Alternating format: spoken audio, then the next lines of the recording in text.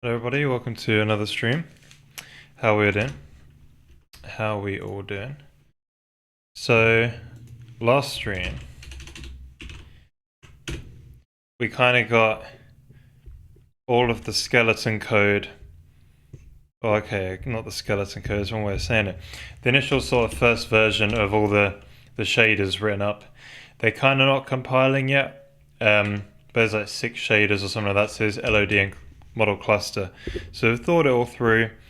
We think it all makes sense. We just got to try and plug them all together. Or plug them all in. So what I want to do this stream is there's a couple of things I want to do. First of all, I want to get this the current work in progress that we have done checked into the Git lab repo. And the reason is because I haven't checked in for like a few weeks now. So there's like 2 weeks worth of work that we've done on stream. And it'd be good to just get that sort of checked in, even though it's not finished. It'd just be good to have it available and also backed up as well. But the other thing I want to do is hopefully get 1 or 2 of the shaders up and running and actually plugged in. So yeah, it's gonna be good. We're gonna actually get something. We're on the way of getting stuff working now. Hey there, Cat Payne. How's it going? Welcome. So yeah, I think the plan has changed a little bit, but it's nothing too big. We're not doing this 1024 business anymore. We're in 256 cube. So yeah, which is okay. So it means that if we have something which is 1 mil, it will go up to 256. Wait, no, it's 250. That's what we're doing, not 256. The reason we're doing 50 is because then we get like proper. They're proper like direct. They are directly divisible when you use like 1 whole meter, for instance, right? It directly. So this will be 250 mil, right?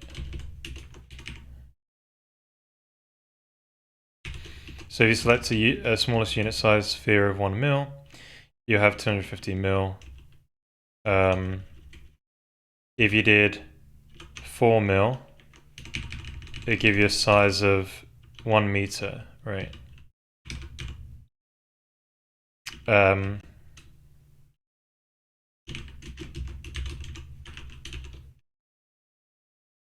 And then, so that's not the largest unit, it's just like, maybe the smallest unit is 1 mil.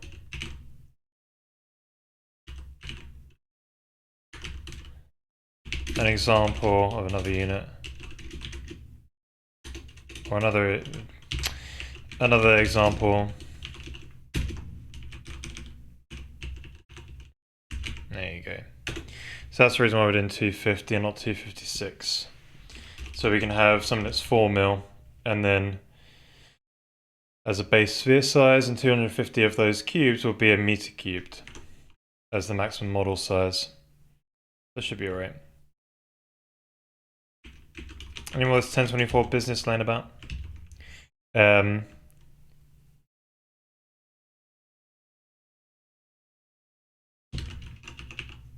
Means it fits into more than 30-bit for the BVH.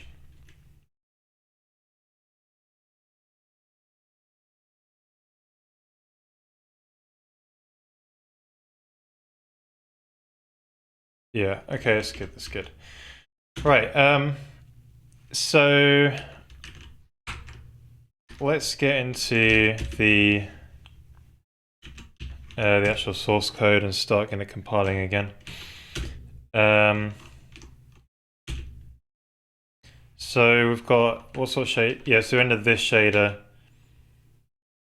This is like one of our first big shaders. The first one is to like reset some data. It's very small. That one will get working today easy. This one though, hopefully we get this one plugged in. This one effectively builds like the highest level of detail. Yeah, before we simplify it. I got a comment, so like this comment as well.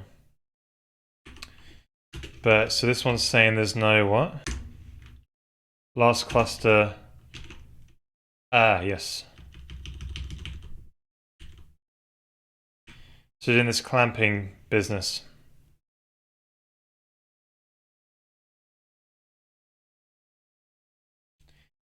So last stream we did a thing where we made it sort of like with this safety check. We put the edits counts to 0 if the node was an out of bounds.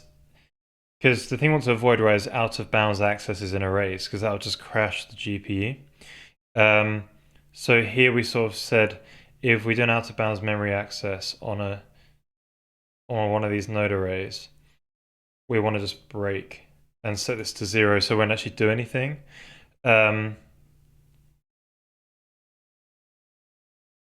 So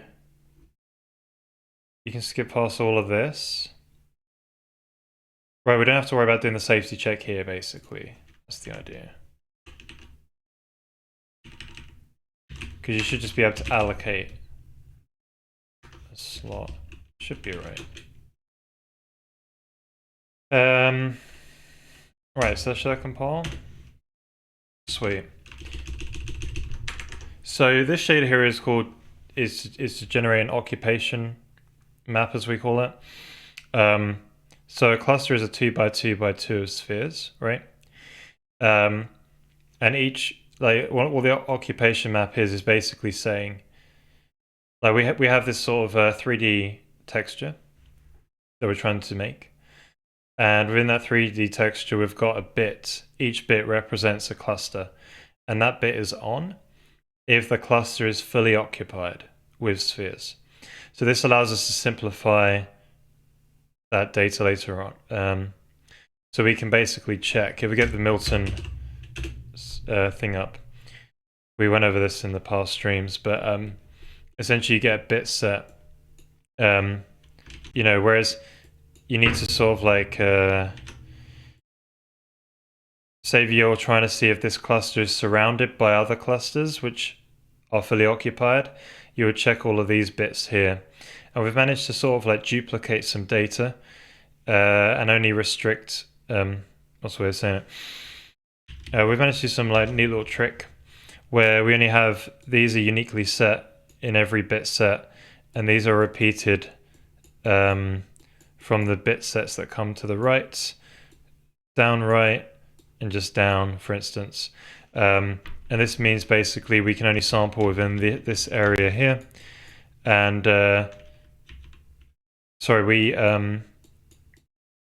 we only sort of look at the clusters at these locations inside this bit set. And if you want to look at this one, it's on the other one. It's repeated in the other side. Sorry, the one to the right-hand side. In this area, in the bit set on the right-hand side, right? And this means that we can basically sample 2 bit sets and just do like 9. Well, it's more than 9 checks because it's in 3D. We can do 24 checks with 2 samples and some bitwise operations, and check to see if a cluster is completely surrounded by other clusters, and then we can simplify it. So this is what this code does: is it generates that bit set map basically.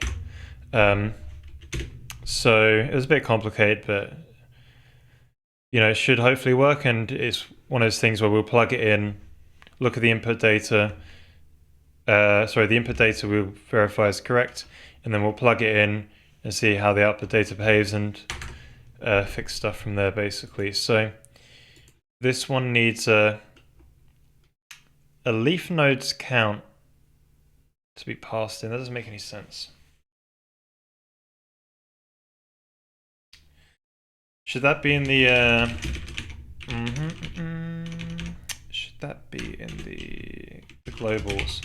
So we only have one sort of set of we only have one volume being constructed at a time. So inside this sort of global buffer, where it's just got a bunch of global data, I've just got that sort of information in here. So I think we just need to use this guy.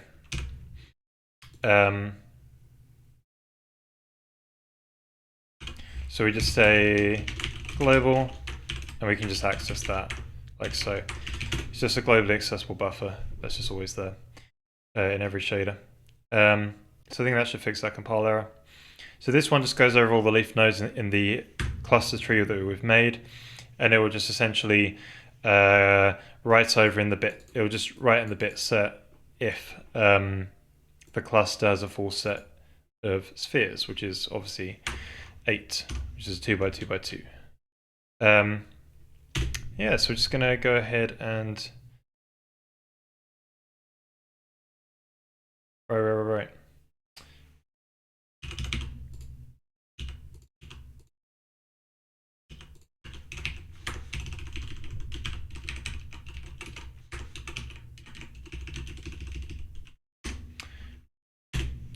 Right, so this does some little thing where it just says, it's a little safety thing where we try and stop it from going out of bounds. At this point, if we've reached this shader, right,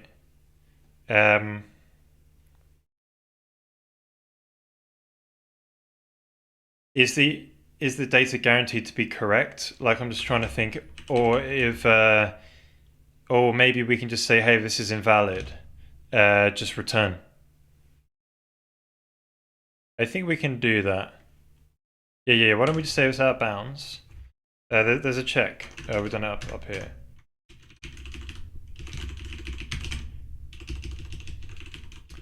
So we can do this lovely little safety check.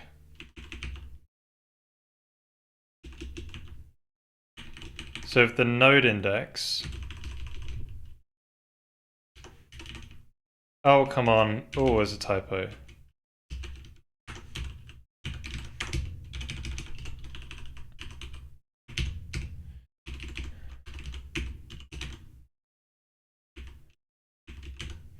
So we've got this lovely little safety check here.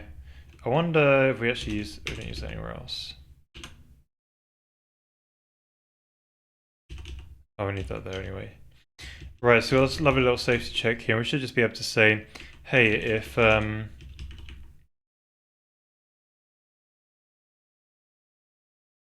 ooh, those should be signed integers. What are you doing?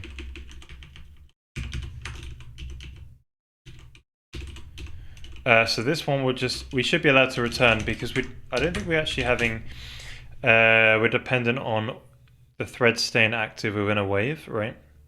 I don't think we care about that in this shader at all, so that should be safe, right? So this means we're doing that sort of bounds check here. So we avoid the GPU basically crashing and just handle it in some way. So that's all good. Das ist gut. Hey there, Claus, you honey. Welcome. Hello, welcome to my YouTube channel. Don't forget to click my hamburger button. Yeah, feed me hamburgers. Hamburger's good. I actually had some last night. You know, I had a nice couple of hamburgers and had some onions on it. Pretty good. Ciabatta roll, you know. Decided to skip the cheese that time. Bit ketchup though. Love me a good burger. Oh. Also had those sweet potato fries, you know. They're good. I first got introduced to sweet potato fries when I went to the US, and it's kind of interesting because everyone does their sweet potato fries differently there. You'd go, sometimes they could be quite sort of, they would just be like fried, and other times they would stick like honey on them or I forgot what the other things they would do. But yeah, it's interesting. How's it going? Yeah, not too bad. Not too bad. Just been to church, saw my family. You know, first week of work went pretty well. I got like a task pretty much done, ready to get checked in on Monday morning. So yeah, things going good. How about you? How's it going? But yeah, in terms of the project, we're just trying to get everything compiling, and then we're going to start plugging stuff in. So it's going to be pretty good. Pretty excited, you know?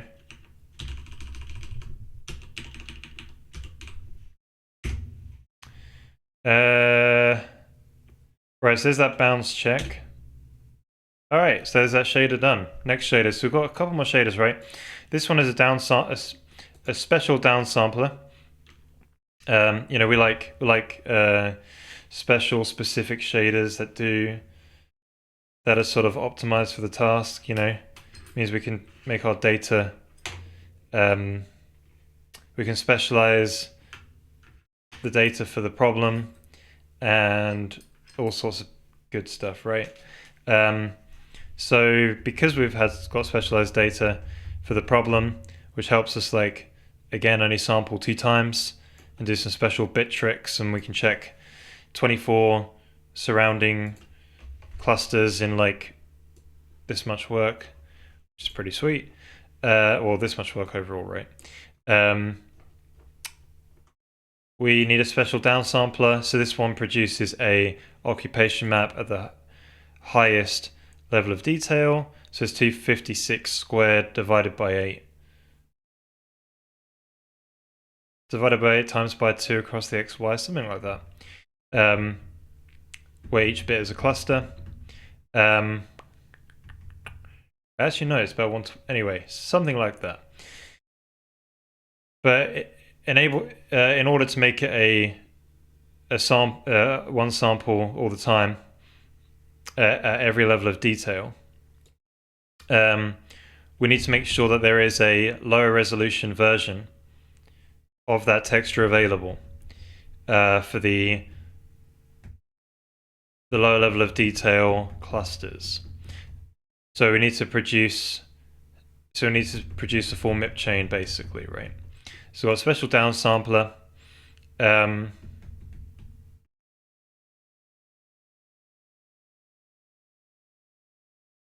Yeah, I should have probably commented this, I'm not gonna lie. It's a bit of magic. There's the bits in the middle, that's all I need to know. Yes. That is it. I should put this comment in. It's be a good idea.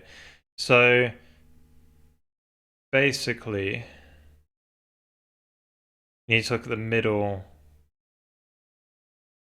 bits, the 2 middle bits.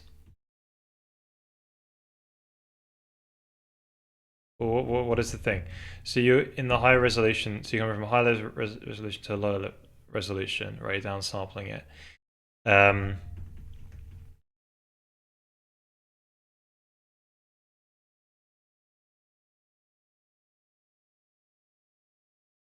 So this one is dispatch index is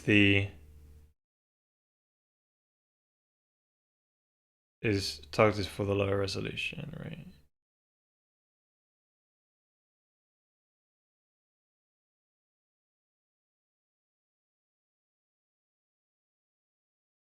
Yeah.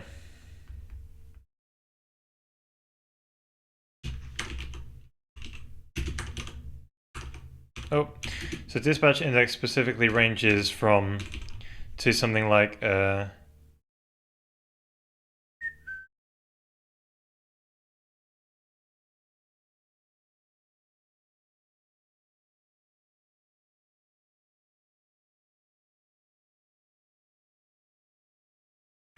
yeah, essentially you get like a bit. So you basically want to say like each wave is a bit set, right? Is a bit set in the destination texture, and you want to say each thread is a bit in the destination texture, right? And then essentially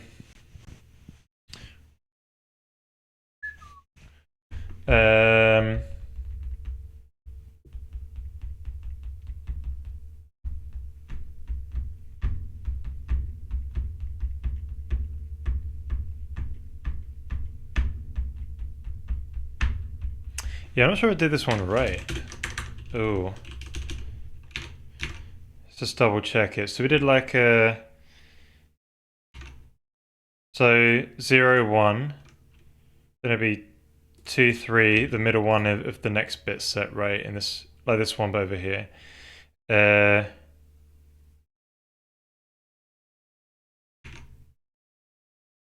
Wait, sub 1, innit?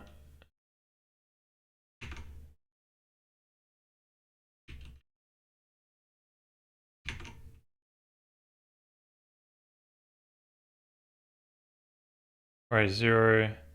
So 1 will be 0. Yeah, yeah. So it'll be 0, 1, 2, 3, because you had to take 1. Something like that. Is that right?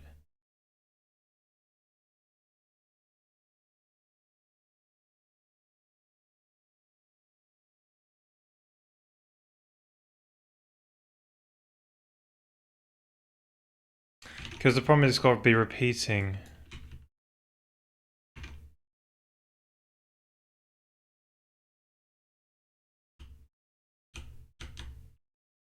Yeah, you know what? I think we'll solve this when we actually try and get this thing up and running. But it's something to think about. I've got to double check if that's actually correct. Right, let's just get it compiling. We'll move on.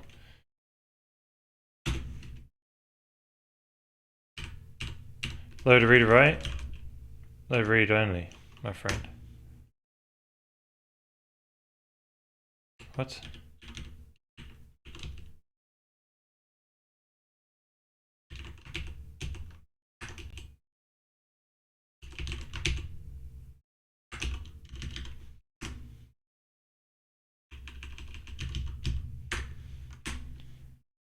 Sweet, we're in.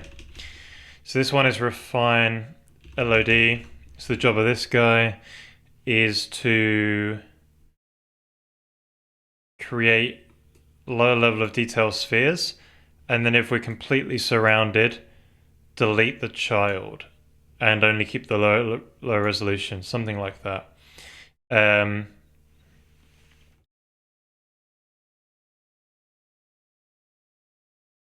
Okay, stonework after 2 weeks of vacay. Awesome.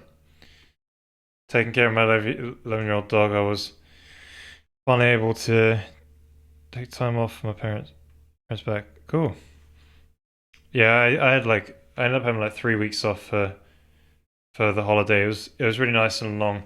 I basically spent a lot of time just laying down on the sofa and relaxing. It was cool. Didn't get to do much of that over the year. That's good. Awesome. Hey there, artisan. Wait, Arteraz. There we go. I've spent some amount of time learning OpenGL, written a few basic engines. I wonder if switching to Vulkan for my future efforts would be reasonable, considering I have to catch up with the Vulkan's API.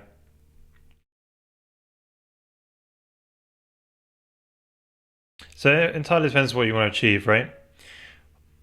What do you want to do? Do you want to?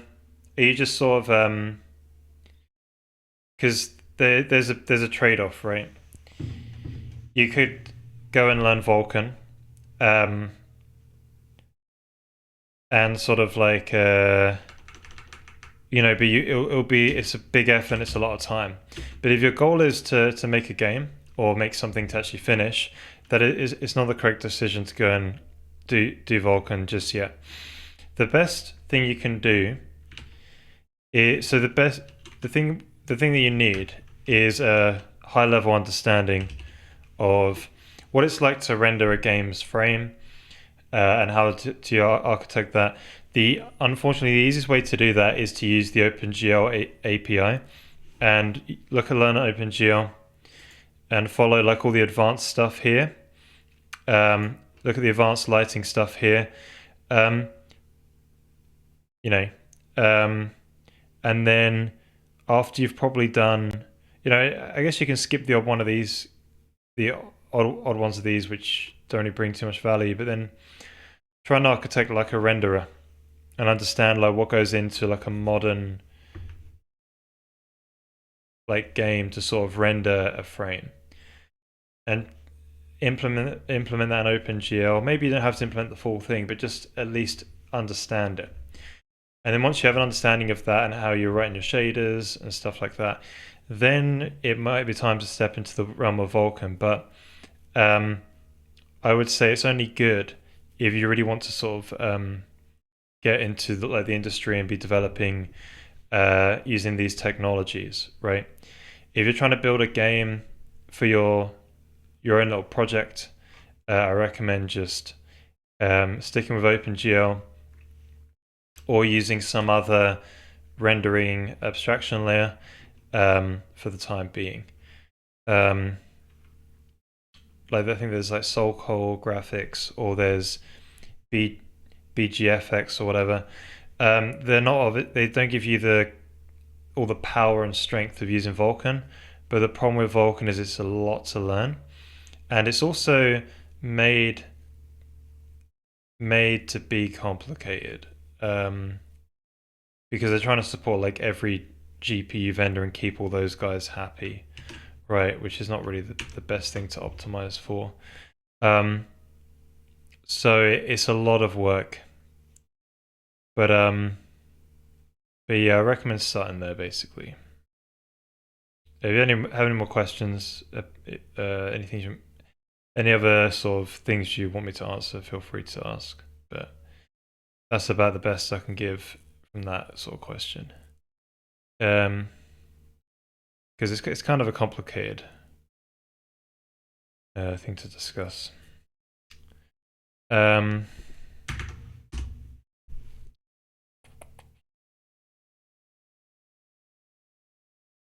Can I find volumes? Did we purposely omit volumes from here? Do we need a volume in here? I don't think we did. We do need. Yeah, we don't. Let's just delete that. Right, we need a number of leaf nodes. Again, that's in the global. The global scope, isn't it? Should we go fish that boy out in the global buffer? Oh, not that one. Leaf nodes. Bam.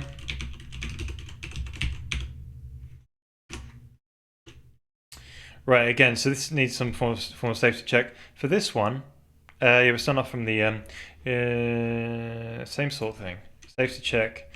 This should never happen, but we'll put it in there anyway, and we can do some debug printing or whatever if we wanted to.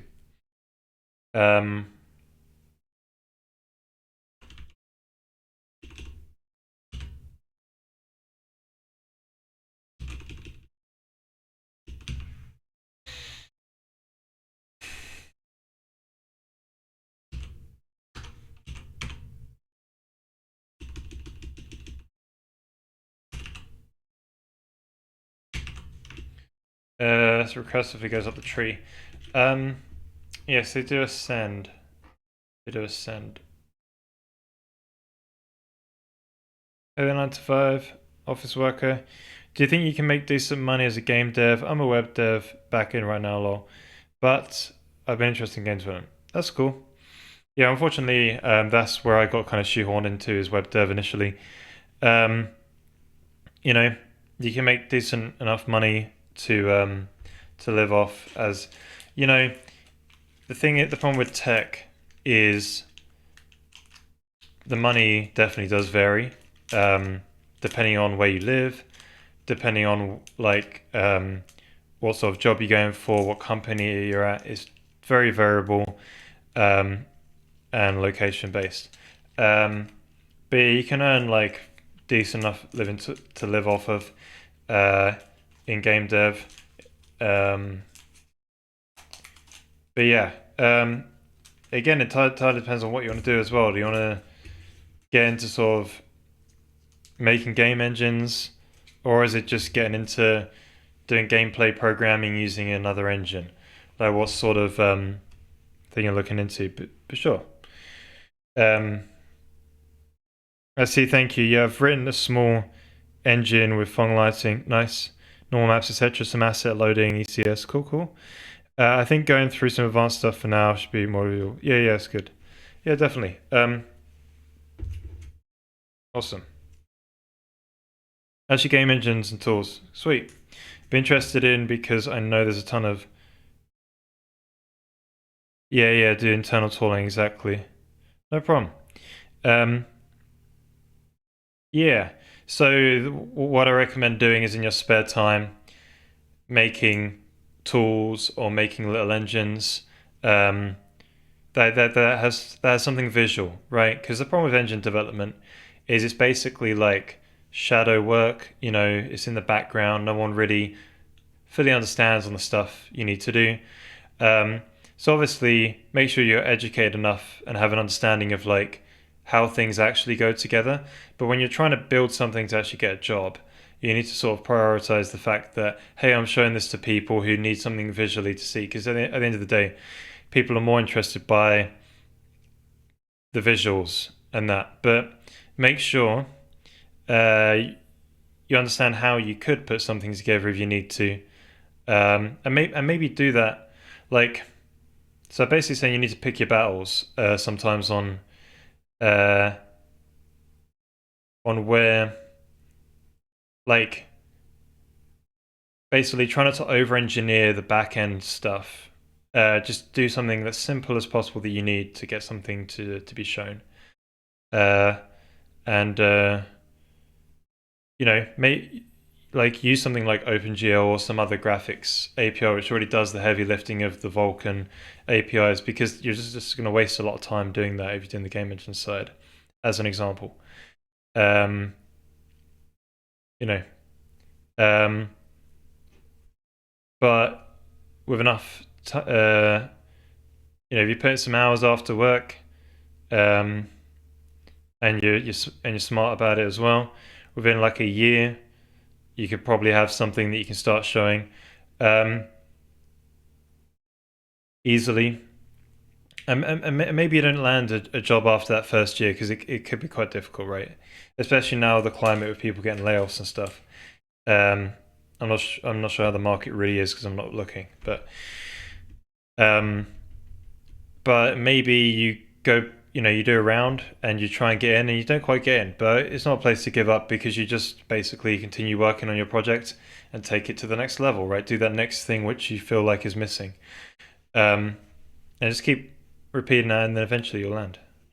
Just a case of time, effort, and stuff like that. Yeah, SDL's another one. Get into that. Yeah, that's cool. Just find something that interests you, and keep going with it.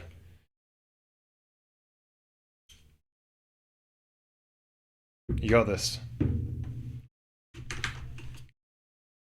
Um, so the safety checks, right? We gotta do safety checks. If not, GPU blows up and goes kabam, and then the whole operating system freezes, and we have to restart, destroy stream. So we've got to kind of be careful. We had this in the other one. So as we traverse up the tree, right,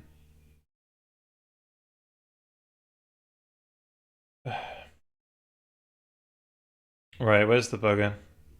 Oh, I didn't go up the tree here. Yeah, we're going to go over the leaf nodes. Right, so this is the first shader to start the leaf nodes and traverse all the way up the tree. Okay. So when we do these guys, right?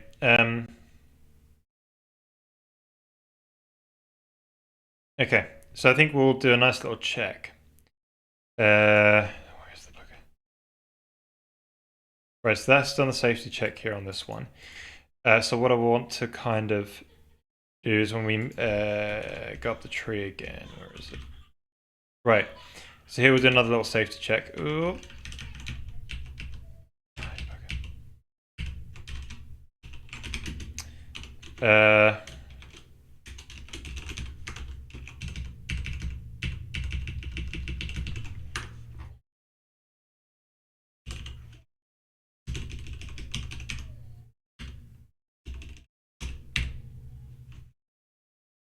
Maybe we should do that in one place, to be fair.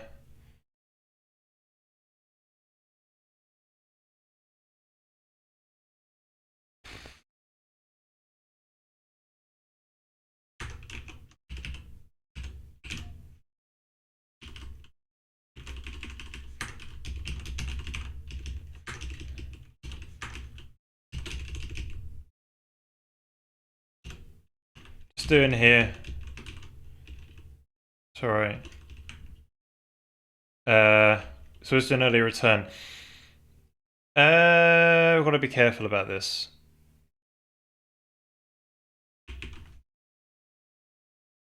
Because the problem is, I think we're relying on the fact that all of them are still running. Yeah, because you set up the LDS. We could do a wave intrinsic here, but then again, you're running like,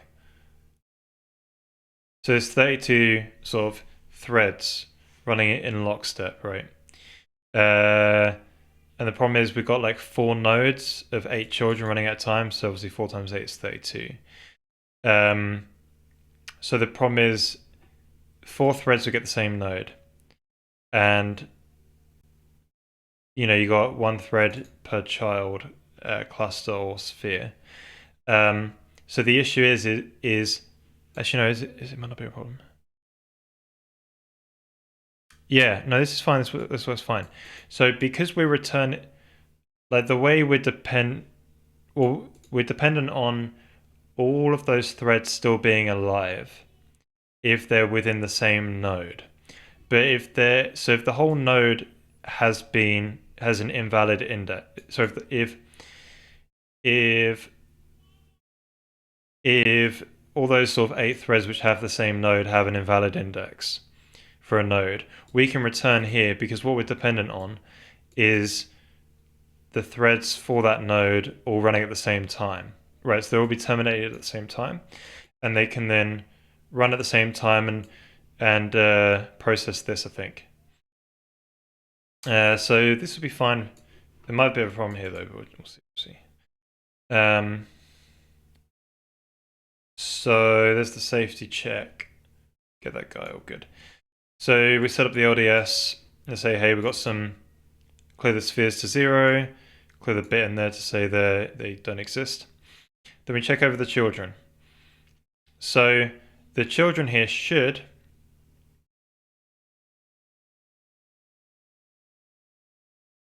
so you get the child. Hey, lots of red. How's it going? Happy New Year. How you been? Yeah, doing good. Thank you. Just getting back into the swing of things. Yeah, work's going good. Got some. Already got cleaned up my big task. I kind of left half done before holiday. Got that finished this week. And also this work here that we're doing is nearly we're just coming out the we've sort of sketched out all the code and we're just trying to get it all compiling and hopefully get a shader or 2 running today. So it's going to be plugging it all in soon and it should be working. It's going to be awesome. Hey there, Erasmus Go. How do you decide on how many threads to use? 1 thread. Ooh.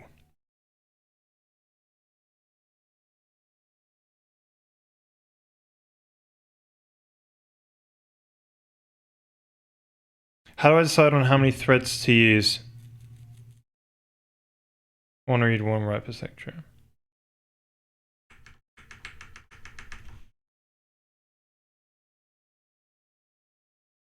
Use Control U and D and Vim. I have to go up and down the page in it. I just use page up, page down, or I use the mouse now. Yeah. I've sort of redone my config and I think I lost. Oh, wait. No, which ones do I use? Where is it? Make me remember my keys now. Oh, yeah. I use the same. I use Control K.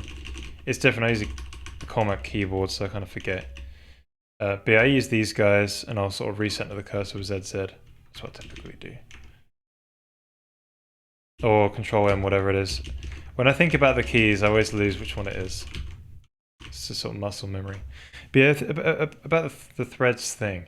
I'm not sure if I understand the question fully. So, typically, when it comes to shaders, regarding the read-write thing, I'll just so they all kind of have to do the same. Oh, regarding read-writes, how do I decide on what to do? I see. So in this case,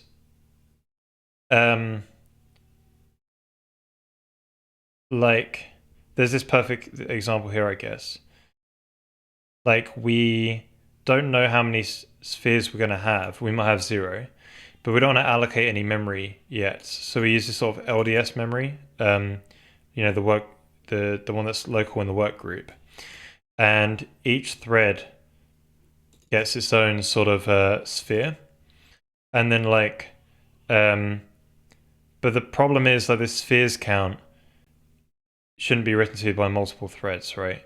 So we have this if statement to say, hey, if we're the first sphere inside, if we're the first sphere out of all the 8 spheres, the children, then you can write that to 0, for instance. So when it comes to read writes, we try and make sure. Well, when it comes to writes, we try and make sure that there's only one thread writing to. We can make only one thread write to it with an if statement. And then we try and give each thread its own place. So it's either that, or we only give, or we have a certain location in memory where each thread gets to write uniquely, basically. Or the third way is atomics. So yes, there's 3 things. So either sometimes it's we can get one thread to do a write by having an if statement. The other way is each thread gets its own piece of memory. Or the other way is they all write to the same place and they use atomics. That is you probably want to avoid that one unless you need it though, because you'll have to deal with it'll be slower, right? So those are the 3 sorts of ways we typically do it. I'm good. Starting working on the compiler again this week. Awesome. Hopefully we'll be done with x86 on Linux this week or next week. Okay. You've already delayed yourself by a week. Awesome. Pretty cool. What sort of are you gonna sort of look into more of like the language things after that? What's the next on the list?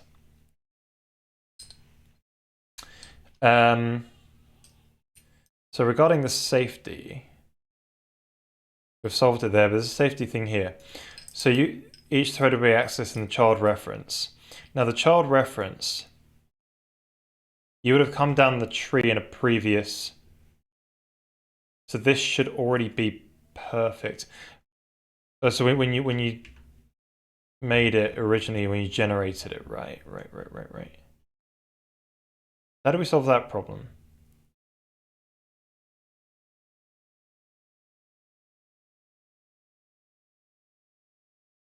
Right, so as you come down the tree, and you would have not processed it, something like that. I think we need to do something like that.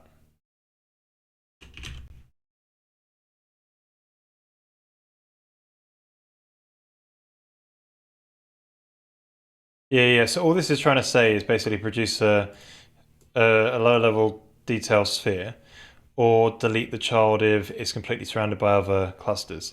So all we have to do is just say, well, if it's out of bounds, don't bother doing this code. But I'm trying not to branch. So you want to do a sort of a check, one of these boys.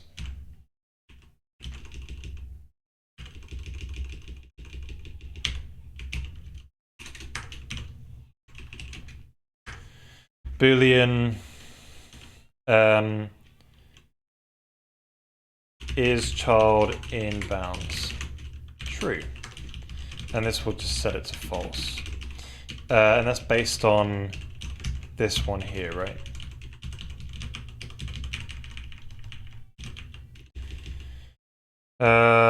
So we can get rid of this bounds clamping, and I'm going to say and is child in bounds.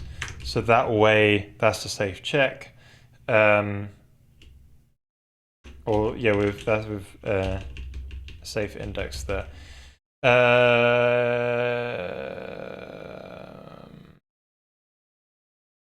Right, so just run to LDS here. Here we're just setting some memory based on It's legit. And then if we're the first child for that node, we'll write out, and we have spheres, we'll write out, we'll allocate an array of spheres and copy the memory, all the memory over. Pretty legit.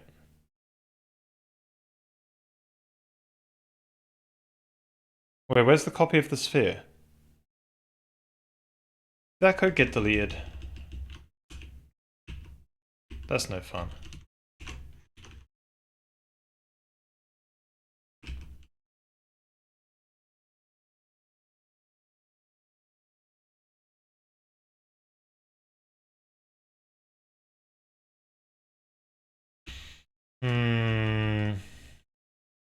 We found the spheres.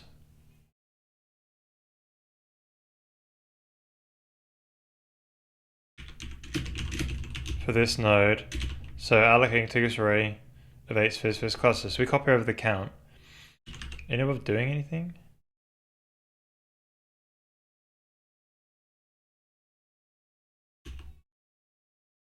Because it's sitting there in the LDS memory, right? There's 8 spheres. We didn't bother doing anything about it.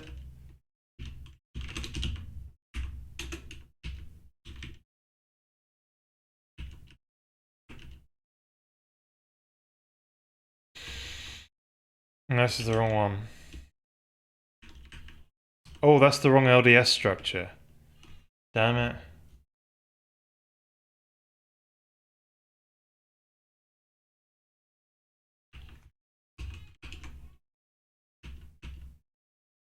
Copy paste bug there.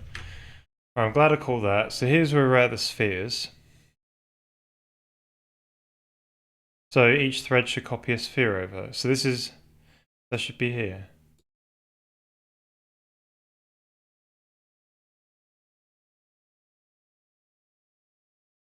Oh, right, no. So this is only if we're the first thread. So the multi-thread copy should be... What the hell is it?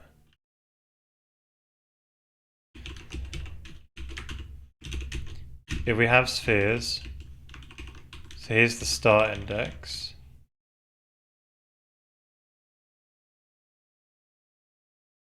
Should probably keep that in a... No, what happened? So read that from there. And then you want to perform your copy.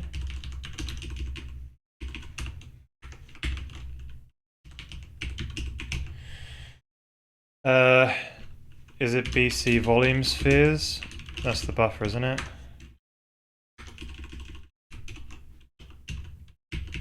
That was in the refine. Yeah, volume spheres, this guy. So you just go sphere start index plus whatever your child index is, and then we're simply just taking it from the LDS memory. Spheres, child index, and voila. So yeah, I can't believe I missed that. So this is like, you know, copy the spheres we found.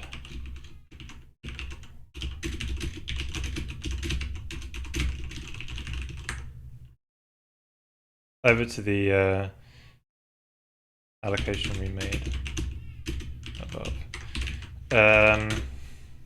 Cool.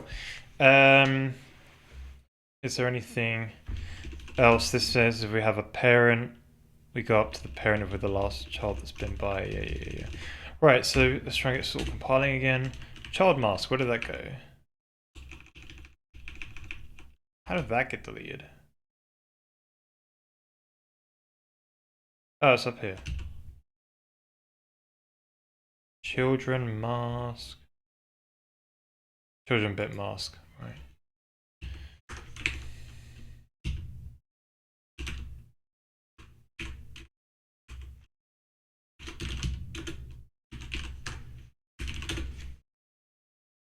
Well, you've written a custom C compiler. Well done, great job. Really like the approach. Heads up, B&C. Awesome.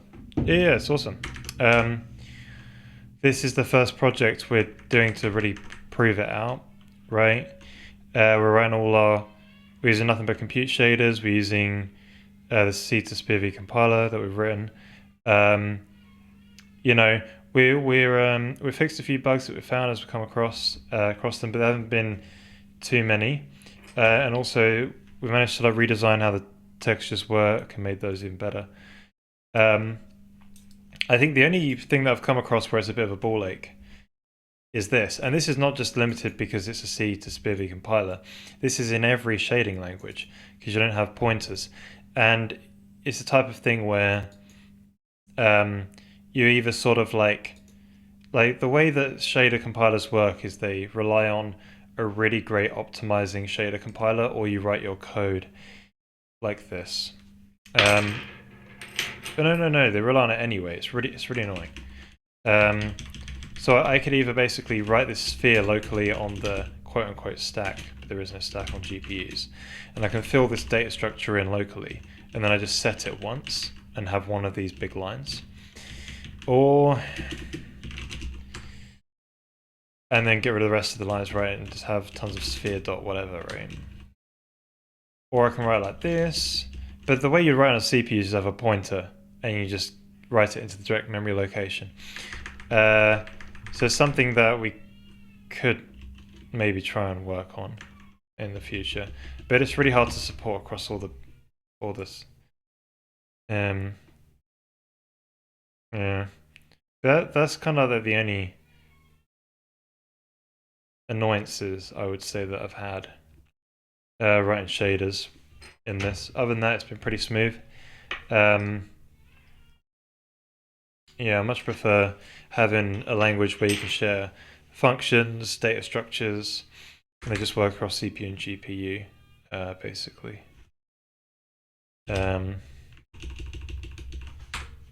where's the tunes going?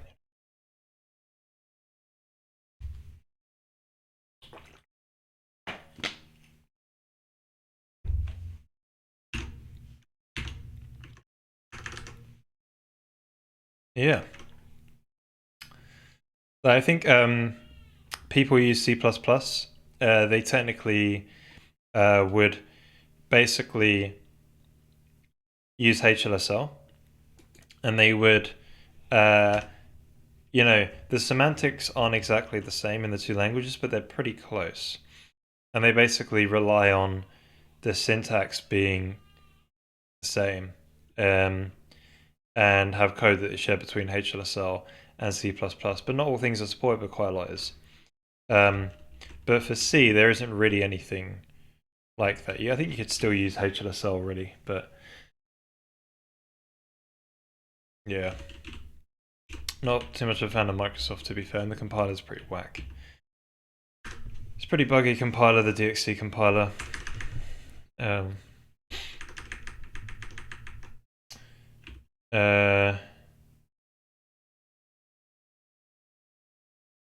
So right. I thought I had an array of these boys.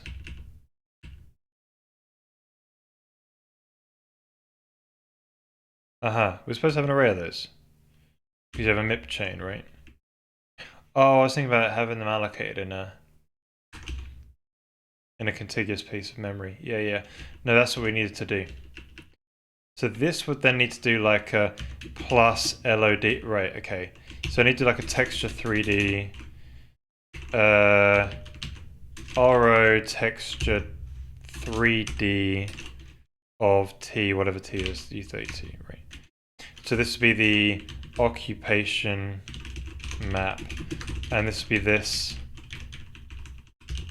plus this.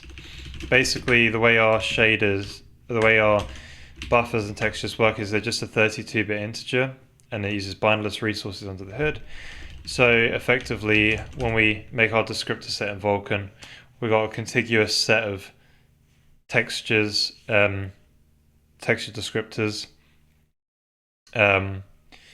which we can access.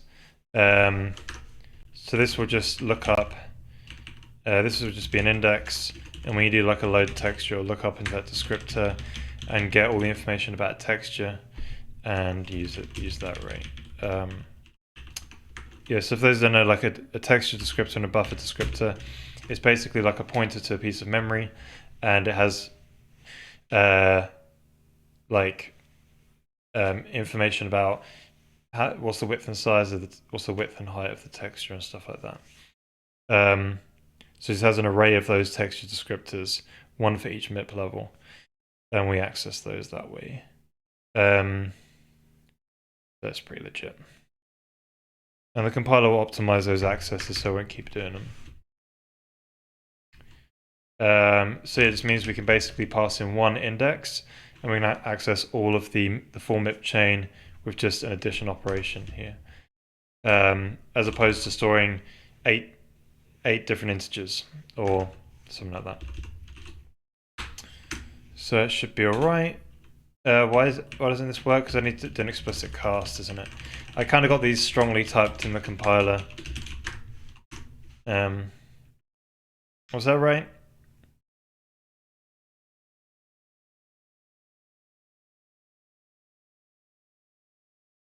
Alright, what did I do?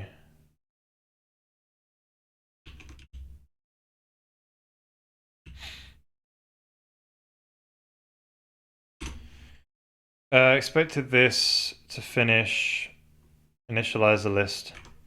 One initialize the list. Oh, there's a comma.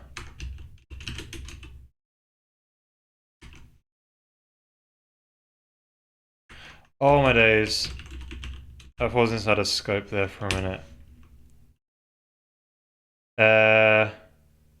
Right, okay. Kind of strongly typed. There we go.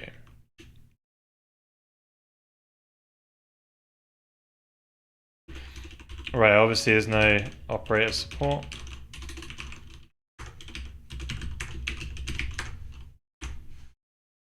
Hey there, Wajilla. How you doing? Happy New Year to you, sir. Right, what are we at here? Oh, yeah.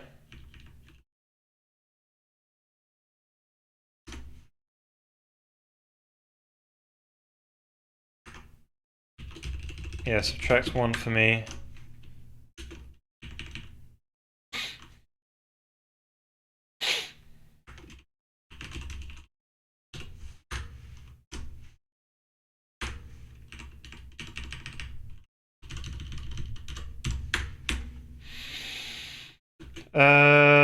We get rid of that now. Right, nearly there. It's one of the last complicated shaders, I think. What the crap's going on here? Atomic bit ore, I think it is.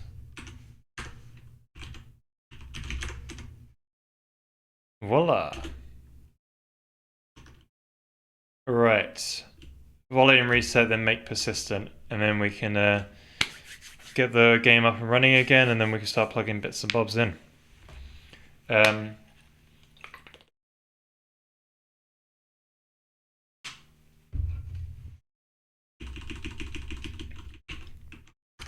We're just gonna leave this for future Henry.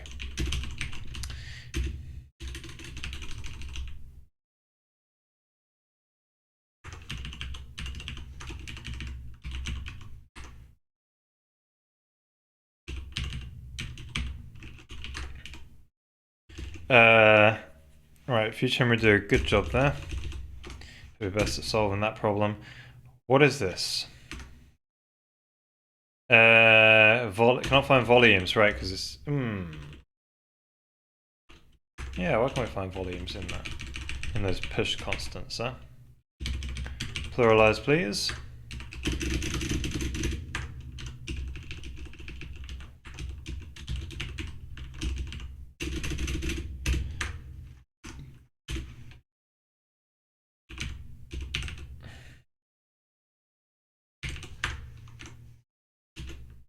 Oh, that's going to those grid dims. No, you know the grid dims there. CPU side. Okay, make persistent. After we've sort of built in our temporary building zone with the maximum allocation sort of space that we can use, we need to copy it. We kind of know like, oh, this is how much is actually needed, and we copy that into another piece of memory. which is pretty cool. So regarding that, what I was thinking about this make persistent is having two different buffers. So I have a source buffer where this is going to be the source volume nodes and the destination nodes. And the reason is because it would be nice if the memory that we build in is in a separate allocation, I think.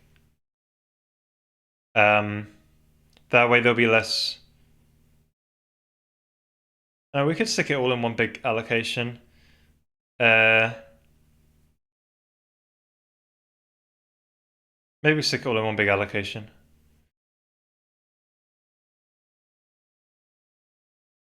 Yeah, maybe I don't see where the problem is in that. Because we've just got to do defragmentation as well. Yeah, let's do one big allocation. Anyway, let's just get that compiling now. So we need that leaf nodes thing again. Just going to fetch that boy out of there.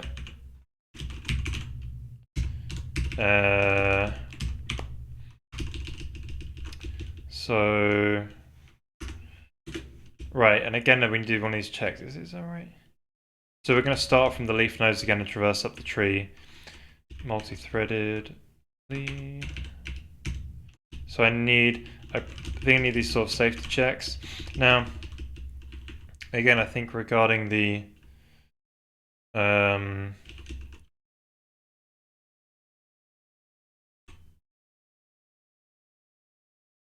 is it safe? Do we need multiple threads running? So we've got 32 threads, right? Each thread gets a node. So I think that's fine. We're not using any wave intrinsics here, are we?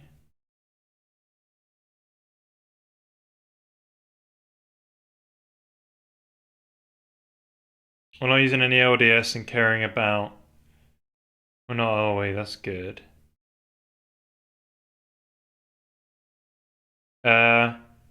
Yeah, so we can terminate early and have inactive lanes or threads in a wave, right? That's ideal. That'll be ideal. Right, we don't have access to the volumes in here, that's legit. The Minimax. Get these boys here as well.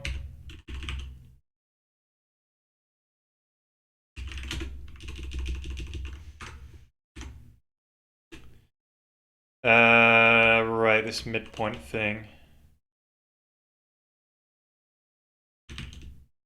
Source midpoint cursor.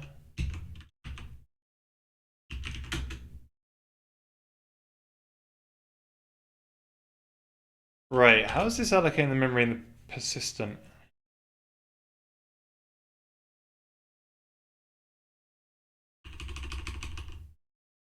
Like, you need access to the volume because basically we've got we need to allocate using these Right, so here's a way to explain what's going on. So we've essentially got this sort of like array, draw a better array, that's a terrible drawing. So you get your array, I don't know if that's much better, but anyways, carry on. So you've got your, there's a midpoint cursor, and everything on the left-hand side is a leaf node, and everything on the right-hand side is a non-leaf node. So the way we allocate, essentially we just have a counter to say how many leaf nodes we have, and a count of how many non-leaf nodes that we have. So basically these guys are in the global buffer, and this is for when we're constructing the volume, but this shader here is about taking that constructed volume and copying it to a more, just get the bounds, allocating the bounds that it was in a more persistent space, and just copying it over there. So we've set these to 0 here so we can actually allocate from those, meaning we need to I would have to read about the volume, but I call it volume.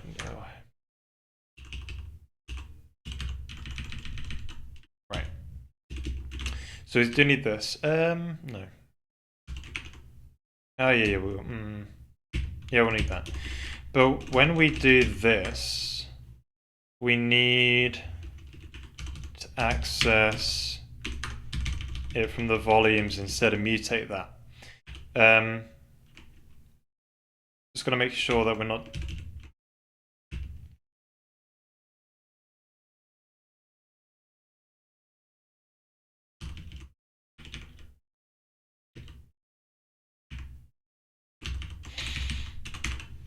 Oh,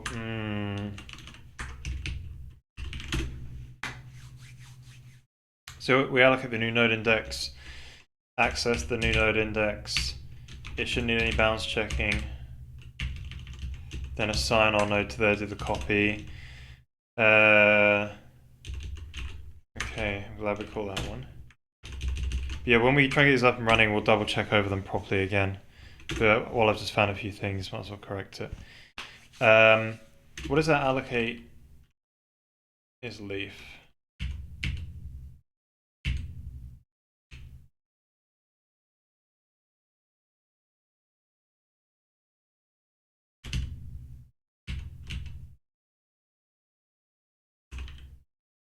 Right, how do we know it is a leaf? Good point. Well, we just know based on what the current node index is, right? So if the node index is less than 0,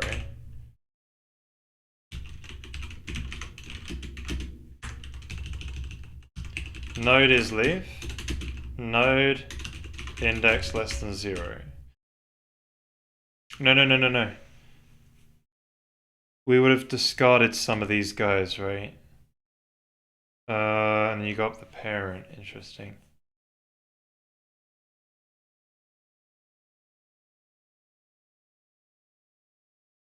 You know it's a leaf if it has any children.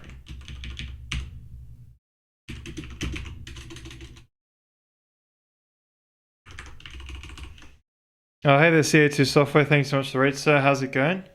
Welcome. How did the stream go? Appreciate the raid. Welcome, viewers. We're just trying to get these complicated shaders built. But essentially we're building a whole sort of world out of spheres. We've got some sort of LOD cluster tree thing for these spheres.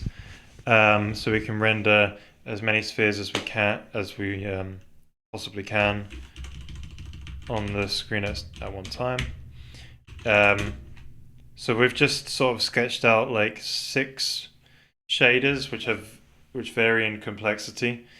I think there's like 3 really complex ones and the rest are kind of medium or small. So we're just getting these all compiling now, and then we're going to go ahead and get a couple of them plugged in today. And so we're on our way out of this sort of thing, which is pretty good.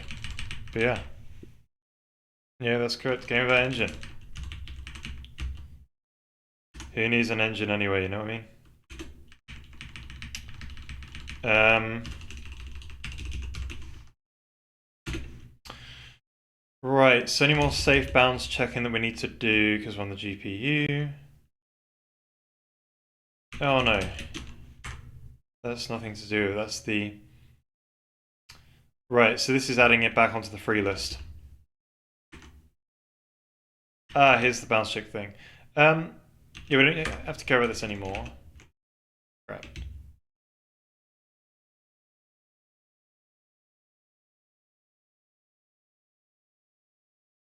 There should be a bounce check here, damn it.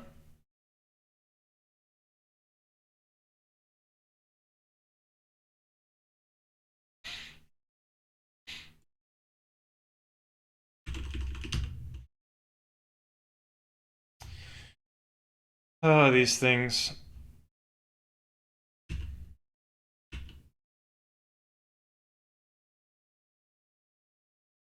Right, so this bounce check can move up here, but then also it needs to be moved.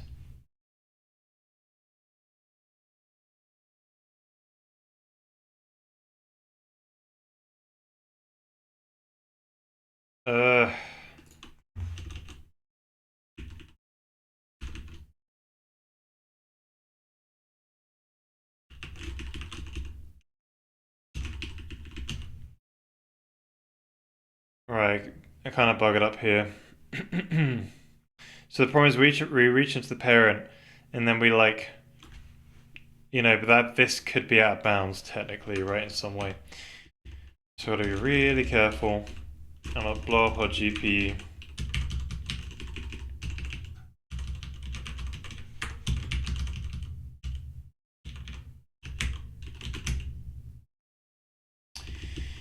Make that. Go in here, copy over that. I think that's what I do on it. The returning's safe at this point.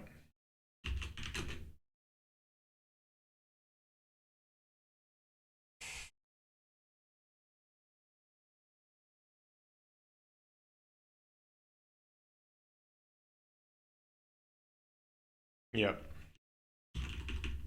Okay, so you do the same thing down here.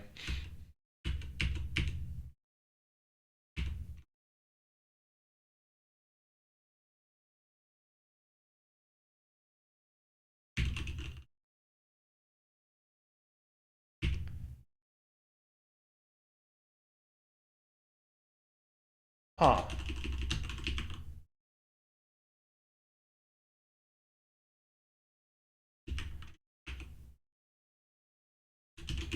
Right, there's any consistency there with the loop going up.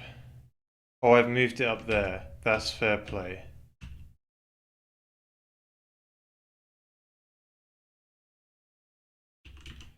No, no, no, no, no, I don't know what's going on. Right, let's move that down here. Solve one problem at a time. So there's the bounds check. This bounds check needs to be moved up here. This needs to be moved out. Bring that in. Drop that down there. Okay. So the problem is, right, this is the child index within the parent. Right, we need to use that earlier. So that's why it didn't exist in this block of code here. But up above earlier, when we sort of did this in a different shader, we calculate that here. Isn't that because we didn't need it up above? But then we use child index here. Oh,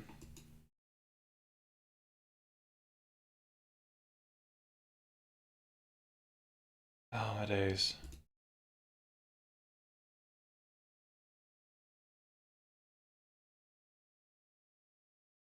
No, don't worry, it's on a playlist. I've got you covered. It's just Nick Johnson. So here's the album that we listened to. But he's got some bangers. This is another banging album. Like, all of this stuff is amazing.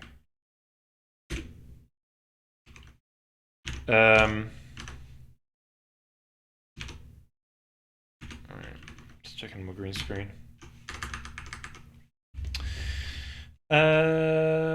Right, so this one gets a child index based on local y, so it's just this guy, right? The local of that.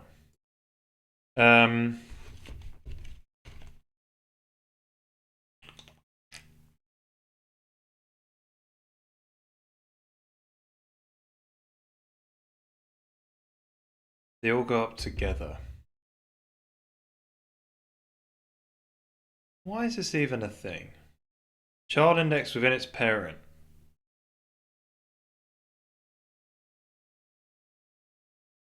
Ah.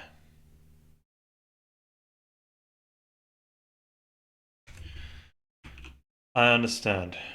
Oh, it's overloaded in this thing, this context. That's overloaded. Then you'd have buggered up that thing which is kind of outside the scope of the... Right, so you're talking about the sort of parent... Right.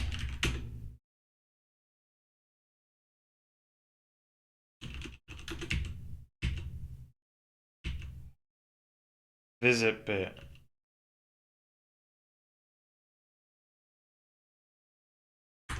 Oh, days.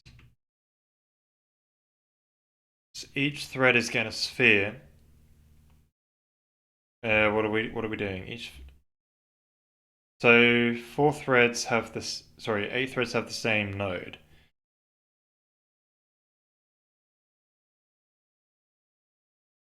but from this node as a whole.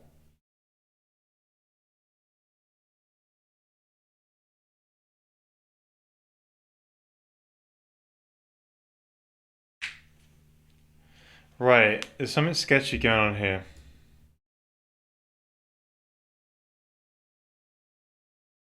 So you got 4 threads doing the same. Right, so this specific shader is a bit of a problem. So you need to give control to the first thread. Because if not, 8 threads are touching the same node.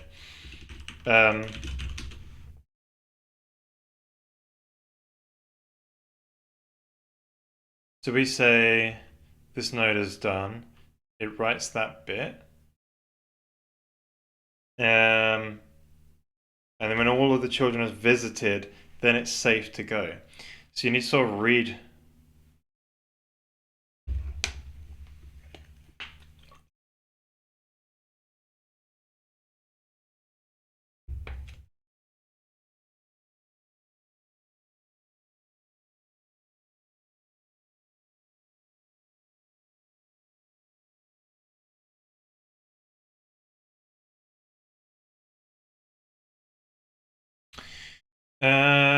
We need to make sure there's. Oh, where is it?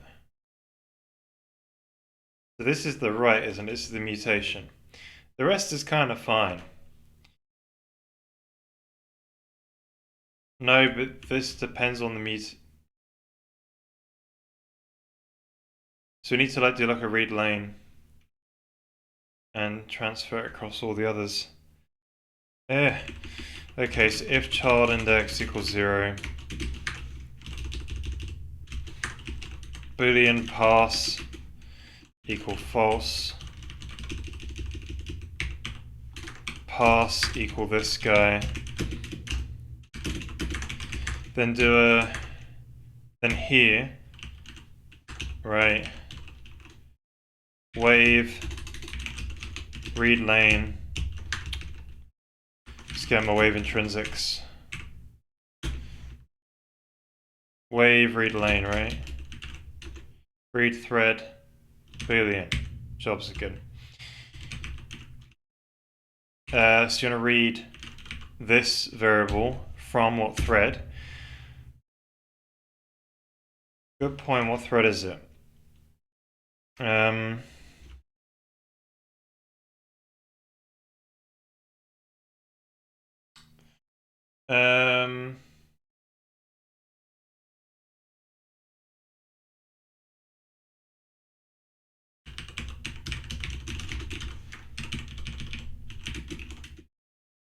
Times, what's the width? 4?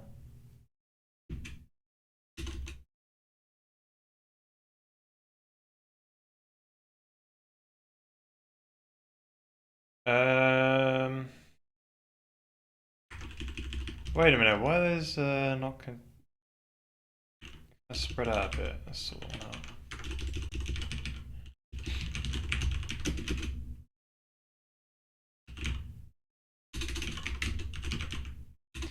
Dispatch local index.x. So I get your thread index. Then that should, because there's 8 threads processing the node at the same time, we don't want them all to be doing the same. Well, I guess they could all do the bit or at the same time on the same memory location. That could be alright actually. It just might be a bit of it might be worse performance. But that's Hey there, Texa, how's it going? Welcome, welcome. How you doing? How's things been? Yeah, so maybe I've just done a performance optimization, but I don't know. That might bug it up how it works though. I was thinking that was a bit more of a problem, but because of that, it's probably okay.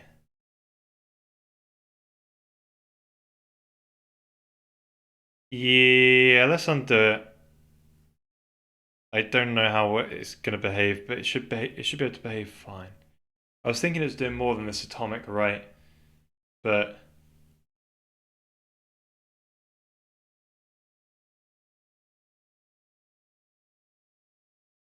The problem is you can have 8 threads do the same atomic hop.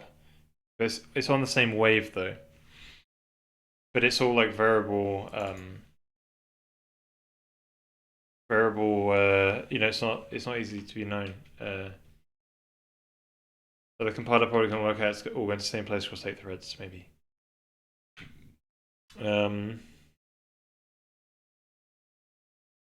Let's undo it. I'm keeping that though.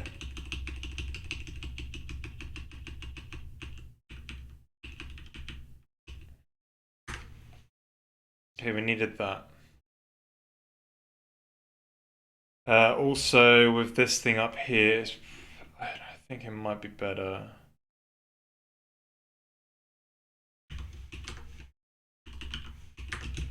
Change those the other way around.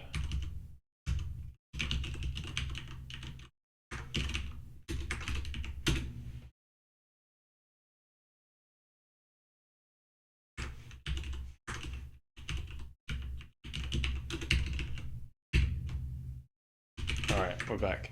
So, we found that because of that child index. So, one last thing then, and I think we're done with these compiling. This had the same problem, right? No?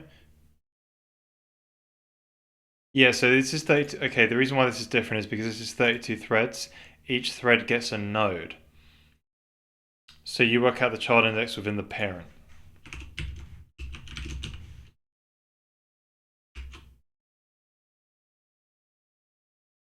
No, it's not within the parent. It's within this node.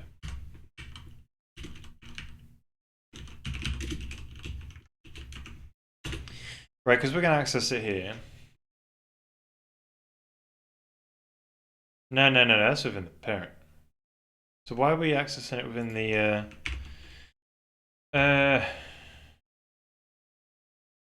so we're saying if we have any children...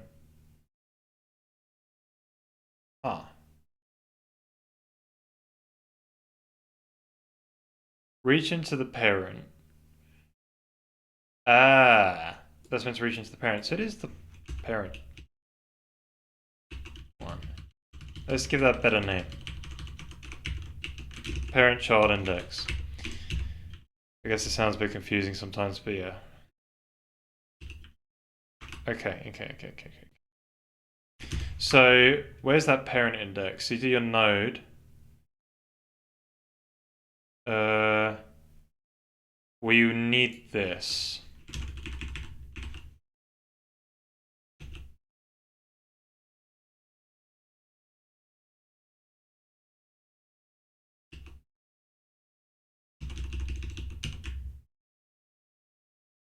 We should probably have that as some form of like,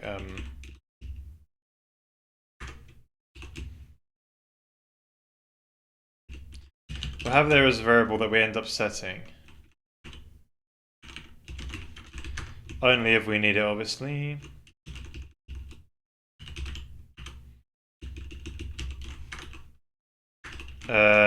Something like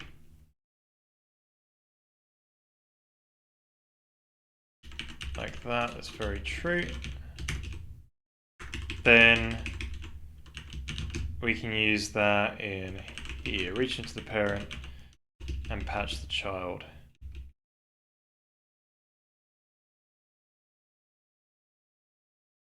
Excellent.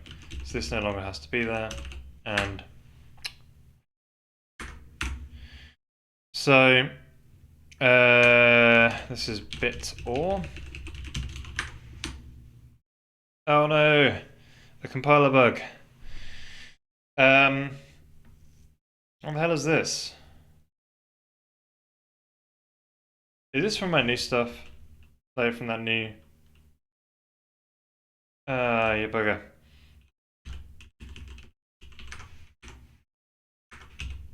Right, now it's time to guess the line.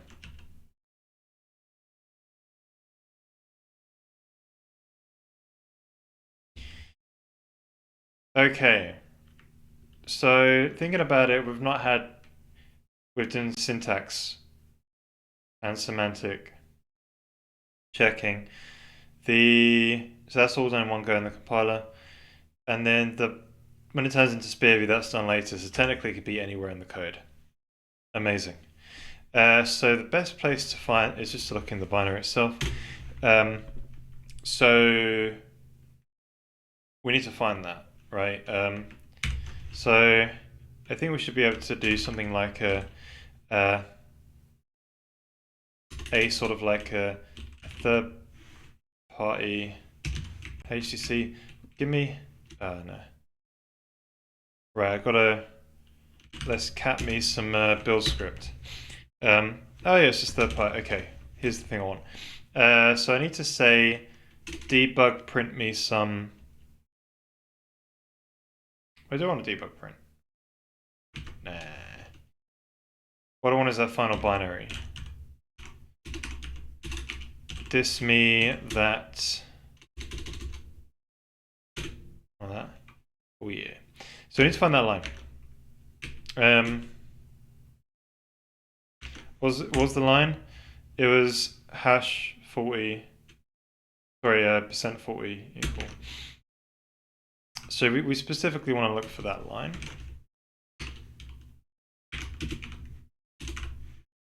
Luckily, they're all unique, so they're in one of these guys. Function 130. So if we look for function 130, what we'll find the name for it. And it's kind of near the start. And also, what's the error exactly again? Storage class is not match. Oh boy. I think I have an idea of where it's coming from. It's coming from the push constants. Function 130.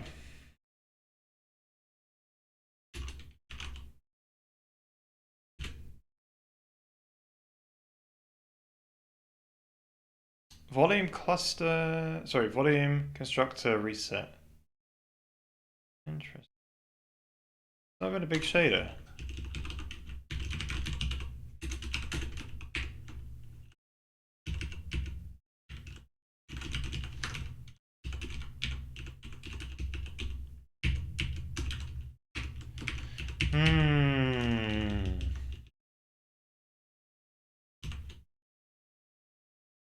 Could it be that line?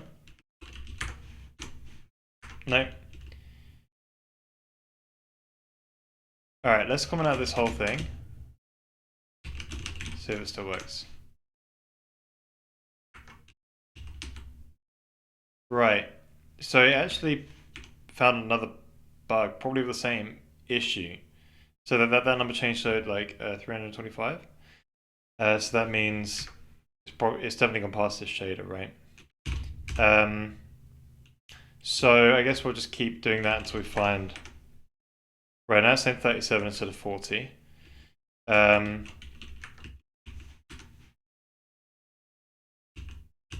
so it's not any of those.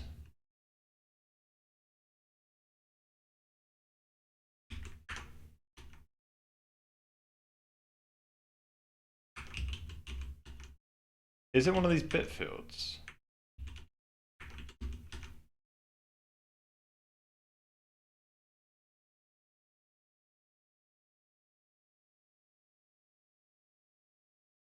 I'm hella confused.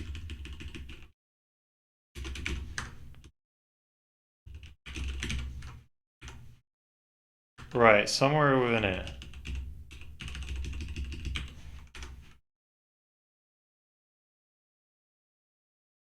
Still somewhere within here. Is it really this last one? Oh no, we've commented it. Oh no, it's not, sorry, wrong way around. Okay, it could be the bit field.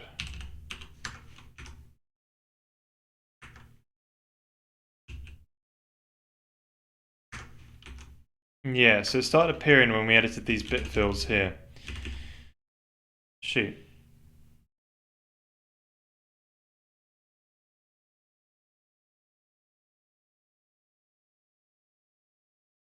So the bug is if we assign to bit fields in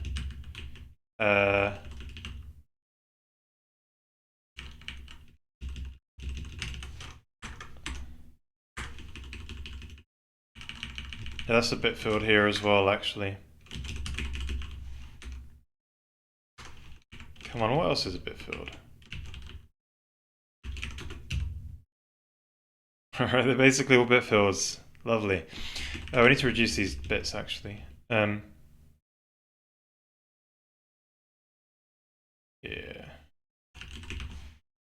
Yeah, now it's gone to 300 odd. So all these guys are bit fills and they're a culprit. Right, so should we fix that in the compiler then? Just quickly. So the problem is, if we're storing for a bit field, the thing is, the storage class is wrong. Right, so why is that?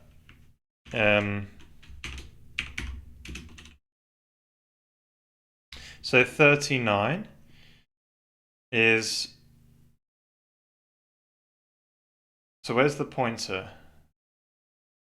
Where's the storage class?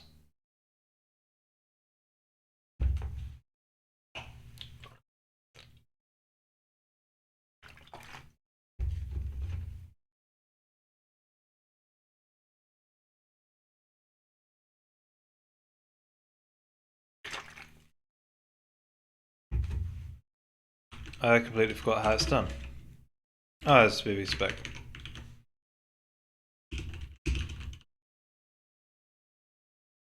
So you put your type, the result type, that'll be the pointer type, right? And inside that, that's the... Right, so given this bugger here, what is that? Right, variable function.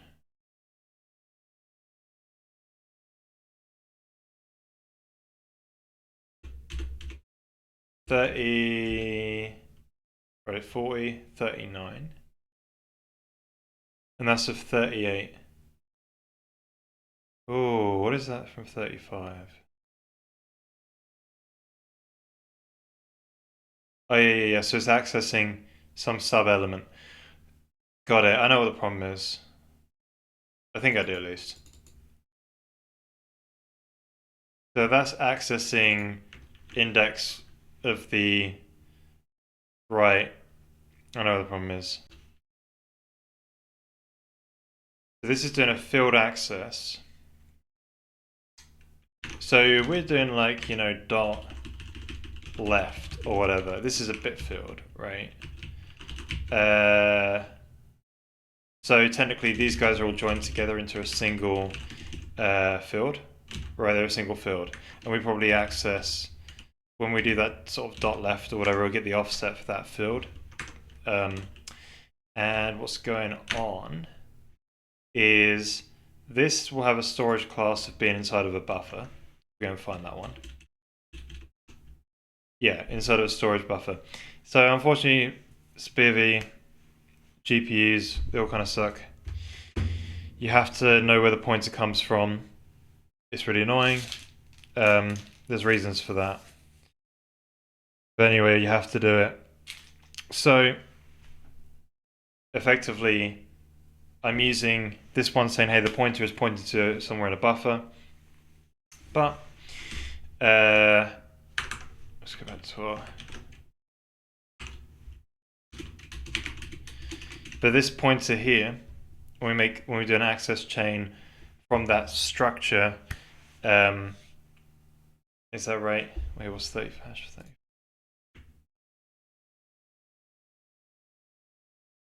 Wait a minute. That's, oh, this is grabbing the...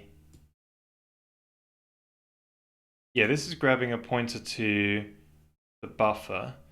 This one is accessing the structure from within the buffer at this offset. Whatever's in that register. This will get the structure. How doesn't that happen more often? Why is it with bit fields there?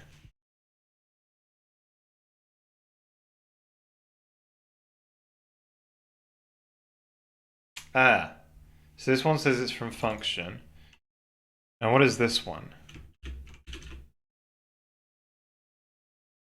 The 30, was it 30? It said 40 was the one with the problem, wasn't it?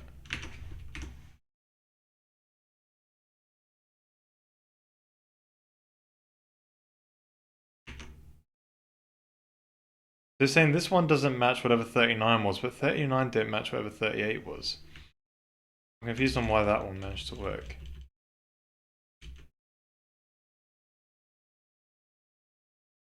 And that's function as well. Interesting. Okay, so something to do with this 39 and how that one's getting. Yeah, so that's saying it comes from function scope, that pointer. So, and then we eventually do a load on it, right? So there's something being messed up here, and for some reason it's only with a bit field. Like, if I didn't make those bit fields, would it work, right? That's another thing, just to double check. Let's remove the bit fields. Right, it's gone is that right? Yeah. So that's like 400 odd now, so it's gone past that sort of 40 function. Right, so it's gone past that 40 function, right? So 423. So if I bring these back, it'll stop earlier. Yeah, 40. So it's something to do with the bit fields for some reason. We could still look into it. So how is it different? So we'll look at that 40 value. It should still be the same. No, it'd be slightly different, but 40 would be fine to look at. Hey there, Chilaxathor. How's it going? Welcome. Happy New Year. Thank you, sir. Appreciate it. Yeah, doing good, man. Thank you for the best wishes. How's things going with you? Did you have a good break? Christmas, New Year's break? Right, so if we run that. Excellent. Disassemble. Look at 39 again. Now this is going to work slightly differently because they're not bit fields, but it should be the same one. Let's just double check. What's 91?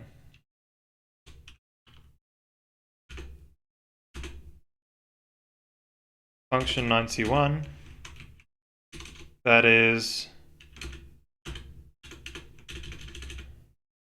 yeah, the cluster reset. Excellent. So based on this, that 39, when we access... right, so interestingly enough, it's doing... it changed them both together here. Then what is that storage class? I imagine that storage class must be a storage buffer. Yeah. It's something to the bit fields. We got this. Easy peasy. Let's go.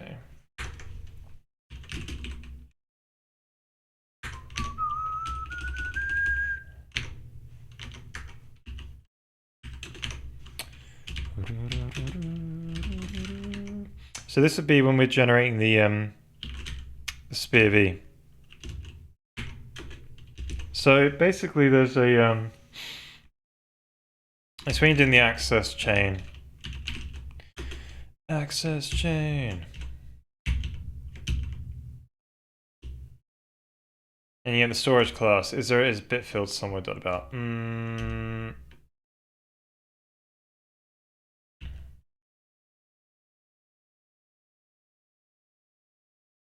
Come on.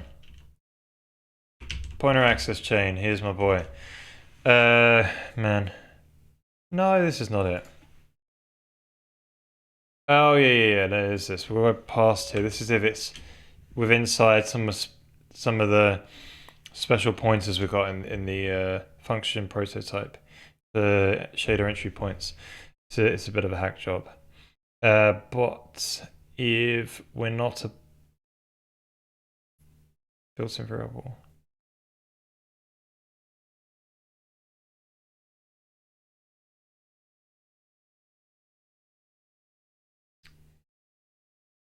Right, it could be something to do with my custom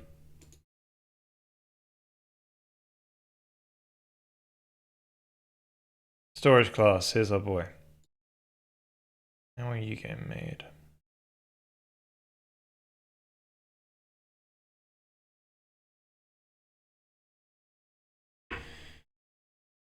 Right. Because it split it up into multiple things for some reason. It did an individual access, then another access. That's a bit problematic, wasn't it? Yeah, so where's the storage class coming from?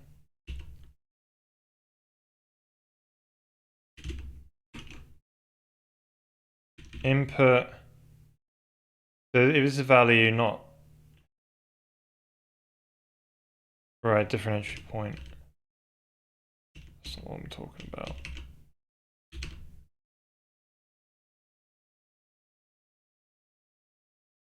Right, this is it. So it gets the storage class from here, and if the operand comes from something which is not...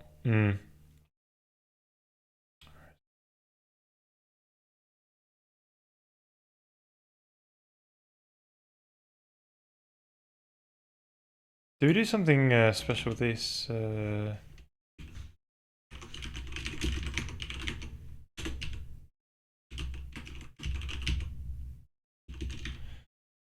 I remember there was a lookup table, right? Do we do some form of lookup table somewhere?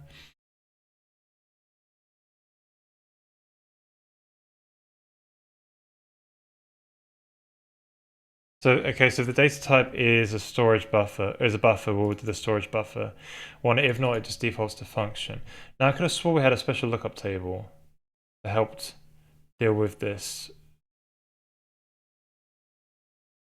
Maybe maybe it's I'm misremembering the exact thing.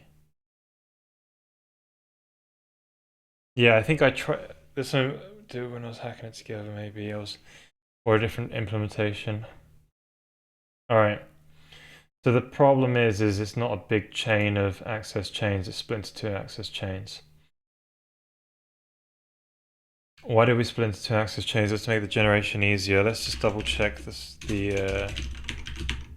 So the abstract machine language is our own IR.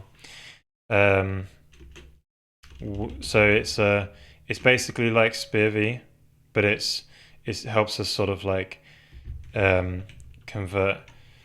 Helps us lower down into SPIR-V because SPIR-V's got some restrictions and such.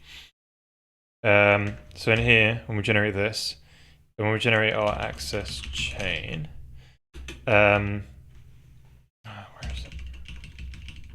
And there's a bit field. Here is generate access chain. So when there's a bit field, we do something where we sort of stop it. I'm wondering if we don't have to stop it. Because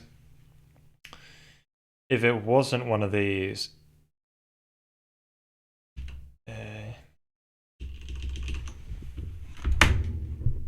yeah, kind of, since I want to jump out, the grind is real, so no break. Oh no. Yeah, that's the worst time to kind of have a job hunt, isn't it, over the Christmas? But then again, you do sometimes have time off, but yeah, but still. Remember you said yeah, it was good. I took like a week off for Christmas, so it was really nice. Of streaming, so I had a full week of basically not using a computer. But yeah, I had from mid-December off my off work. So yeah, there's just tons of time. It was really great. But I'm actually going away in February to Australia, so doing a whole month, literally whole of February, going to Australia. So I've got tons of time to sort of like explore, relax, and just see the outside, touch some grass. So it's going to be awesome. The plane journey also doesn't seem that bad. Seems like we're doing like a 1 o'clock flight in the afternoon, and we land at like 10 at sort of 8 p.m. in Dubai. Then we're sort of like, for like 2 hours and 10 minutes to get to the next plane, maybe have a little bit of a stroll around. And then we're just going on another plane for 13 hours over the period we'll actually be sleeping. Hopefully the baby goes to sleep. And then jobs are good and we'll land. We want to convert over to their time, their sort of time zone, but Plane journey wise, could be alright. Touch them down the outback, exactly. Not quite fight the kangaroos, but no. Just spy on them with the goggles. The binoculars. So yeah, February gonna be off for a month, but it's gonna be awesome. See, I wonder. See, it's some recursive function, and it's a joy, you know. So the basic idea is we kind of probably cut it. At the end of the function, it generates one of these sort of it generates one of these access chains, right? So when you're in a bit field, right, you're telling it to break early. You're telling it to break, which you don't really want to do. So yeah, I think I know what's going on. I think we can fix this. So we don't want it to break here. We actually want it to break. It's the same as if it's just down. Wait a minute.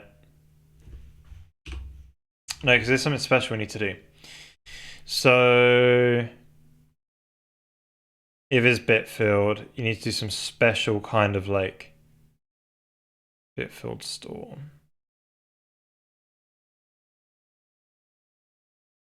Yeah, we generate some really bad code, just to say. Yeah, so I reckon what we'll do, I reckon we got this right.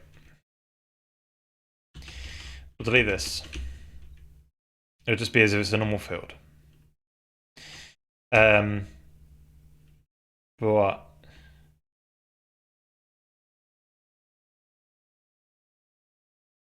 we'll nick this.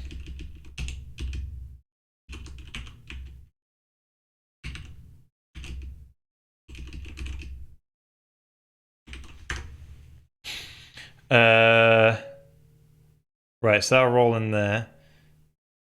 We have to do an end, an access chain end.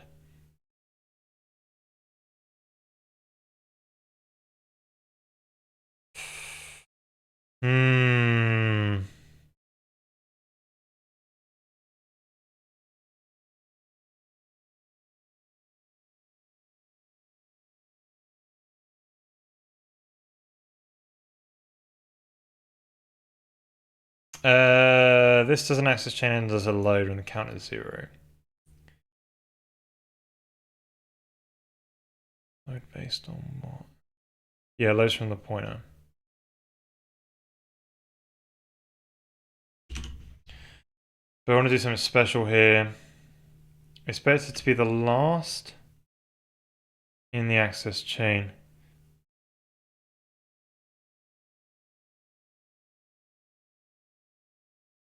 This should be right.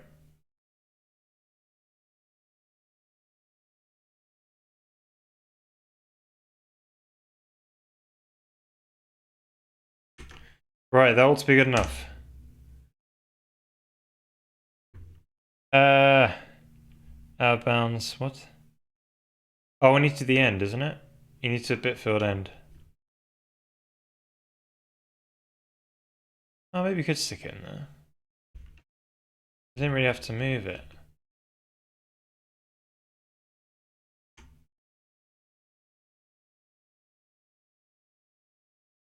So this is inside the sample code we got in the code base. Not gonna lie, be afraid of that country, even though it's beautiful. Yeah, I know, right? You got to be on COVID jab 69 or whatever it is now. Yeah, it's a bit, you know. Hopefully that stuff's all gone away now. To be fair, traveling anywhere during those times was a real bug. Everyone was trying to be like, "Oh, make sure you're vaccinated. Bring in your passport. Every country's or your COVID passport, whatever they want to call it."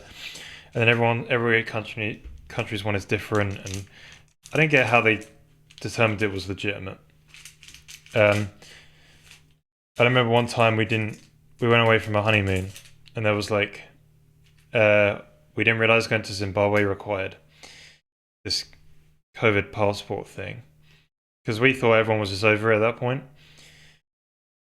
And then we're on the plane, and they're like, oh, we're about to get on our second plane to go to Zimbabwe from South Africa.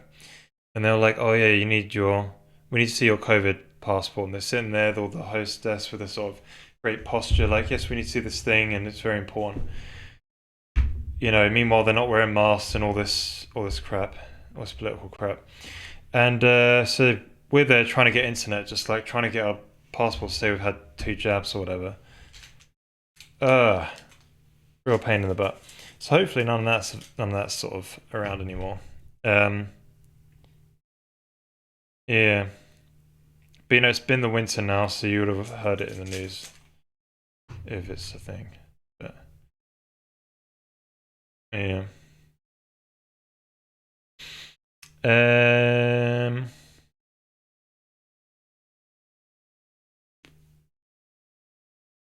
So result type int does not match the type that results from indexing base. Right, so it's an S32. Interesting.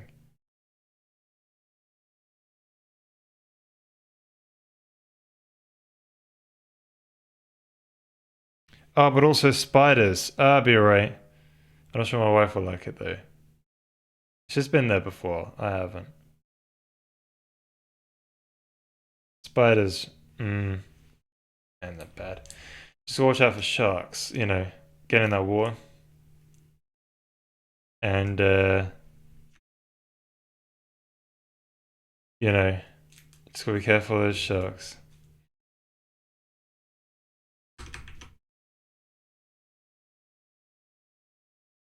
Is it still, no, it's not quite. Bring back Nick Johnson.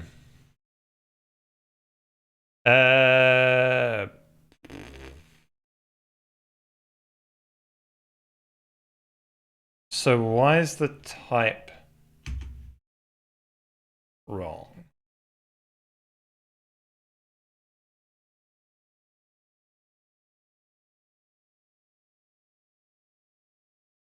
Result type int does not match that is indexing.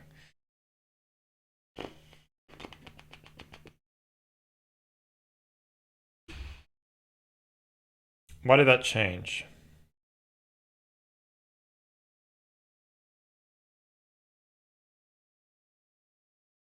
So we remove this from here.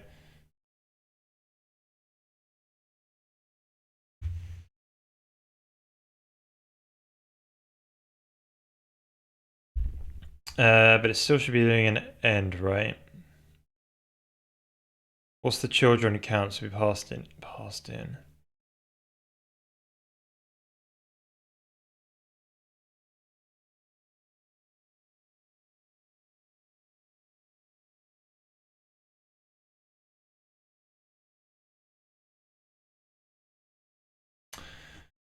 So when you're going recursively calling back down into here, because we count +1.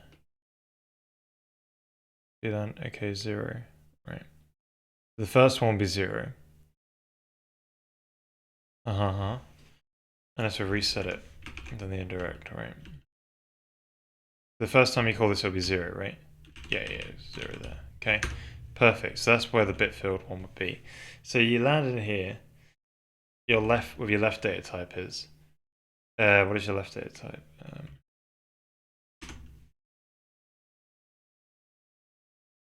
So you'd have generated that, and that's wrong. Let's hop into the thing we'll do a spivvy this sort of like yeah, we'll find the we're talking about the 3705.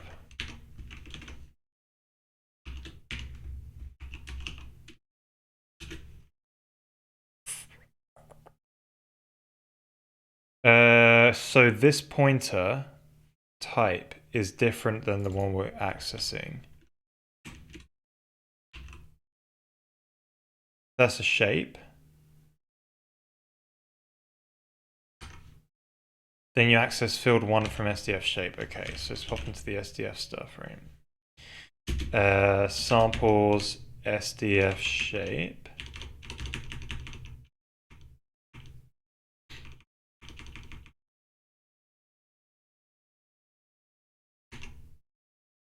Don't know where that was. So you're accessing this one. This is assigned integer because it's an enum. Got it. So, right. So you need the storage, whatever that storage unit is for that field, basically. That's where you're loading. And then where's the... Then you load...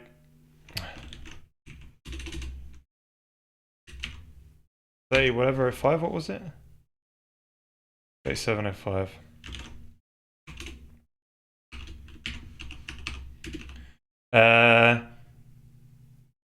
Right, it loads it as an int.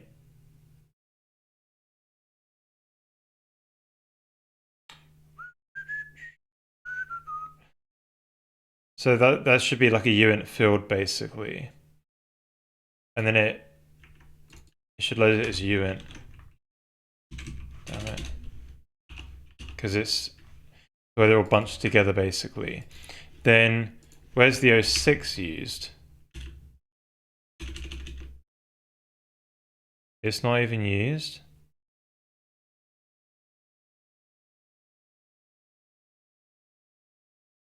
Alright, this is before it's probably optimized out or something like that.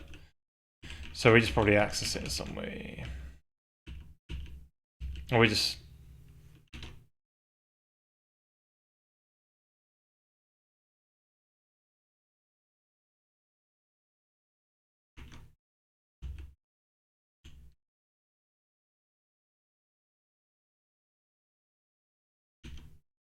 Oh, right, we didn't have the thing in there.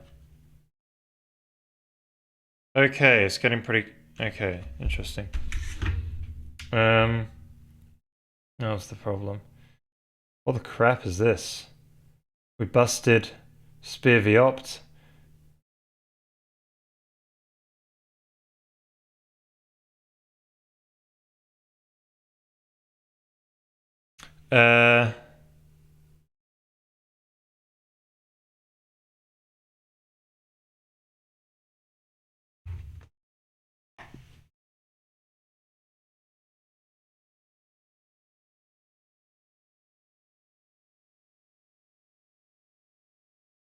No, I've not heard of that comedian.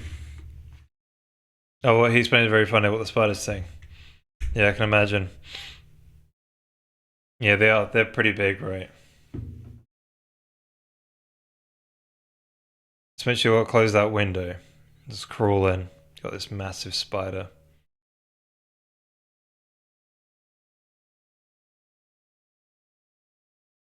So, how, what, why have we busted? So this is the optimizer trying to run. Lovely.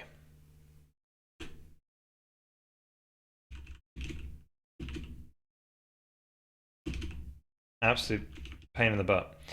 So why would we have broken their thing? We could put some form of like, well, we would have done an assertion here, right?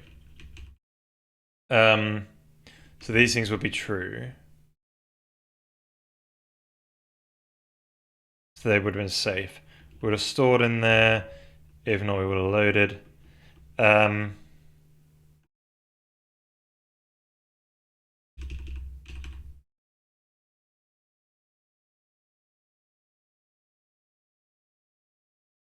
don't understand why we would have broken. Can we tell it not to optimize? I forgot how. Yeah, we've got a dash O in there, isn't it? So open up the script, the build script, the compiler. So we do a release though, isn't it? Oh, here we go. Get that out there. And it's fine.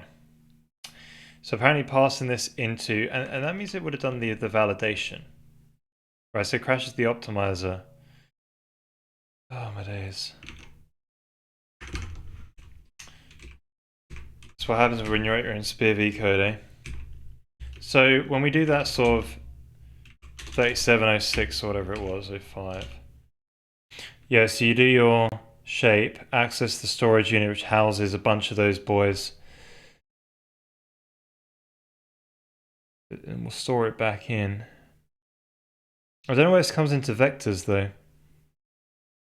So you're loading the uint, your bitwise and the bits out. You'll bitcast it into a... What is that? Why is it casting it into a assigned int? Then you're anding it.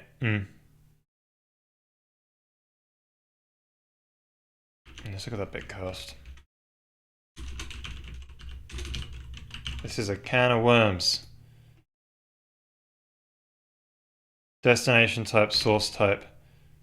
That's clearly wrong, isn't it? Oh no, it's bitcasting.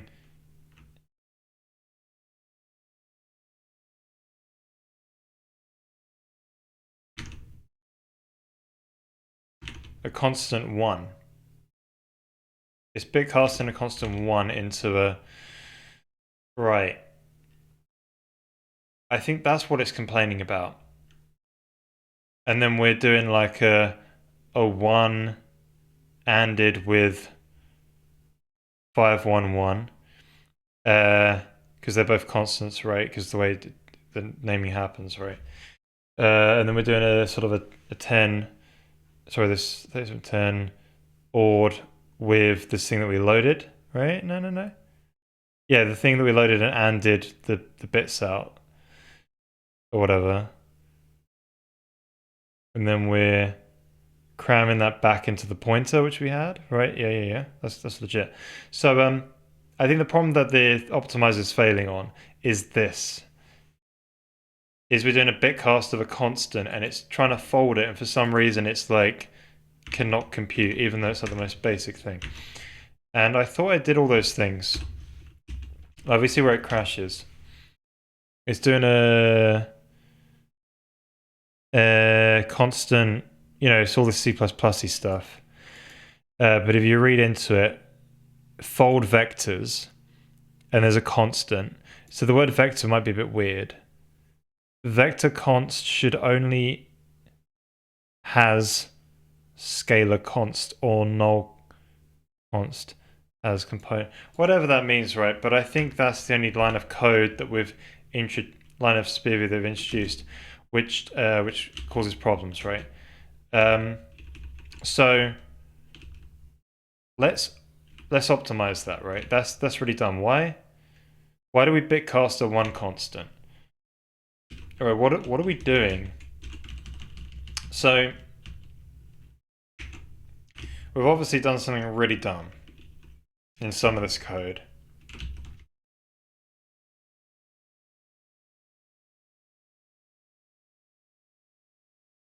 Spiders with a HP var. But hey, that wasn't some of the... Yeah, definitely.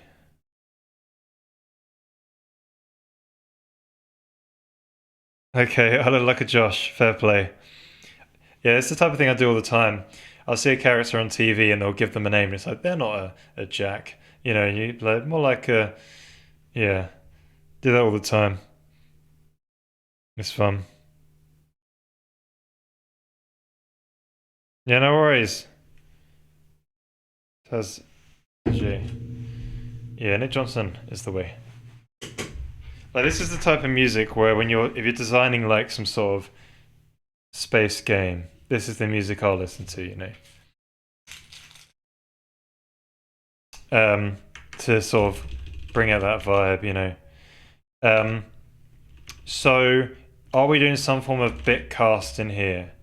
Like a silly person? I don't think we are. Yeah, but it's whatever it converts to in SpearV land, that's the thing. Interesting. Right, so can we decode what's going on? 3501, I think it was. No, 3501, 37. 5. Yeah, so I think this bitcast is a bugger. Is the bugger, right? It's bitcast and a constant. Who the hell does that? So we're doing a load. We're anding casting. So we're anding the place we're trying to, the thing we've loaded. We're getting the value we're trying to store, anding it with where it's, okay, that's the value we're supposed to store, and it's bitcasting it. Gotcha. So where are you? So go over all the storage fields. There'll be a load in here, right?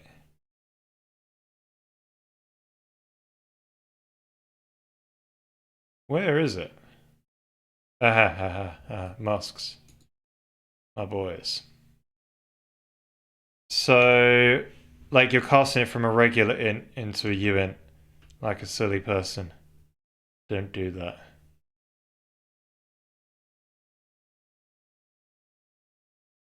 And the AND operation.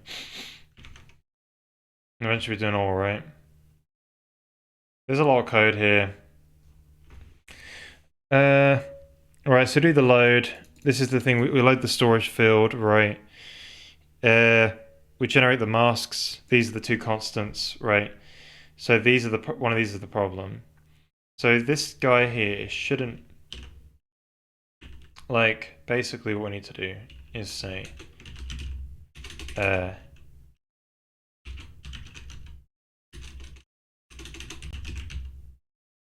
don't remember the thing, but we got one of these.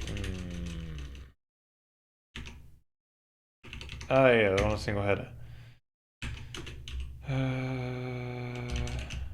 Oh, we don't have programmatic breaks in this thing. Right, I've got to do it manually with signal.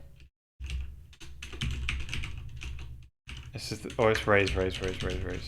So again, terrible way of doing it. There's better ways to do it, like inline assembly, so you don't go in. Anyway, well, I want to print out data type name. We got one of them. Thought about.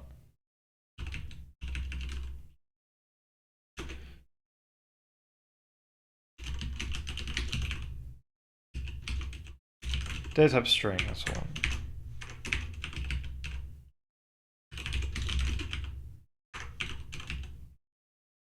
Right, one of my boys. ST. What data type are we looking at? This one. Need to see you in the compilation unit. And I'm just gonna print this out. So it'll just be like, this is the type.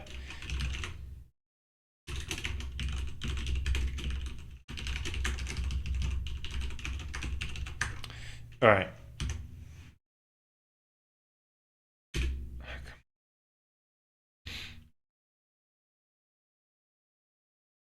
Surely we landed in here. It might not be printing it out. U32. That's fine. That's what we want, right? It should be U32. So you're doing a uint constant. So why is there a bitcast involved when it lowers it into SPIR-V? That is the question, right? So, it is. Thank you so much for the raid. Appreciate it. Welcome. How's it going, Matty? How's it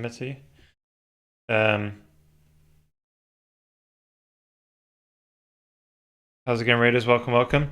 We're just currently working on a we're currently fixing a bug in our custom C compiler, which compiles C to SPIR-V when we're assigning to bit fields. Yeah, one of them. But we've just been trying to get a code-based compiling. We've found this bug.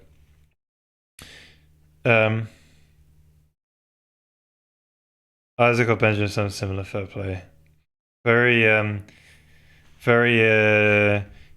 Christian or Jewish. I used to listen to Nick Johnson about 6 or 7 years ago, and I forgot about him for a while. Yes.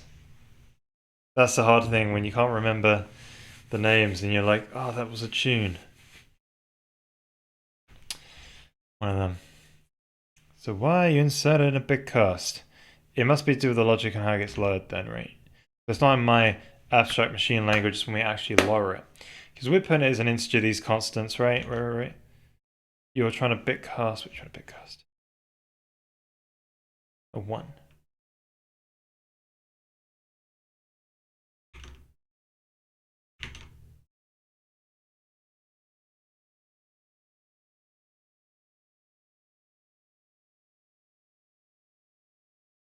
Ah.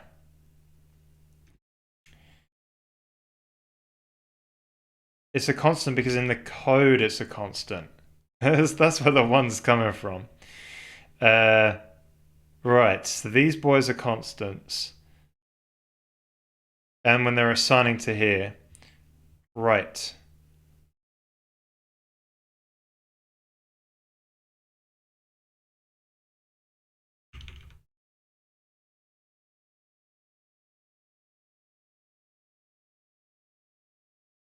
I thought we solved that problem somewhere, but I guess we have to do a bit fields. So I thought we did in the AST. We looked at it and was just like, yeah, we're gonna when we generate the AST, we go look at an expression, and if it's a constant, it gets casted at compile time.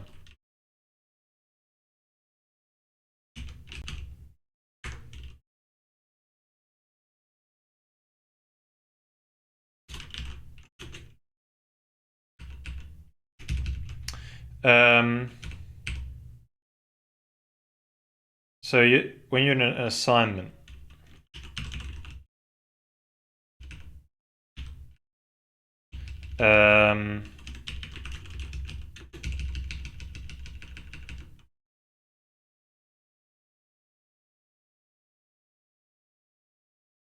ensure compatible assignment, something like this, right? Right expression, it's going to be able to change it. So if we go in here, here's the source expression. Oh, so that's a good idea. Check compatible assignment if so, yes. Can cast.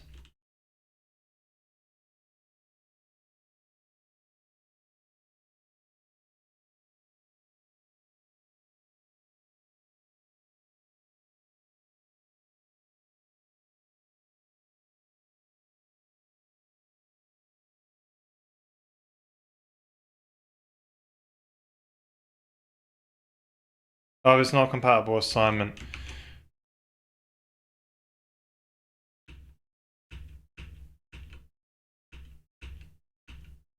Where's the place where it happens? In the binary expression. Right, then here's where the implicit stuff happens, right? So if they're both constant, fold. Right, do the evaluation here.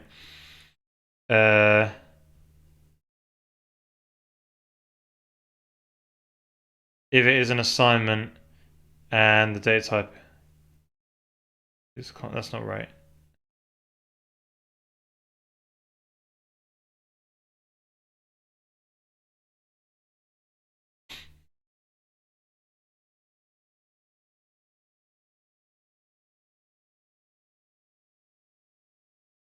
Where's when it's the right hand side? And we do the casting.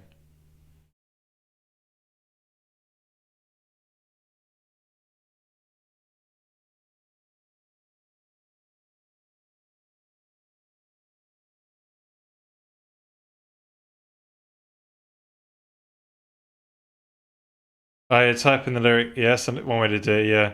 Type a massive string into Google and I hope you find it. Yeah, it's a good way.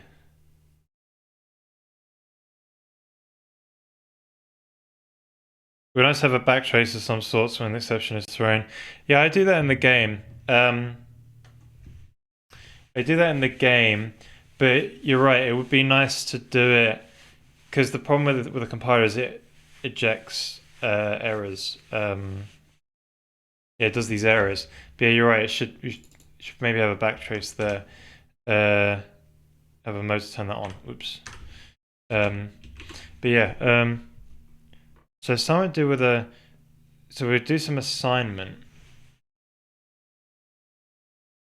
and you're assigning the right hand side. Did I go deep enough?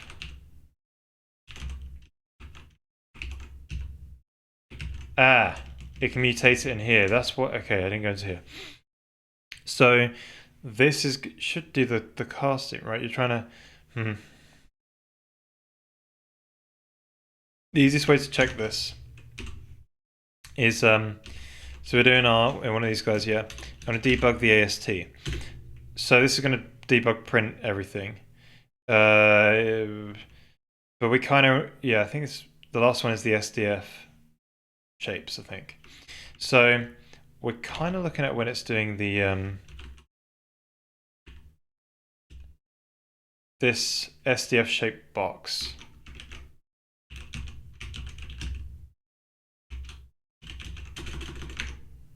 Damn it. SDF, yeah, pixel shader, fantastic. So we're looking for like when we're doing a shape index equal to 3. So else if chain, yes, this is it. False statement if 3, this one. Perfect. So when we so this will give us the values. So you're saying it's assigned int. Oh, this one's saying it's assigned int. This one's saying it's an unsigned int. So I think the problem is like it's then doing the bit cast, but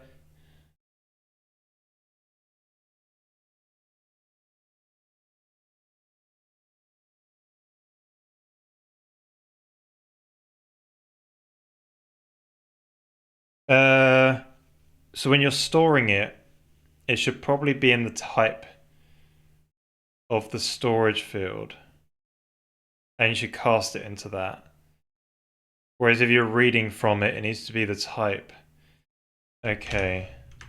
Is that... Because then it could be casted earlier. This could be casted earlier.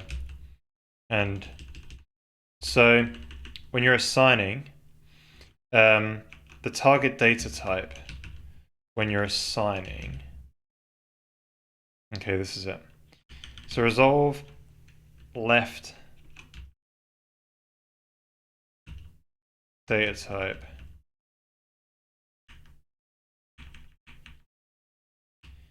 So you'd have accessed the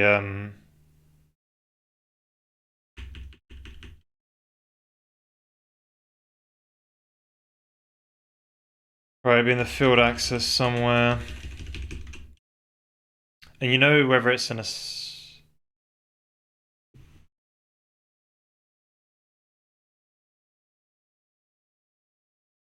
do you know whether it's an assign? You don't until you've found the equal symbol, isn't it?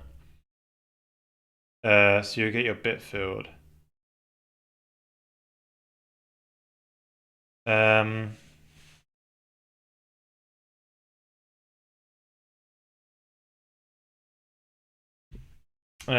So if it's a compound, you go over the fields. Storage fields, right?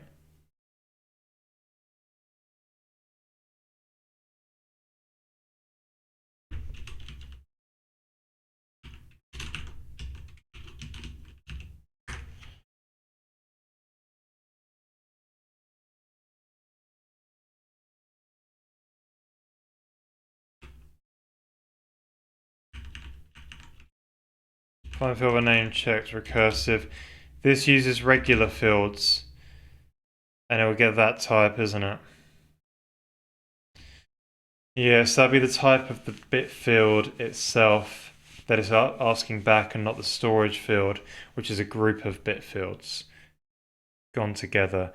Right. So when you get you'll always get that type back. Which you would want when you're reading, but not when you're writing. And you don't know. When you're doing your shape dot whatever, you don't know until you hit the equal symbol, right? So it might have to be done Yeah, but how's it doing the bit? How's it doing?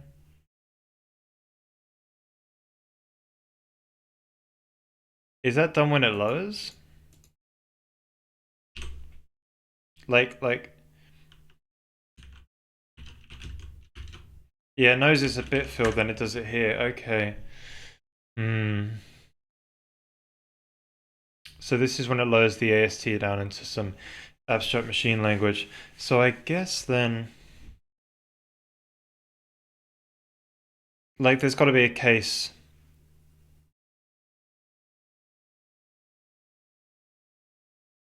So the value that you try and store, wherever that is, converted source operand, right?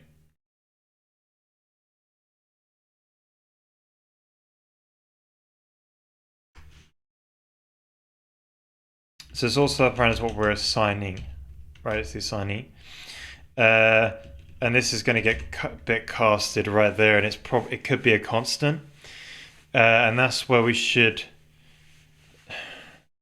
because that's where it's crashing, right? I can just say, right, there's a way to do like get a constant, generate a constant from a basic, right? So watch what happens when we do this. It will fix the problem.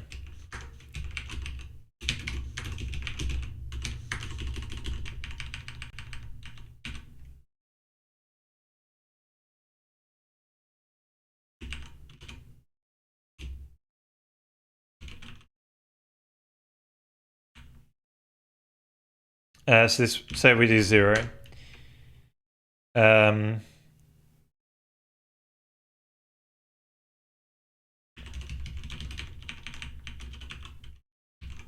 so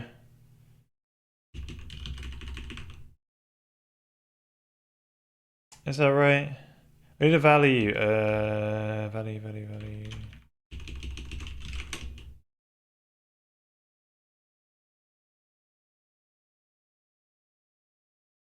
Ah, that's it. That's what I need. That's the bit of code I need.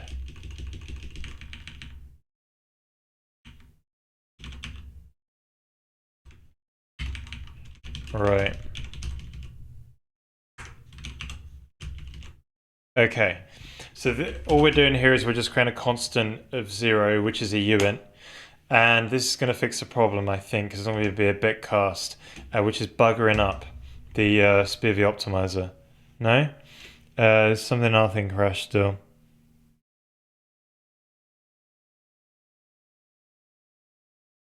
We messed up the... Oh, there's a convert. That's why. Source operand.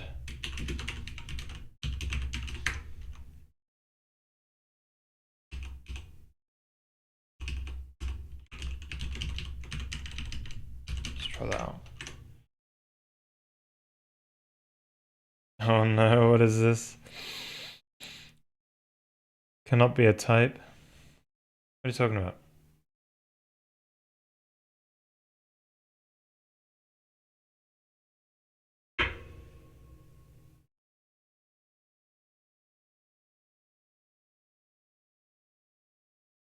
How's it a data type?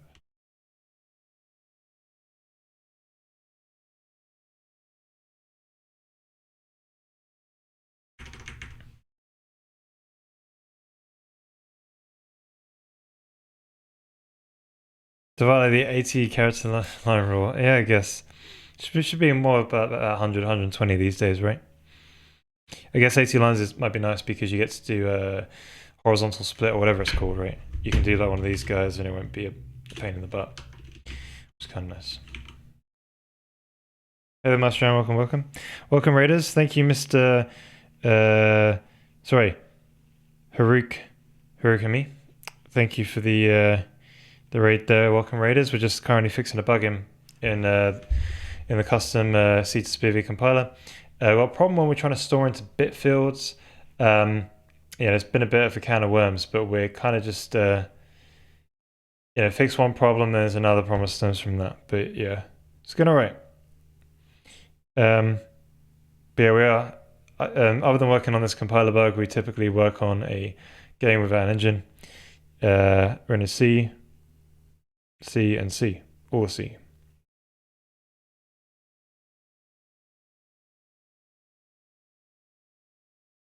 Yeah.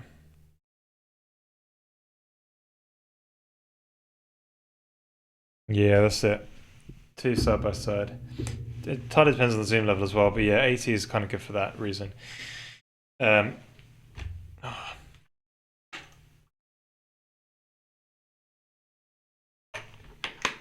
damn this problem. I've just tried to be like, this should work, and then it just oh yeah, it might not always be.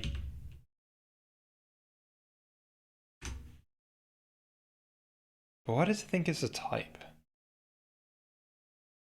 Oh, there's it. Oh, we put it to converted. Okay, that's uninitialized memory. Right. No, it doesn't fix the problem. Okay, so we have.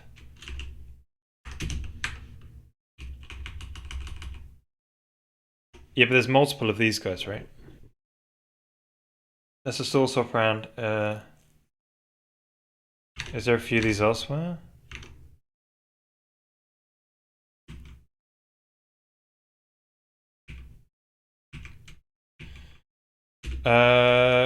It was yeah,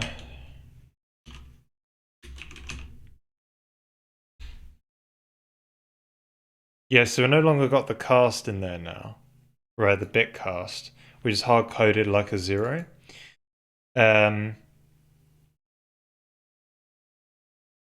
Right, so you're doing a bitwise and on these two, which could be. Yeah, but still, why is. Yeah, these are two constants, right? Yeah, I don't know what's going on then. I think it's some other code. Right, let's bring this back in. Now we're going to play the game of commenting out code until we find the problem. So we can comment out the SDF example basically. So the basic idea is just let's just do this. Is anything to do with that code? Maybe. Let's comment out the whole thing. Is anything to do with the SDF shader?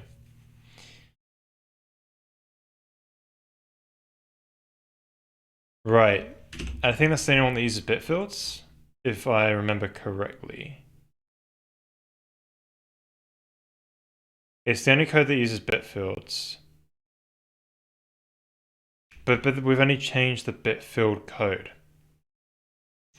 So the other way to test it is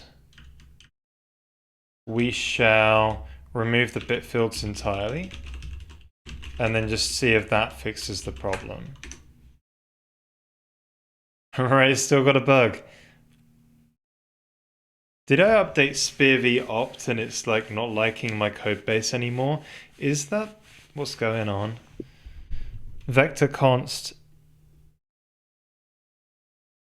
should only has, not really English, scalar const or null const as components. Okay, so there's a constant for a vector somewhere where it's not a constant scalar arg, right? That's probably quite easy to find in the. So it's nothing to do with the bit fields then. Like. So there's a bunch of constants at the top, right? It would throw us into less.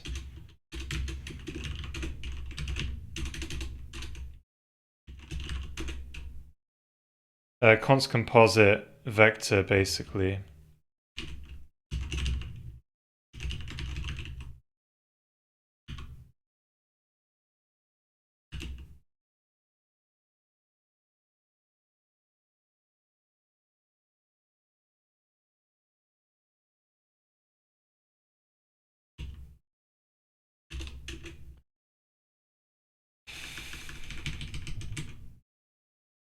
Yeah.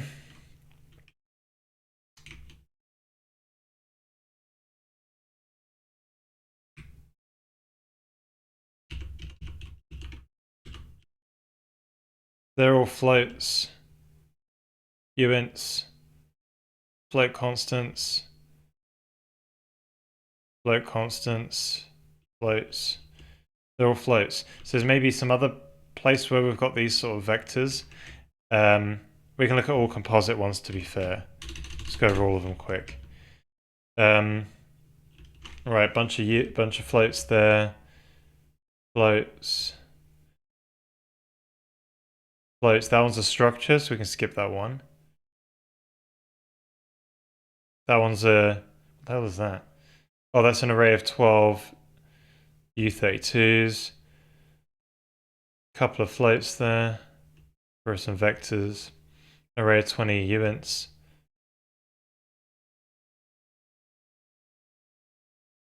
Yeah, interesting to know like exactly which one of these is saying is wrong. Maybe rather than looking over these, but they all look like floats to me.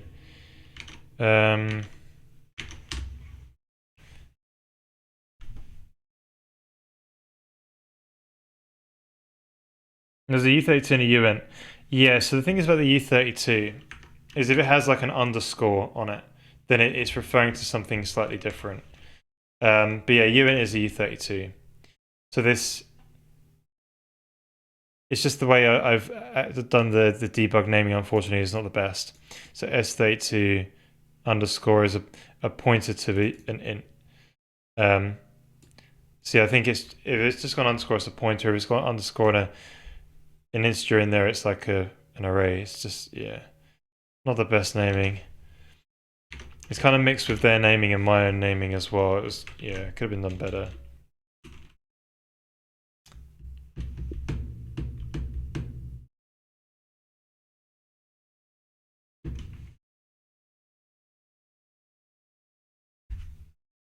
Right. Oh, really? Fair play. I'll have a look. Oh.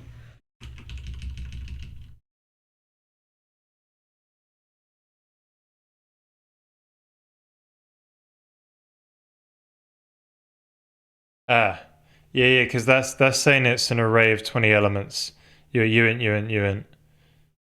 Yeah, but uint and U32 are the same. Yeah.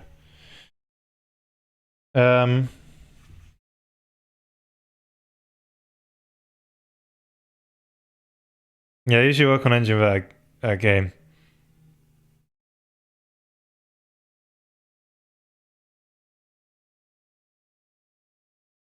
That's correct. The game part will come soon. We just need to render an F ton of spheres, you know? All the spheres. Yeah, engines overhead.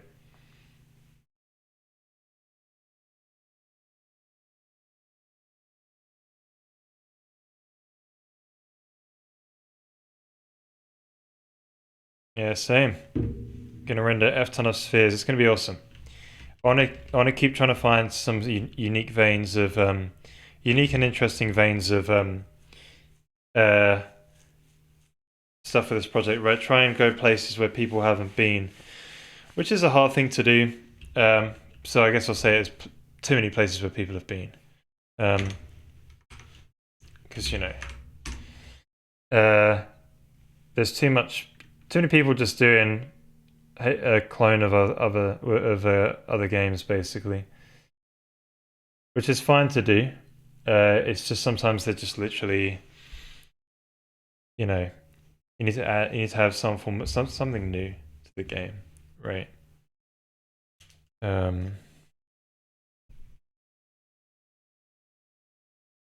It's just be interesting to explore new ideas in my opinion. Where is the... We don't have any numbers that can help us. I could get the source code and debug into here. Why spheres in particular? Well, first of all, because I think, and I have to write it to kind of know, right? I want to try and lead into some different like art style that I haven't particularly seen too much of. I think I've seen some stuff which is made up out of spheres, right? But I've not seen really a game or a movie, personally. There probably is one that exists, made out of spheres, and it would just be an interesting endeavor just to explore it, and just see if you can make it look good, right? Well, you're gonna have to have a lot of play with it, but yeah, it would just be good as well just not to use triangles and just see if we can find something else. You know, not to replace triangles for every game or anything, but it's mainly for this game. What could we do? It's a bit like when, like, you know, basically Minecraft came on the scene. It's made up of voxels, right? It's just something like that, just something specific and different.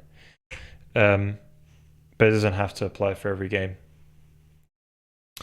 My tool game is totally weird mix of old and new techniques, like a BSP maps. Yep.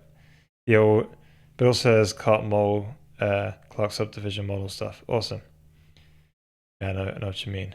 Good stuff. Doing unorthodox things is a lot more fun than just cloning the standard thing. Yeah, that's right. It also leads to like having to think about problems that not too many people have thought about before, and also borrowing ideas from different areas as well, or similar areas. It's yeah, it's a lot of fun, but you don't have to be doing that too much, because if not, you'll just be yeah, yeah, be a lot.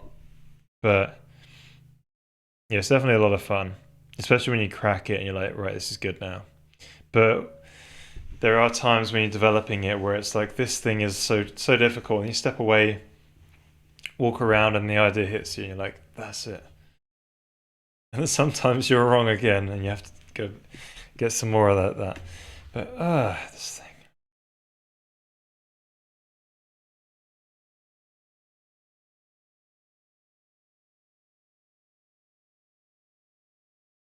(23.5 RC1).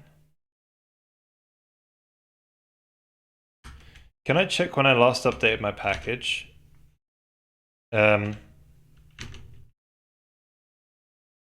Pac-Man is QI, isn't it? Spivvy tools.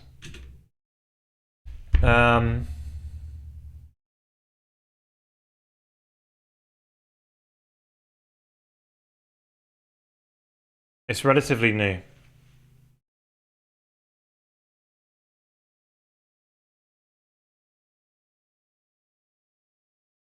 I'd like to blame another tool. I think. Yeah. It's in the realm of possibility that it's updated recently and got bugged, and I've not been able to test it on this code. Oh, how I can verify that is I just undo the changes that I've got. That's it. So I've just changed one line, right? Easy peasy. Okay, so is this really the problem? Hey, where is it?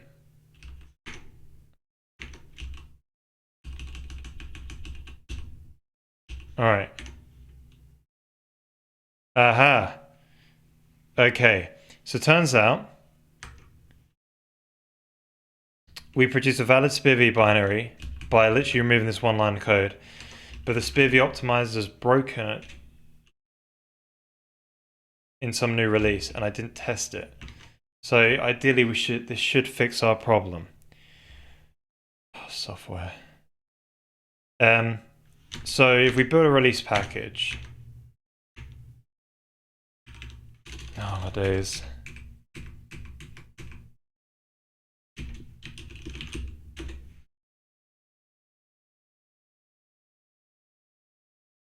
Oh, why spheres in particular? I guess because you can ray trace them.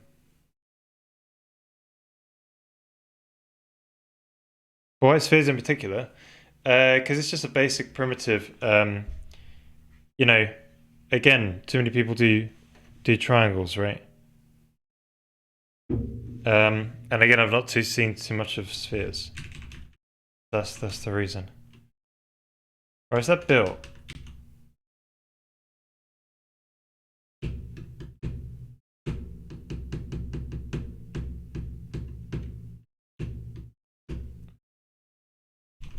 So I think I've got a new HCC in here. Let's have a gander. So this has just been made, right? Yes. So take this boy. We'll go into the Game Van Engine folder, drop it in here. We'll have to do the Windows one, right? But this should fix the bit fields problem. Damn it. No. But let's check the dump. That should have... Wait a minute.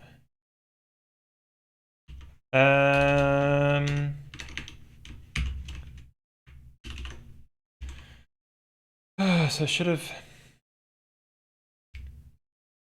So we'll do a spivvy dis on that. No.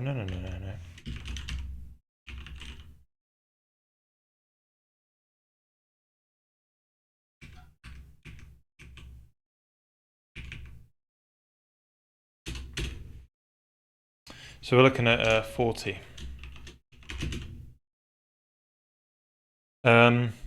So it's still breaking it into this. I thought it would have removed... It should have stopped that. Why is it... The whole point is we should have stopped this.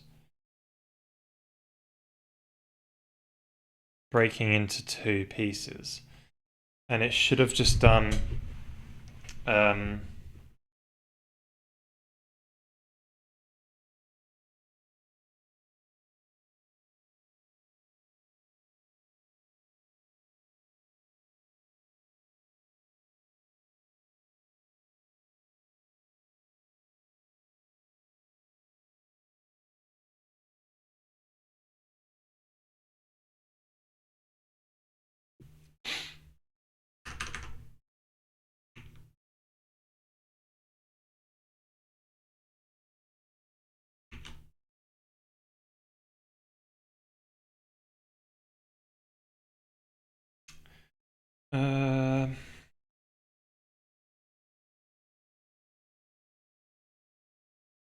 this would be... Yeah, it should have stopped breaking these into two pieces. For that bit field thing.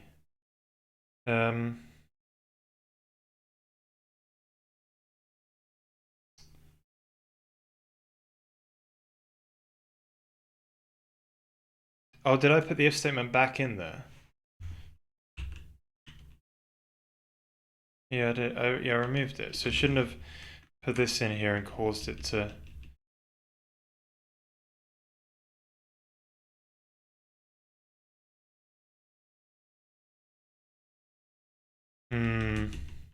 Maybe we should print out some information.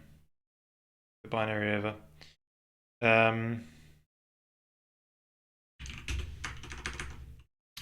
Alright, 2 seconds. This is going to get another drink. BRB. Let's get that music back. BRB.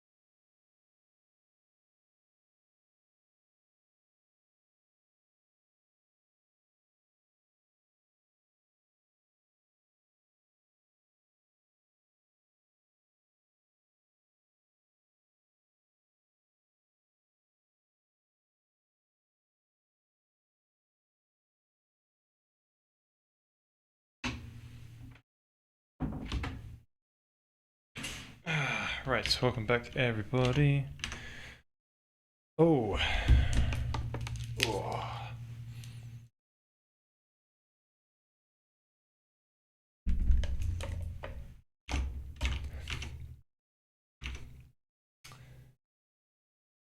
Yeah, so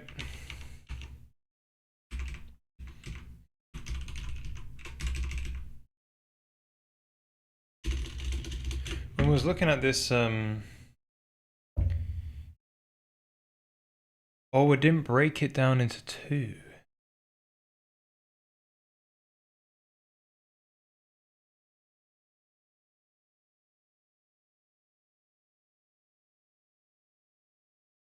Yeah, shape.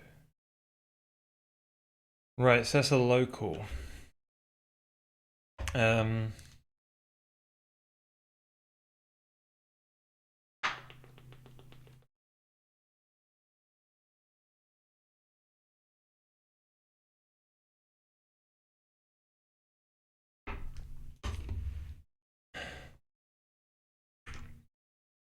So what's the difference? Let's rerun that. I'm gonna crash, that's fine. Don't really care about that bug. Software. Right.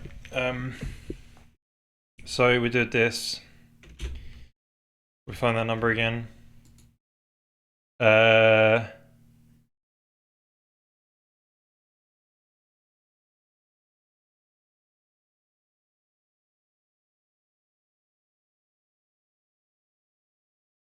Why is it one less line here?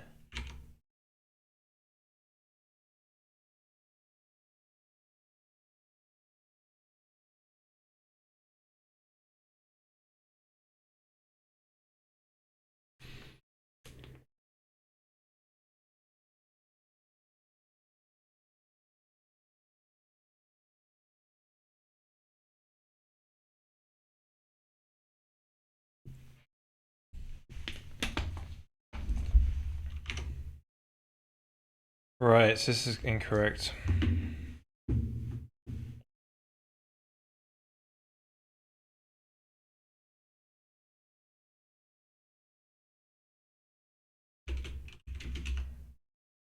So that's a variable function, right?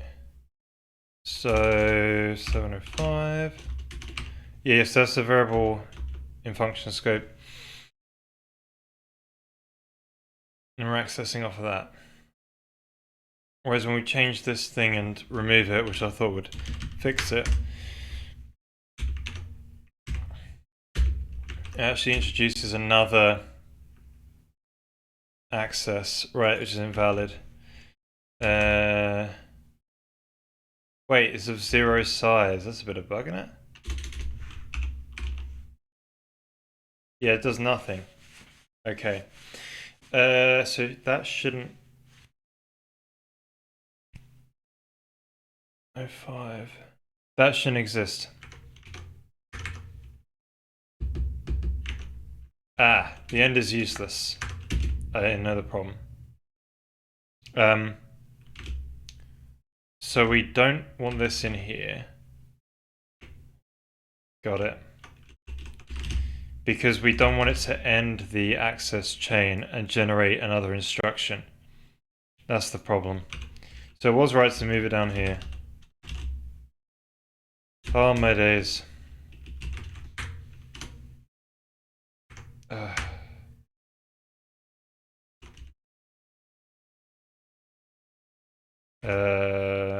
LS, right? B9.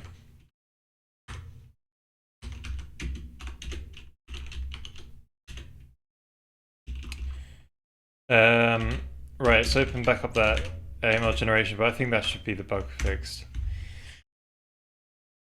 Oh no.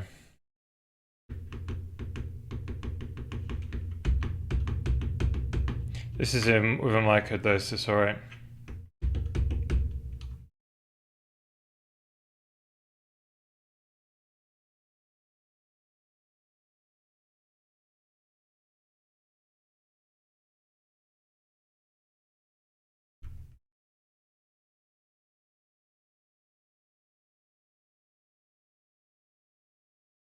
Because when it's over here, it's still generating this.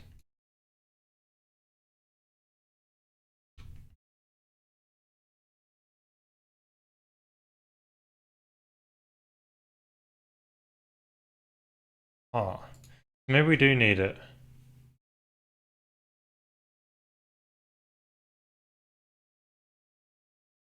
If the left is union, is swizzle, or indirect access. Oh. It's indirect access. Oh, no, it's not.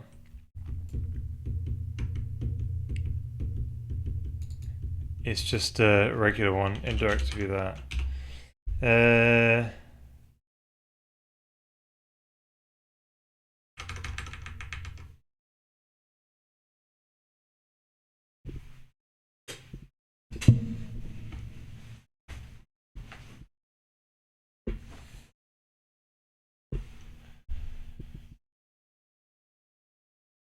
You think ellipses are a lot better than spheres?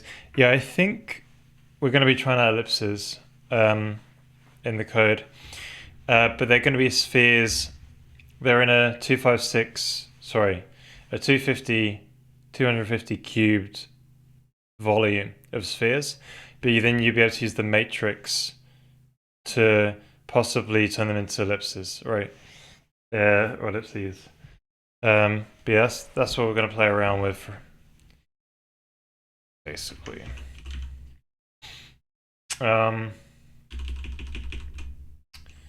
So we're not ending. We're gonna have to end it, really. I don't understand the problem then. Why is it generating? So we might have to end it.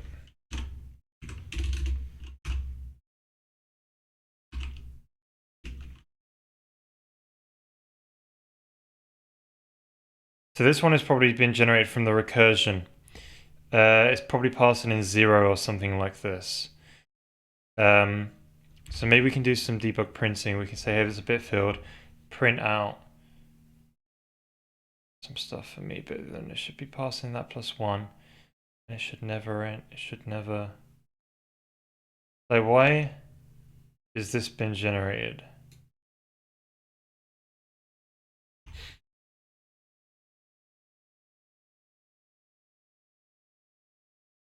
So it's that pointer and it's accessing it with this. And then it's going from that and accessing with this. It shouldn't be doing 2 of those.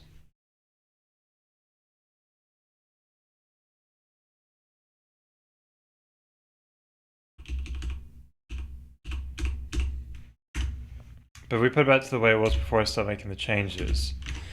No.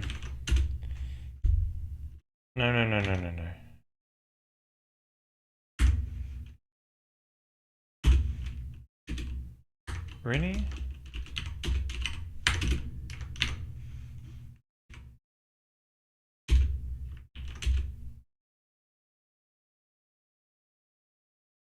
This does exist. Then I remove it, compile it, run that. Nothing's changed. I could have swore it got removed.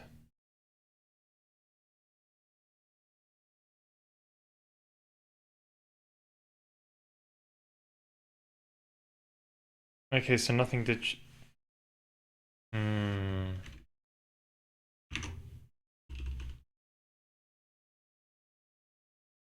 Ellipses are twice as good as spheres because they got two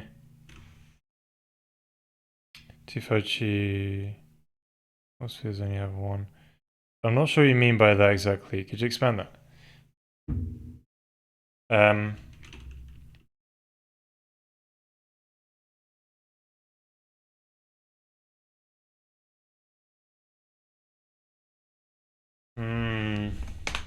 So recurse is down.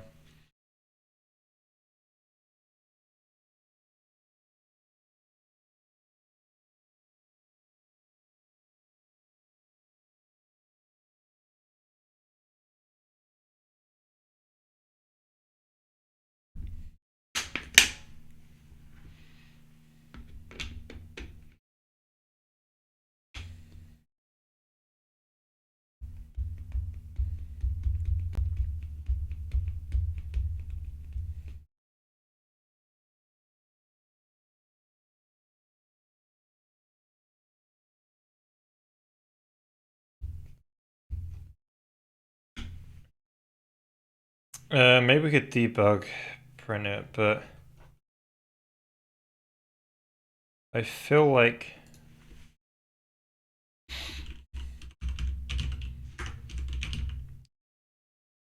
we know this one is a bit filled, so it's not going to land.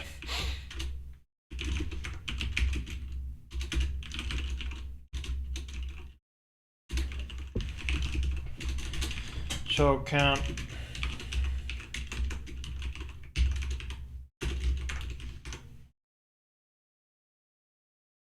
Uh-huh.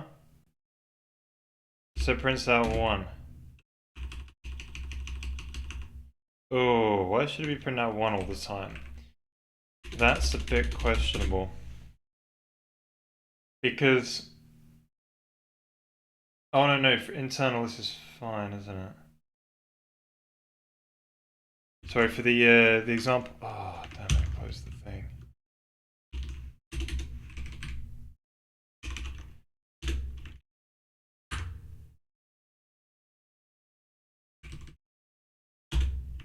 For the example we got, that's okay.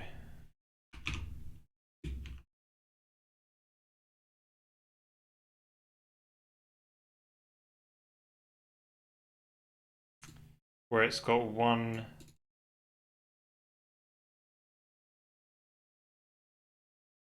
That's the return type, that's the base pointer.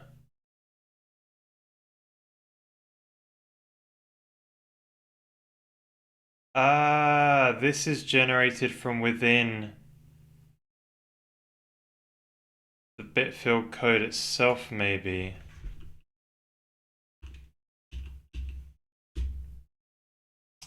Then I wonder why I'm changing this and it's not doing anything. I think it's done from within here, so when you just store, it's doing more.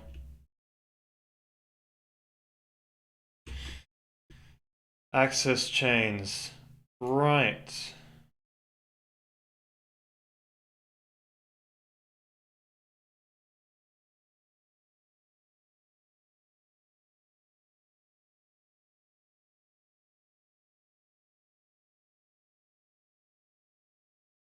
So when you store into a bit field, what are we doing here?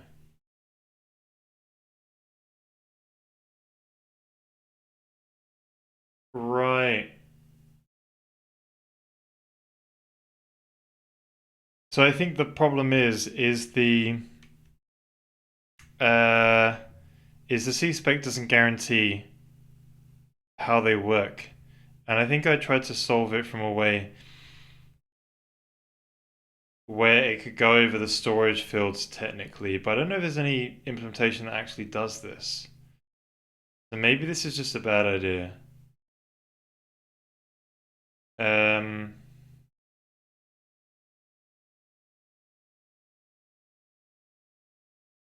right.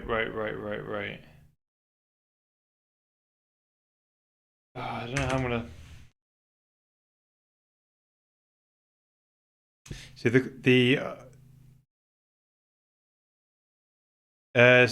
C-spec doesn't guarantee on the implementation of the bit fields, right?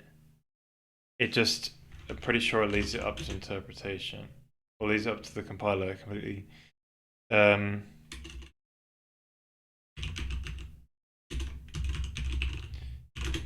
I think they're sort of implementation defined.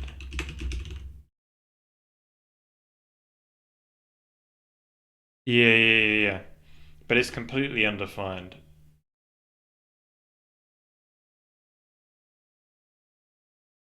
The following properties of Bitfield are the value of the results assigning to initialize. Yeah, okay, so there is some implementation defined bits of it. Yeah. Oh, implementation defined, right. Uh, everything to do with the allocation details of the bit fields within the class object. Yeah. So to do that, to do something really wafty in the compiler. But yeah, so the idea is that the extra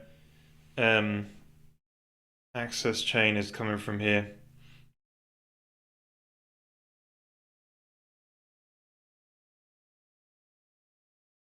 And this is a problem because we want it to be all in one, because we want the base pointer to come from the buffer. Something like this. To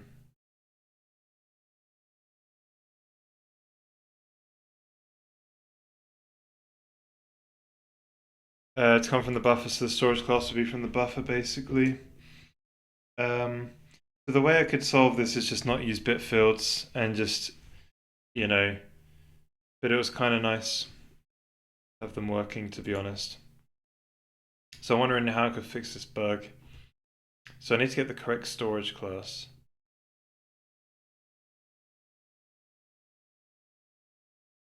You don't know about storage classes at this point.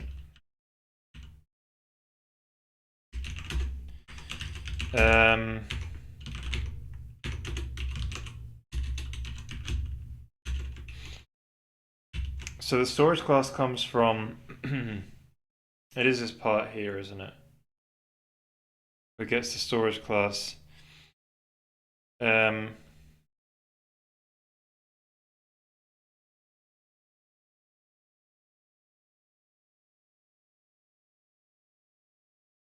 it just assumes it comes from function scope.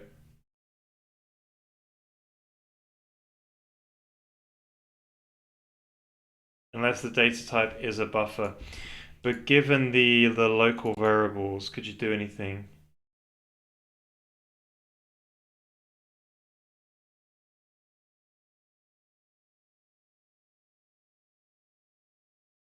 It's not very easy.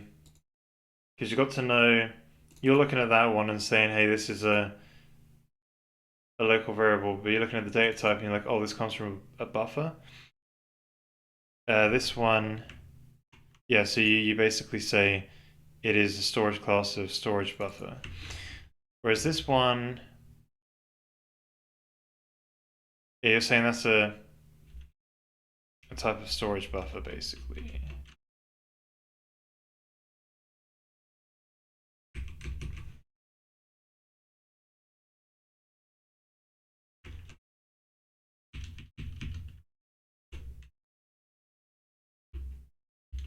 I've got the numbers, where was that?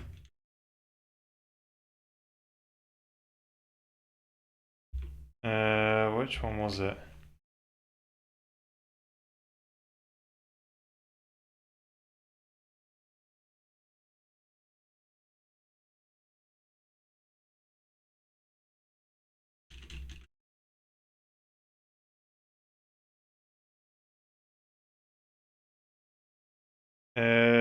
It's any of these. These are all bit fields.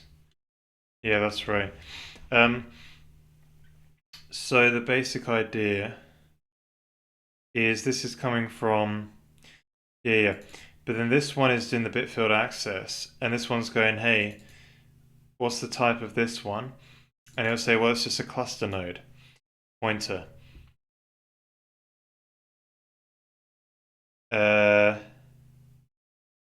And we can't reach in there. In our type system, we don't have storage classes in our type system. So we can't reach in there and get the storage class for that pointer. We're just going to assume it comes from a function. It's not good. So the way I was thinking about solving it in the past is having like an array that you could just check in for that. You can have an array.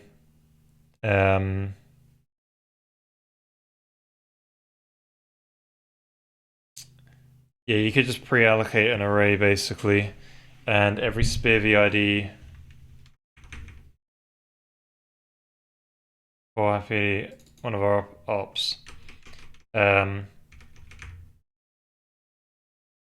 Where each operand, each value register could have a storage class on it, and you look in there first. Yeah, that's the way we can solve it. It's only for one thing though. Yeah, it could work. But this is outside the range of... This is not even in Spear v Gen, it's in the Spear v thing, so it's very common. Really sucks. So this isn't really helping.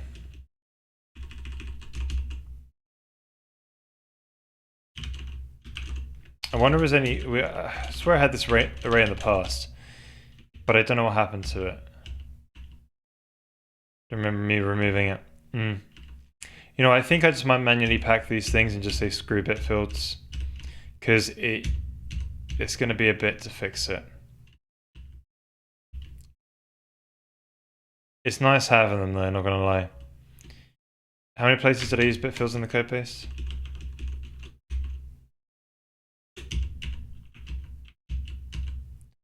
So we use them all here, which kind of sucks. Use them here as well. It would just make the code a lot more ugly or whatever, but you know, you typically use... This is not available in shaders. You know, we could just fix it. It shouldn't be too bad.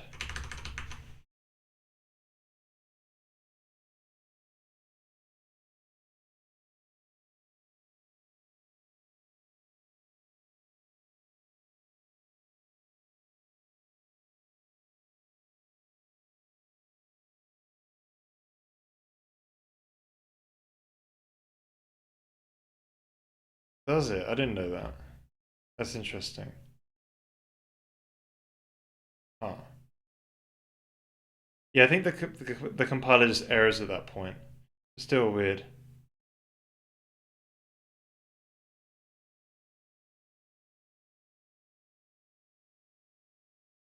Yeah,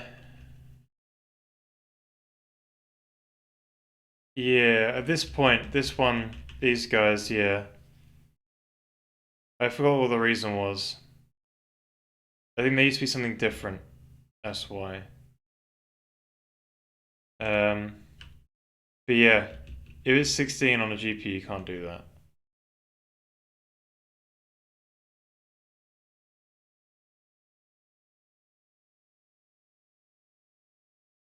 Yeah, I could just pack them manually. And let's just get rid of bit fields. But it would be nice to support it in the compiler, you see. Yeah. Still. But yeah, I'd have to basically make another array of, so for every value. But yeah, I can't be able to solve it right now. I'll think about it in the future. But for now, let's just not bother trying to solve it.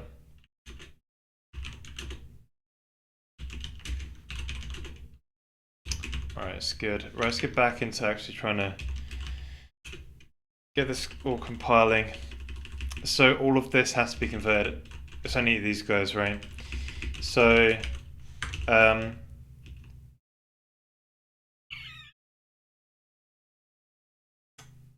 yeah. So this is just going to fit into one 32-bit integer. I only really need 16 bits, to be honest.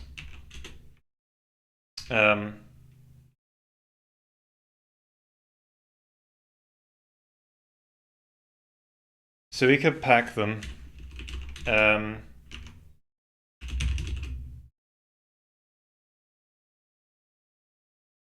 So what's the best sort of way we want to do this?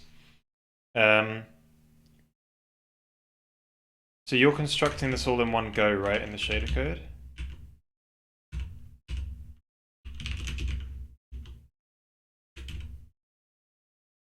So you sometimes toggle the exist bit, or you clear the exist bit. So you might need like an exist bit mask. But usually the rest of it is all set in one go, right? Yeah,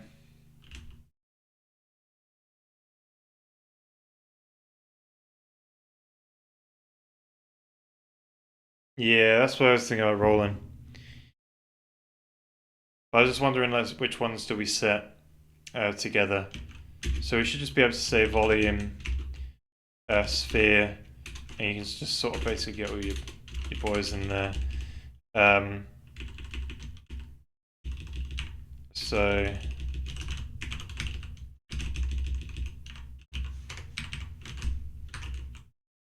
something like this.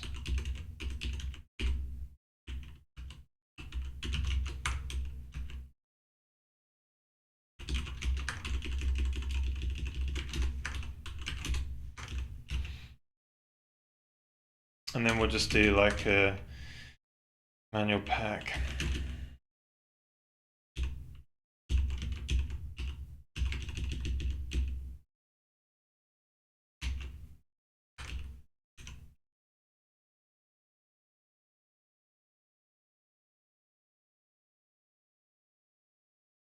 Right, function might be cleaner.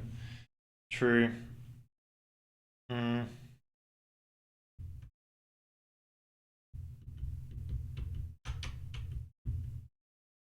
it is a little long. You can use Boolean and that for the others, but yeah. Yeah, maybe.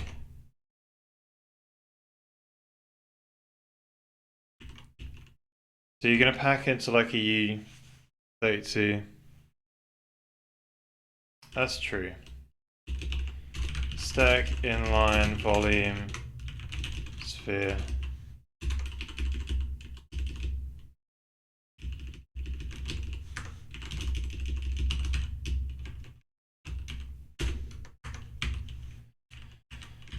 Oh, these silly things.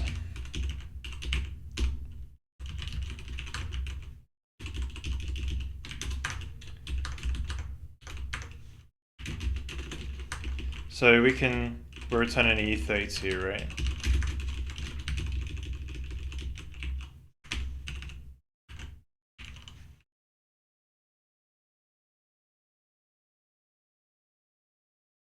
The finder macro stores all the packing info in an array associated with strut. And that just have a function that automatically packs things. Info in the array.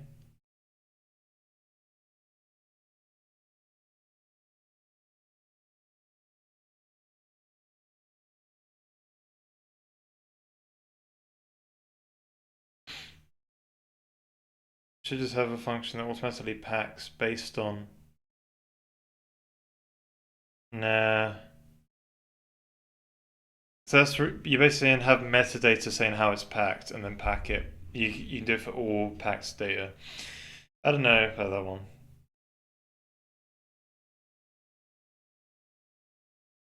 Packing observer delegate. What does that mean?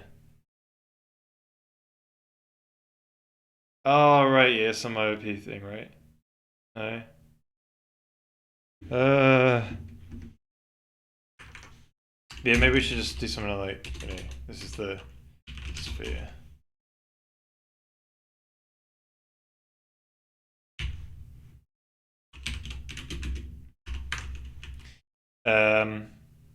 So essentially, you want to like or equal like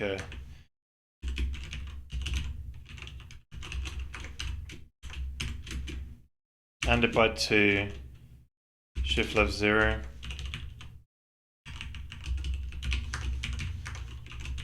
2 4. Wait, and 2. What am I talking about?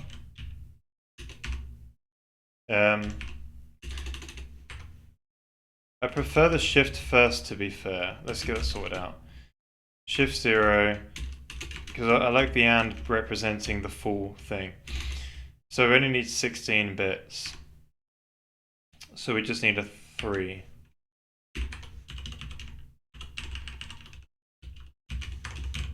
Um, 2 4. So C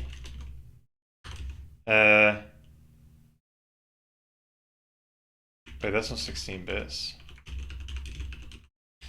Then you need a 3 like that. LOD that was four bits, wasn't it?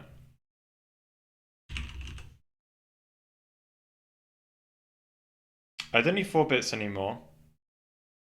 LOD is no,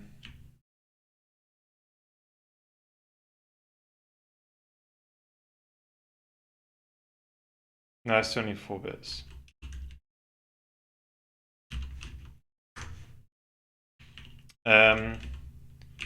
So I need C, F. No, C3. Oh, 3C.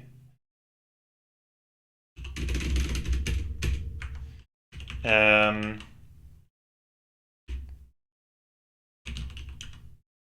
then another 4 bits. See, this is where bit fills are just better. They're just so damn silly. They're just a pain in the butt to implement. In the compiler. Well, it's SPIV's fault.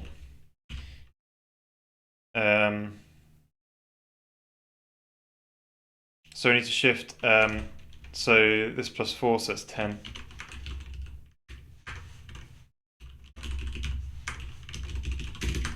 Then, so we need C3 again.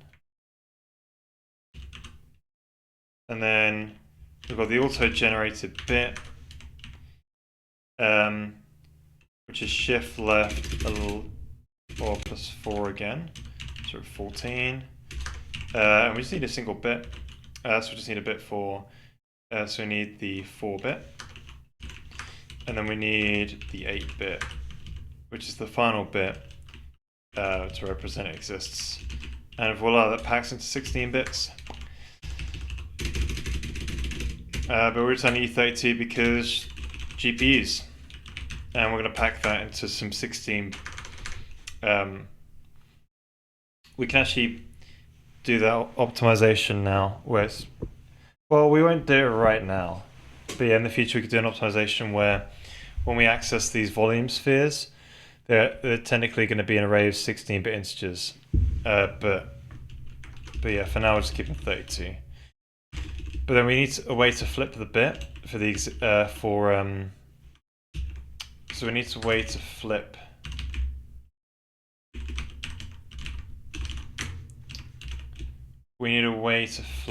the bit for exists, or we need a way to say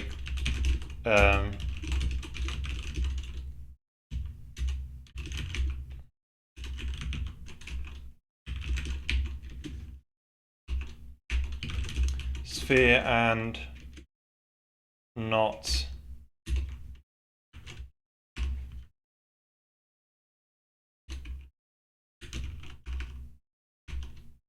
right. And I think that's, and then we need a way to like read every other one.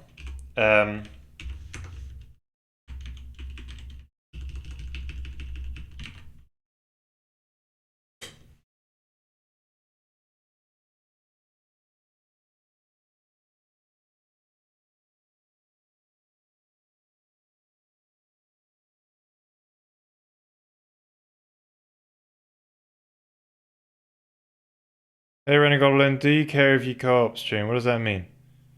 What's co-op stream?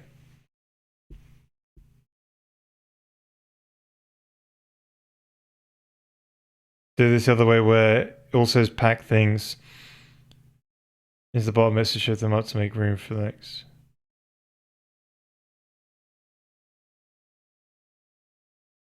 Into the bottom bits. And shift them up to make room for the next field. Interesting.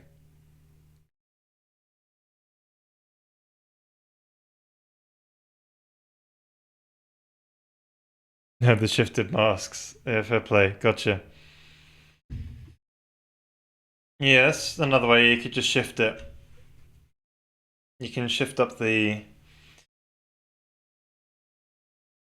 Yeah, you can just... Wait a minute. Yeah, put it into the bottom bits, shift up, and then all your thing into the... Right, it's an interesting way of doing it. Yeah, but then you won't be consistent with the read code. So with the read code, you can just see it. But yeah, we want to read center position X. Pain in the butt. How are we accessing this in the shaders? Ideally, we just want to get the XYZ brought up into a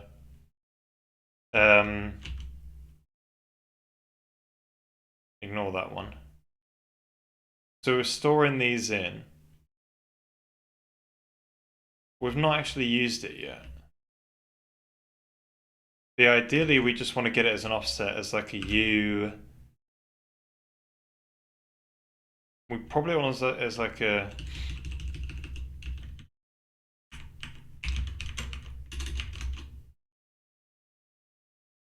something like this, probably. So you cast it into a float, and you're sort of like doing a shift right of 0 and anding. No, it's the and first, isn't it?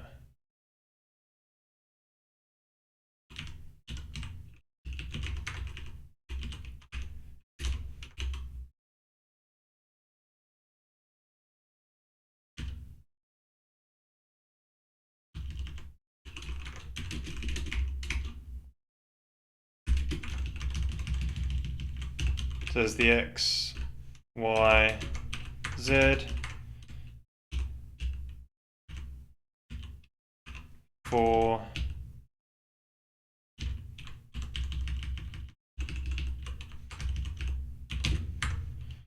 right. So there's 1, there's 3, LOD.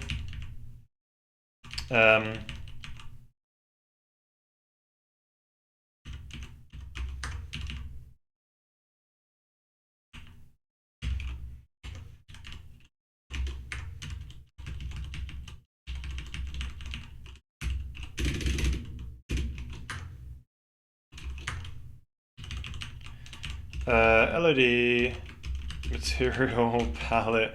This name. Material index. Yeah.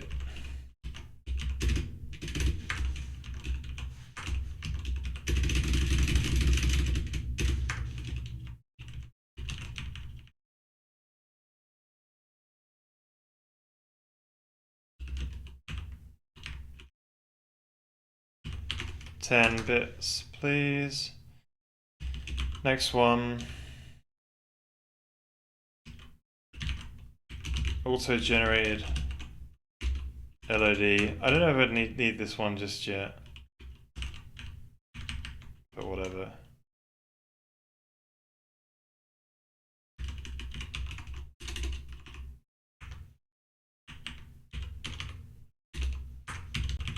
And then exists.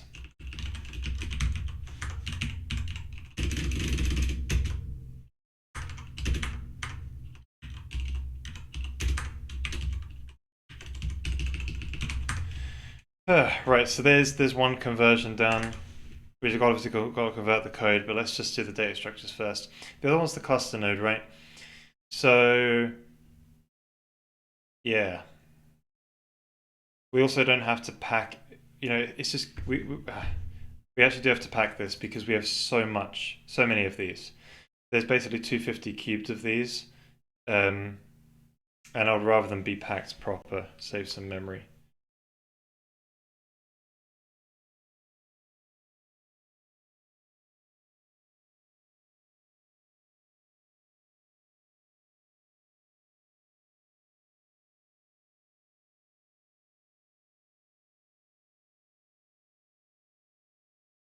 Mm-hmm.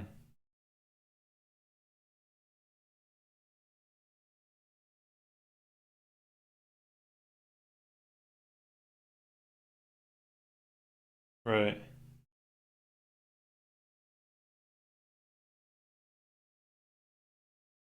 So I wonder if there's a performance difference between...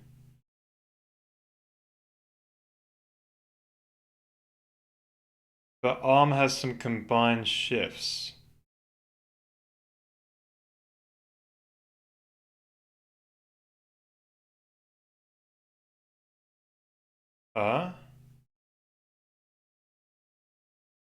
But surely the compiler can reorder that, right? And do that for you, right? you know? Right, so this one, uh, you trust the compiler. Yeah, but then again, like,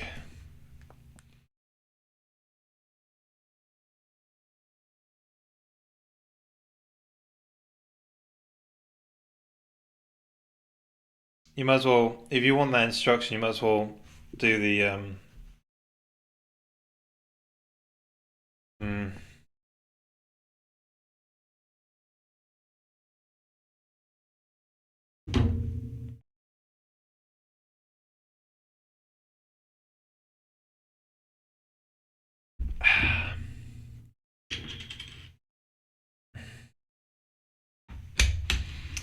So how many bit sets we got here? Yeah, so these are now 8 bits. Um, so what else can we pack? Oh, these things, man.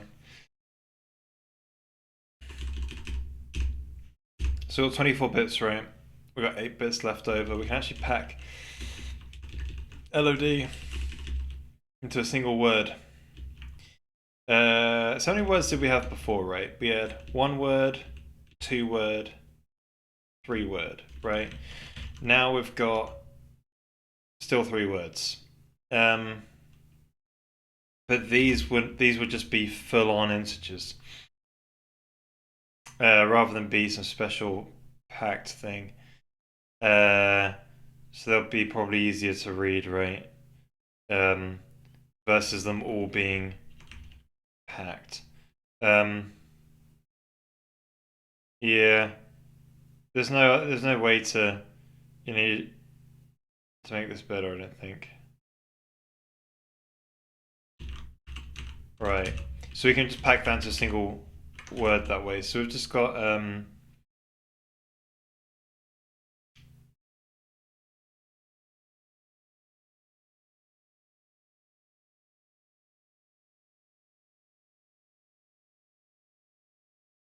cluster node. So we could call it cluster coordinate, right? But then you put in sphere count in there as well. Um, but yeah, essentially we just need to pack. We need another one of these buggers.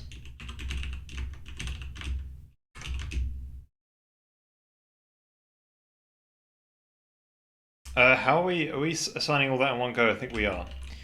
Cluster. Hmm.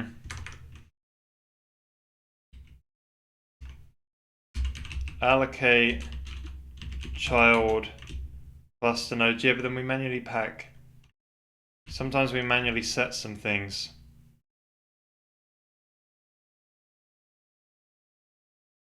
Maybe it's fine to.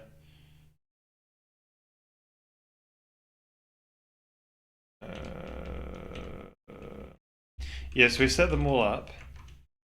Except for these guys. Oh, the sphere count is still there. Interesting.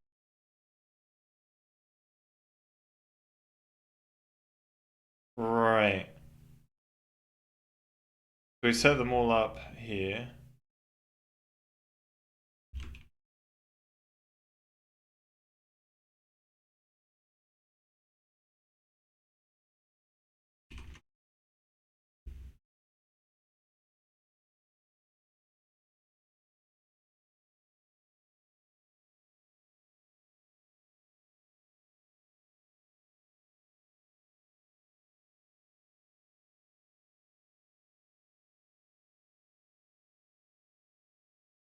Oh, what is this doing?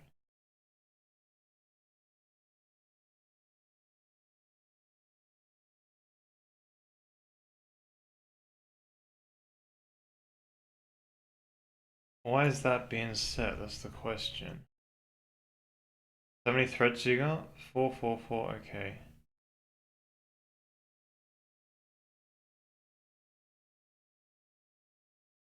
They're targeting a specific child. Uh, so you're hitting that.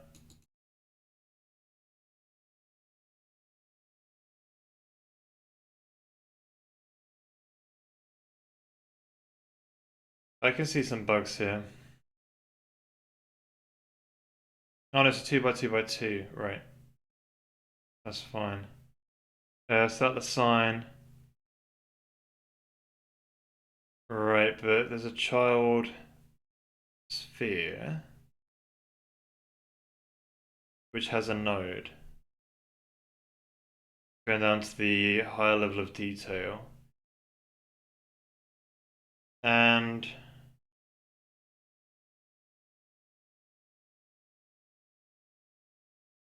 so this is incorrect. Should be 0. Okay, so we assign them all here, and then in the future, we're going to patch in these two guys. So maybe if we're assigning them both at the same time, they should be on the same word, right? If not, it's just silly. So I think it's kind of like access patterns rather than...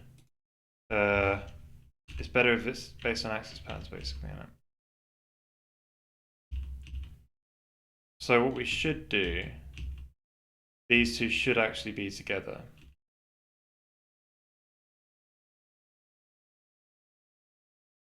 But then you got 3 words. Not ideal. Man, why don't I have bit fields?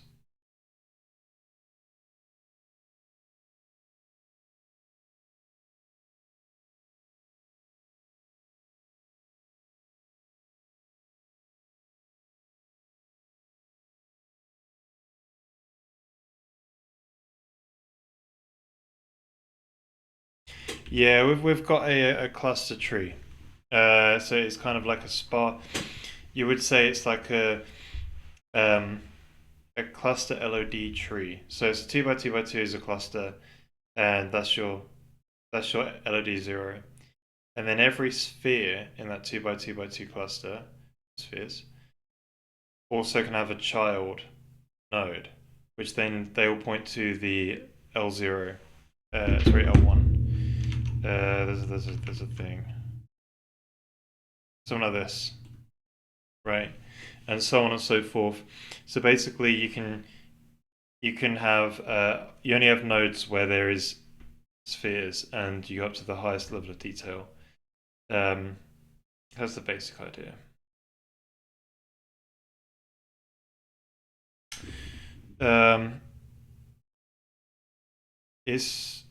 Oh yeah, it is an octree, I guess. Yeah, it's an octree.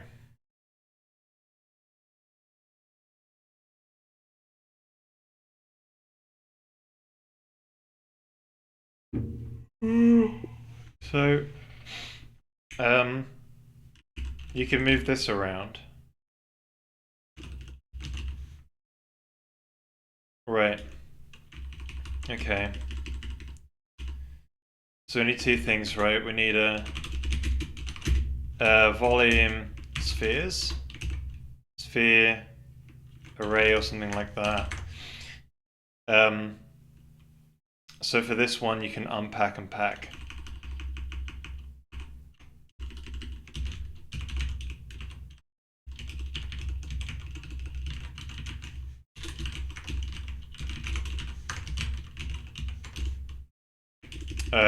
It's only assignment like that together.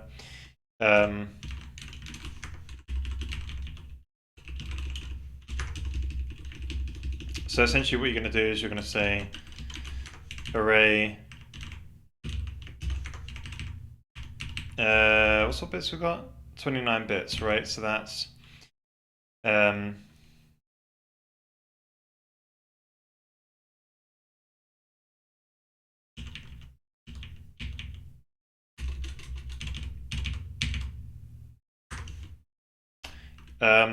so you're taking 3 bits off the end, right?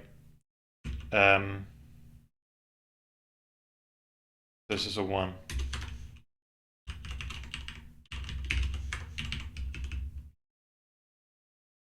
I don't know, I think we need count more. Let's do the other way around. Count should go at the start. But then it's just an and away rather than a shift. So yeah, this should be, we need how many bits? 3 bits.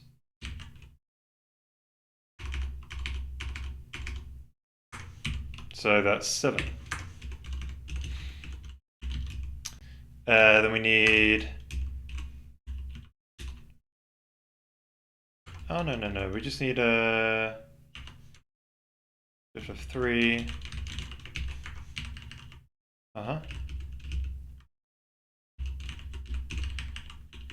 Then it's FFFFFF8. Voila. Just so. Then to read that,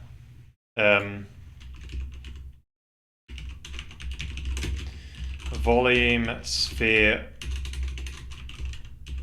array start index. So this would be array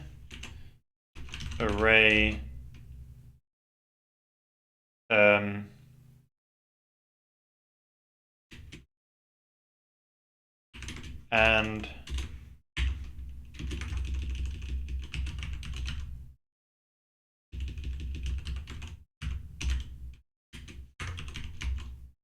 shift right 3. Then you got the count. So that'll just be 7 and 0. Fantastic. So this would then be one word. And we just throw in there. Jobs again. And then we want to do a so there's just spheres, basically spheres array, we'll call it. And then we need another array. This is going to be known as the cluster position, basically. So you need another one of these. We'll call it this sort of cluster position, cluster location, something like that.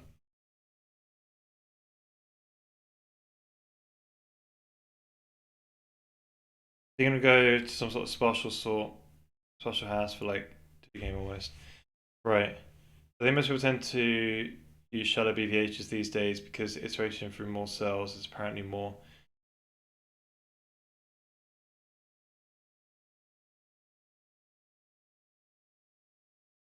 On GPU at least, right?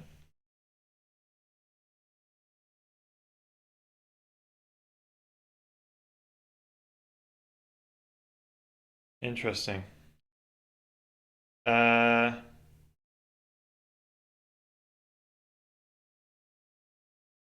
Use a shallow BVH. Yeah, I wonder if you could. But the problem is you need the level of detail there. And we cheat by starting on the leaf nodes, I think. Yeah, there's some little tricks we do.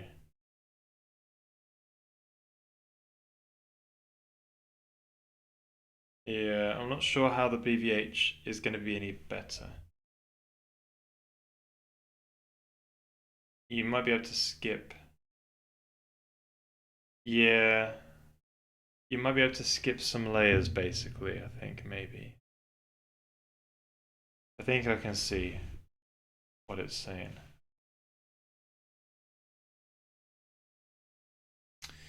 Because, yeah, if you have a bunch of empty...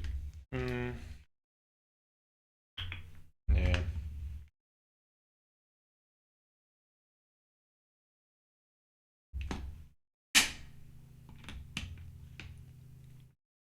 Yeah, as you go up the tree...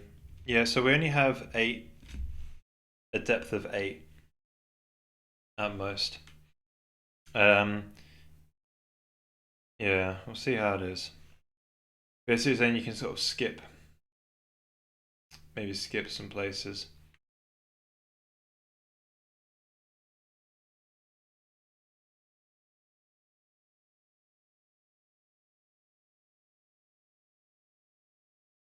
Also one advantage if it's signed and the right shift extends rather than 0 extends.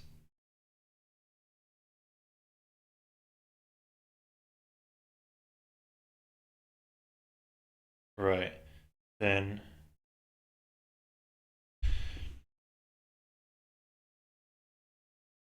works correctly even if we extract the top bit. Right.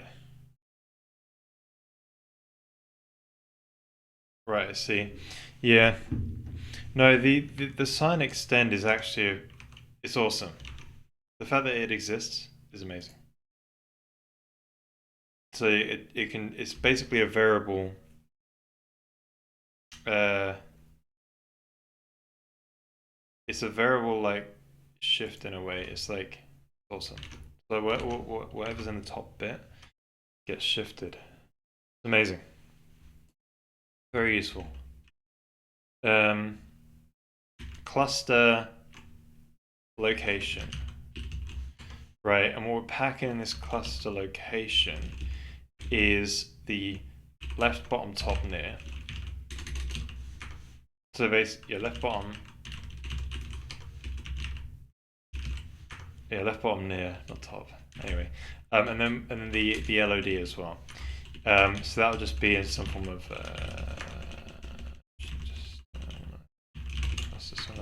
right. So this is just going to be the lock, right? Left bottom near LOD lock. Right. So basically, Spear V sucks. Anyway, so 8, 16, 20. And then 8 bits. Voila.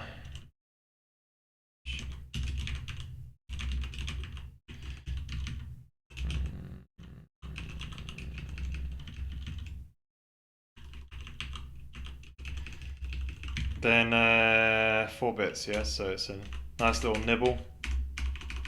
Love me a good old nibble. And let me just do the same thing up here.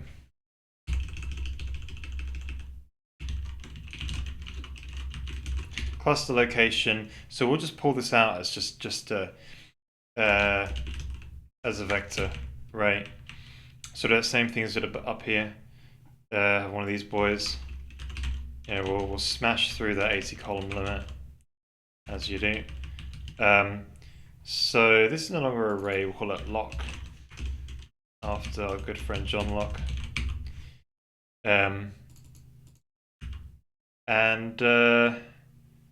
So we want to put that in there. Oh.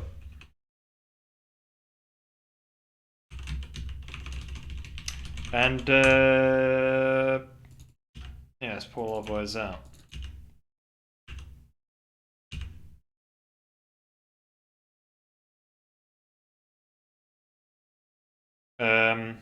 Right, so 0, 8, 16, and then this final one is for LOD.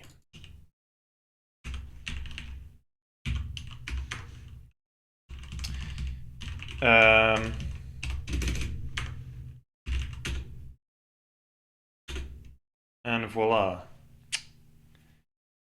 Oh, I'll call it array count. That wasn't quite chef kiss just yet. There we go. Okay, so now you've got this boy here, which just goes into here. Man, bit fills are so nice. Why can't we just have nice things? Spivvy. Right. And there we go. So we just got to convert the code over in the shader code now. Sign extend is totally useful for sometimes, but I think it's technically undefined behavior to rely on though.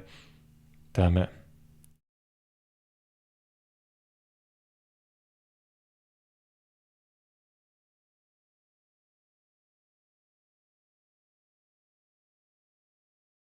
In the better language.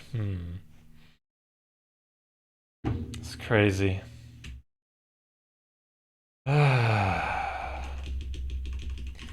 It's not as bad as GPUs though, not gonna lie. C++ I can deal with.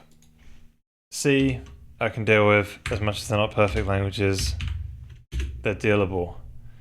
GPUs on the other hand, they cause so many problems. It's unreal. No wonder why people go and just, just quit and build farms, go out into the wild and live off the land, you know. Anyway, let's try and fix this thing. Right. Cluster node doesn't have a left.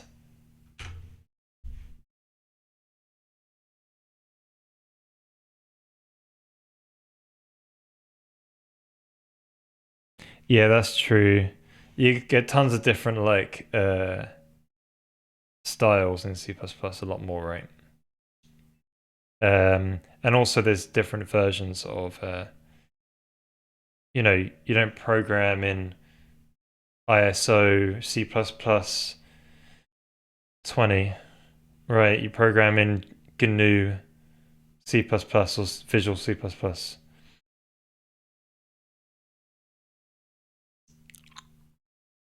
There's a big difference between using classes as sort of modules versus pure procedural style. Going crazy with STR diagrams or yeah, that's true. Very true. There's a lot more stuff to mix. Ugh. So I think I can make my cluster. Oh yeah. See, people will be like, oh yeah, Rust. Rust is amazing, but it doesn't solve this problem. So, you know, it still has, still not a better language than C. I'm not sure many of those new age languages actually bother with bit fields at all, even though they could have done a better attempt at it, right? I think the biggest problem with bit fields is the fact that they're integrated within the structure itself. What you really should have is, because when I wrote my C compiler, it was like, how do I implement this thing? And then I realized I've got to have proper fields. No, I've got to have fields that you sort of refer to it by, and then I've got to compile those down into sort of like storage fields, where underneath we sort of like work out how they're actually stored into what units of things, and then sort of deal with that in the compiler. And I think that's where it's probably better if, because it just made the sort of compound structures, where struts and unions, a lot more complicated and splitting those out into separate concepts, if you will, within the compiler, I think is better, just from a compiler way, and also maybe from a user's perspective as well, because intermixing them is like, so where does it split? Just becomes a little bit harder to work with.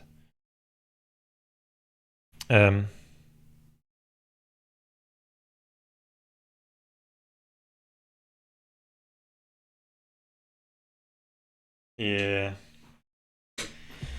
I'm just iron out, you know, what it's like to. No, I'm joking. Yeah, just going there for a holiday. No farming. I promise. I'm not iron out, moving out into the wild.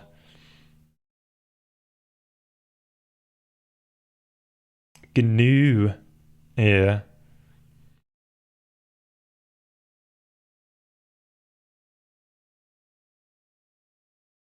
I'm not sure if to find a procedure macro, but yeah. Yeah, the undebuggable procedure macros. Here we go. I don't think integrating with struts is necessarily bad, but they are just too close to undefined behavior to be portable for anything where you care about data layouts. Yeah. Bloody weird. It's unfortunate. Yeah. Yeah, it's not too bad having them in the same thing. But if I were to do it in a new language, I would probably split them out. But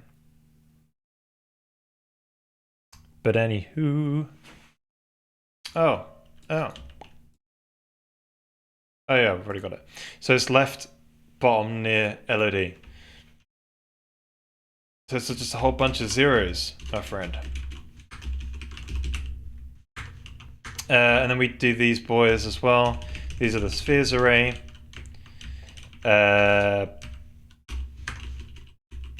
Volume spheres array. 0. All right. Let's keep going.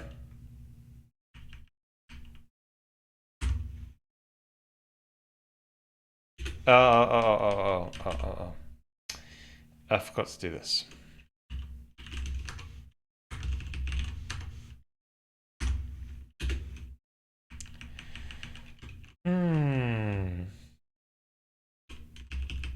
Sphere array or spheres array. I typically like to pluralize it. Spheres array. That's what I typically like to do in my namings.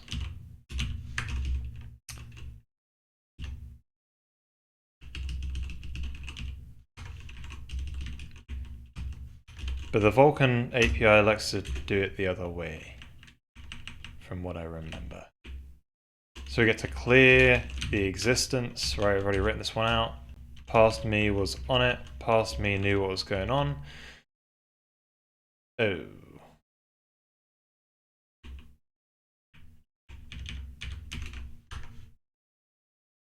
That's right. Past me saw knew what was going on.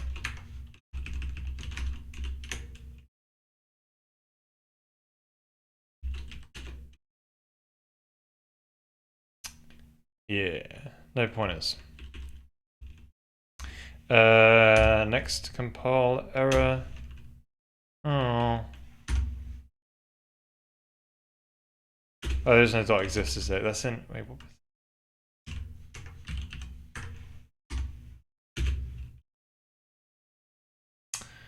Right. So I need to pull out the spheres array, the start index.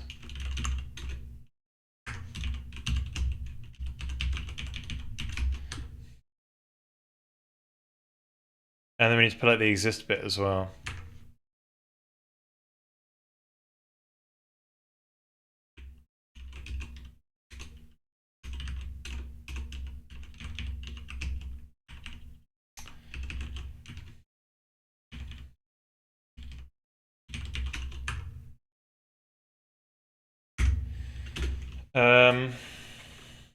What are you complaining about now? Can I find the start index? Of course.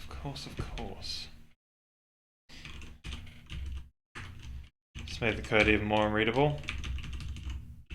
Just the way we like it.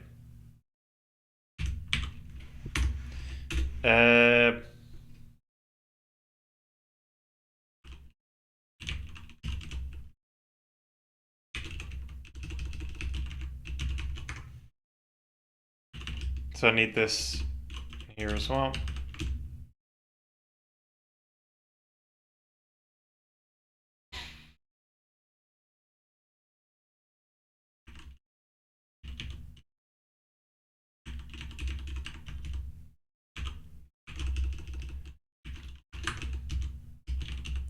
Now this is where we get to assign a new sphere over that, right?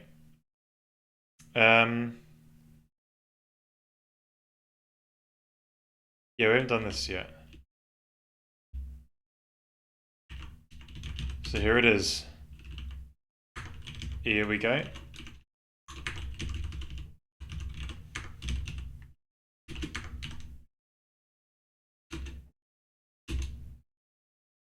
I might just have to put some lovely comments in here, you know?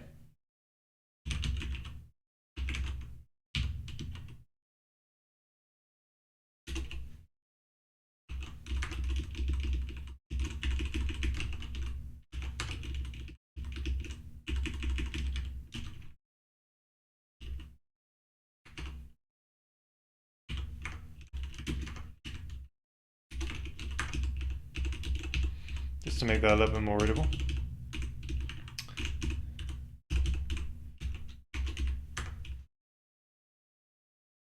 I don't just someone probably suggesting standardizing how bit fields are packed. I got shut down by people representing architectures where half a cycle would have been wasted by a proposed model, possibly. But to be honest, I think compilers don't, from what I've heard from other people, I've not investigated this myself, is sometimes the compiler generated code for bit fills is pretty crap anyway. But yeah, I guess you never know, you end up there until you yeah, I've actually done it. Alright, see if that all compiles.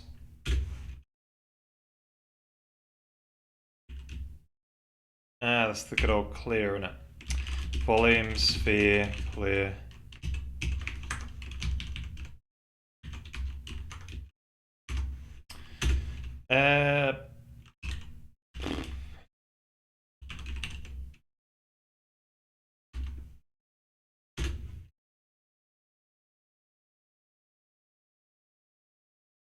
What the crap's going on? Oh, did we miss one more thing, wasn't it? Expected 7 but got 6. Oh yeah. So there's one more for exists, and that is now true.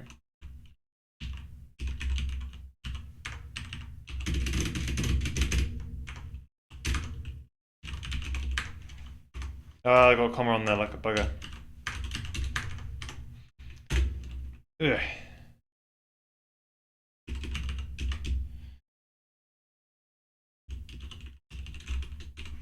If you remove, there's a remove up.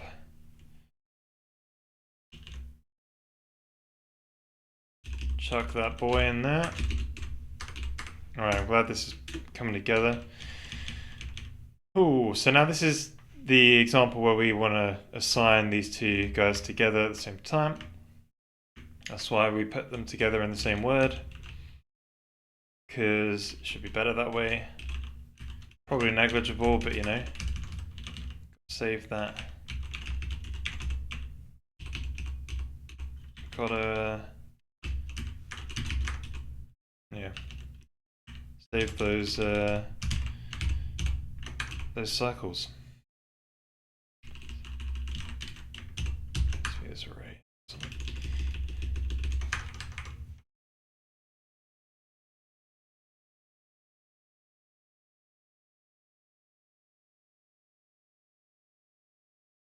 Yeah, that's what I'd imagine as well.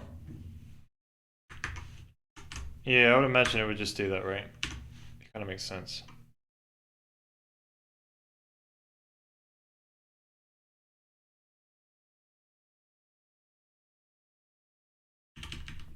Alright, just got to pull those boys out of there. I think so we can copy the sphere in. Oh. No, we're good, we're good, we're good. Alright, what's this?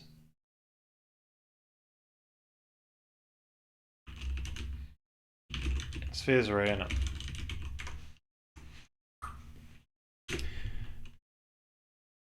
So I've already done this in the past, I think. Yes, when we reset the root node, right?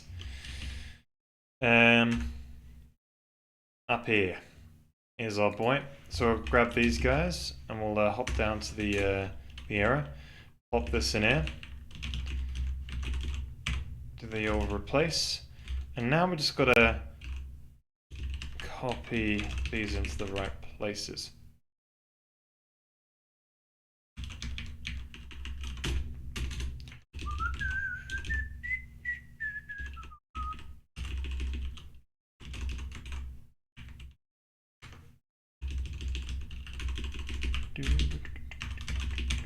Righty-o.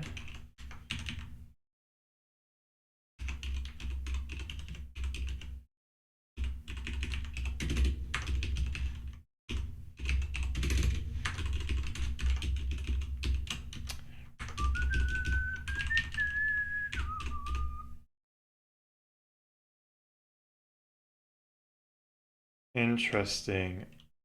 I set that to a U32, but past me remembers that we had a constant. Ooh, that's a bug.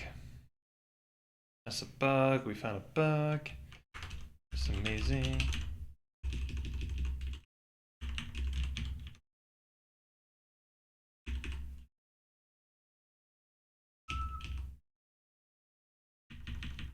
Oh, I already got it here. Okay.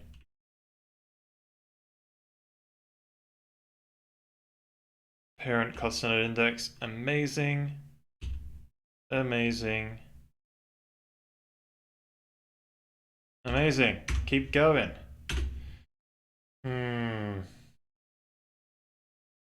Das. What is going on?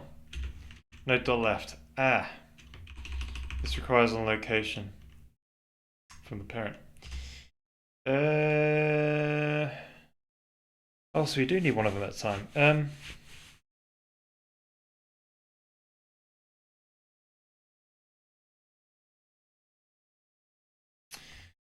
So we do need the one at a time.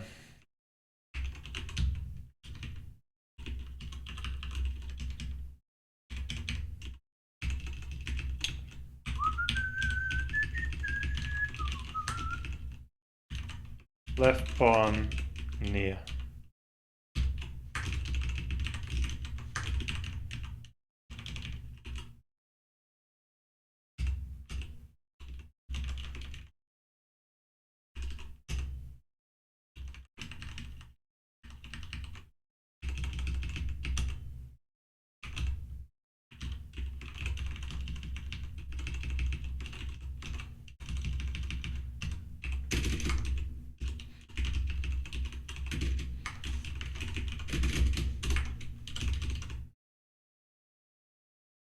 Uh-huh.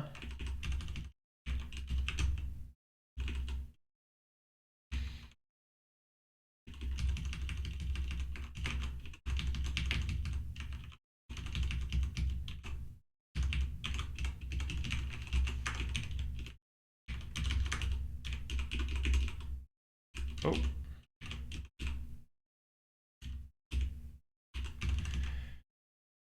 Left bottom near.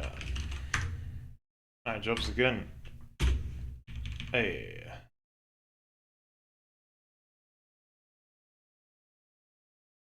Problem?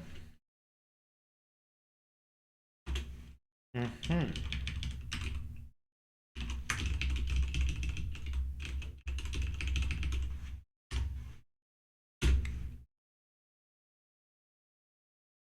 Okay, so down to the generate occupation map again. So this one would be, we're just trying to get the spheres count, and we chucked in the low bits, so we can just do an AND operation for these cases. Again, bit of a micro op, but you know, the way we roll. We roll.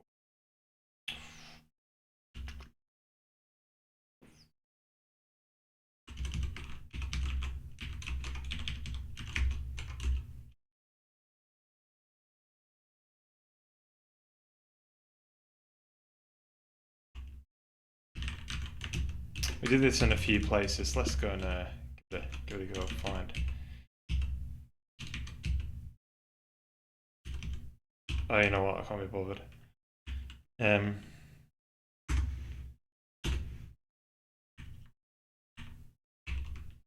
Volume, LOD, block. Oh, you just see it all.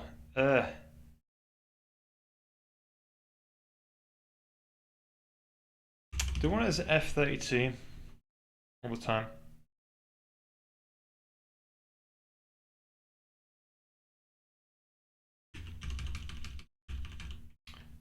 We could probably do something like this.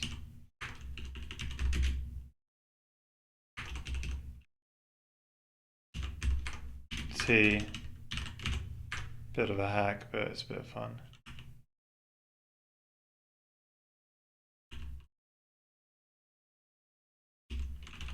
But then you might want the explicit cast.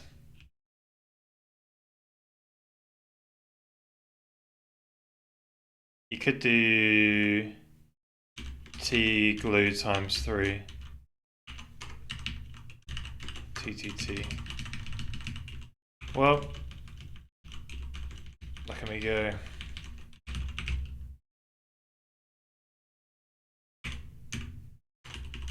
Basically, E32 common node, LO. Alright.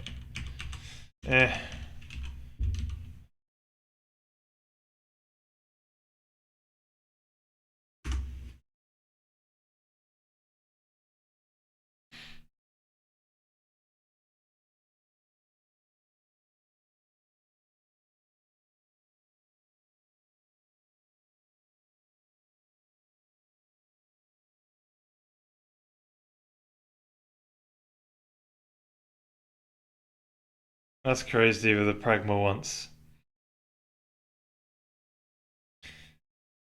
It's a bit like counter as well, so like support everywhere.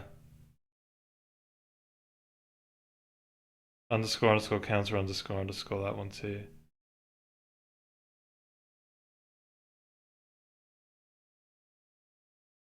Yep, we've got another equals. Got another clear.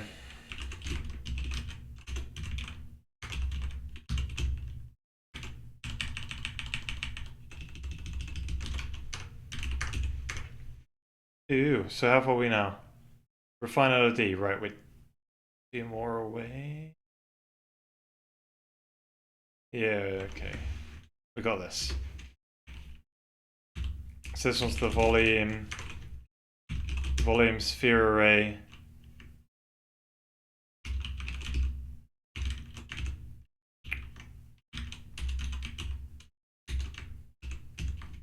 Spheres array.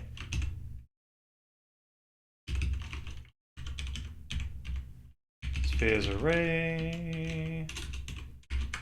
Right. So this is obviously all a bit of a weird one. So this is when we're creating the LOD sphere. We did that. We've done this above, so I think we can just copy some of this. But gotta be careful because he uses different LDS storage. It's one of these boys, you see. Now, you gotta be careful. We've got to make sure we use this LDS. This is for the tree construct, this one's for the refine LOD. We've also got to use a different index, and then all of this stuff has got to just go into here. So bear in mind that's all kind of right. I could have macroed this.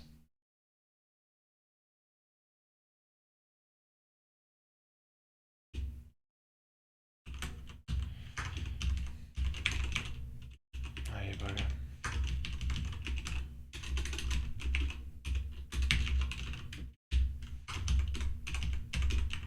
Right, child index divided by 2 greater than 3. That's just node LOD, so that would just be volume LOD node dot location. Now we just got the material index from some place here. We need to work that out and try not to make it overly complicated. We're not fussed about lower level LOD, sorry, lower level of detail, spheres, materials just yet. That's something we can solve in a bit. This is auto-generated sphere, and it exists.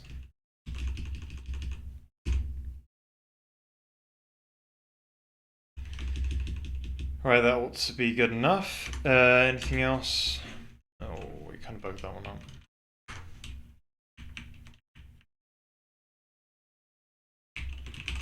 Volume cluster volume spheres array start index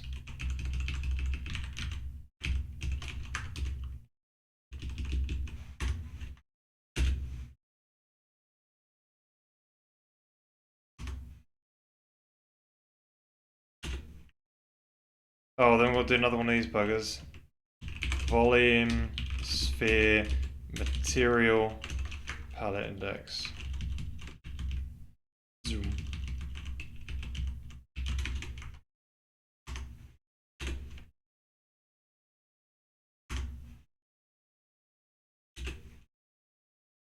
Right, what one was that? The clusters. Where did you come from?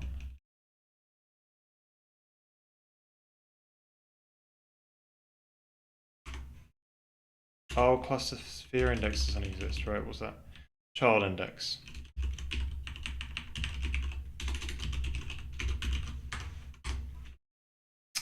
Cool. Keep going. This one wants one of those volume, sphere, cluster, location, position T, E32, with node, LOC, location, LOD, volume,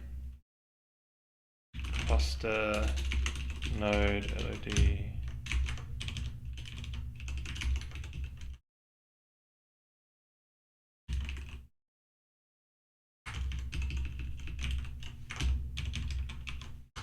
Cluster node location LOD. Cluster location LOD.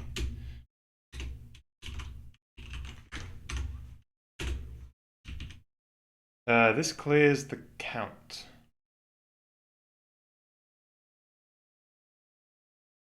We could set both bits, I guess. We just send the whole sphere erases.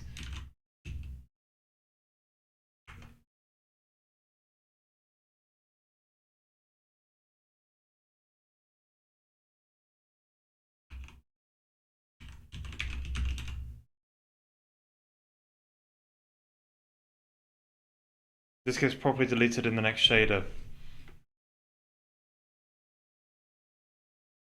Why don't I deallocate it here? I'm just going to lose the information that way.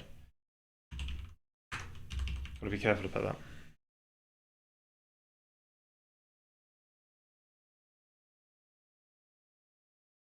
Yeah, 0, 1. So it's 2 bits. Yeah, it's 2 bits, basically. So the clusters... wait, the spheres. Yeah, the spheres within the cluster are packed... Because the idea is we're going to probably have like tons of spheres. So we want to pack them down as much as possible. So as soon as you start dealing with positions in 3D space, you kind of need a lot of bits. So what we realized is that the cluster has a location that's 8 bits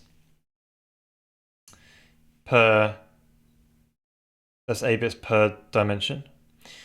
This can tell you where within the 3D volume the cluster is. You times that value by 2, that gives you the base sphere location. Then you simply just add, since it's an octree, you just add the offsets basically. Maybe I should name it a bit better. How many spheres? Like millions. Well, we're not actually going to have... Yeah, I'm not sure how many we're going to have in total. But the idea is we want to have... the less memory it takes, the better. Because that means the less RAM we need to use. So we're going to try and only store spheres on the surface. I don't know if I've got a diagram somewhere. But we're only going to try and store spheres on the surface, basically. So we simplify. We simplify the volume. Yeah, more than 7. That's all I can tell you right now.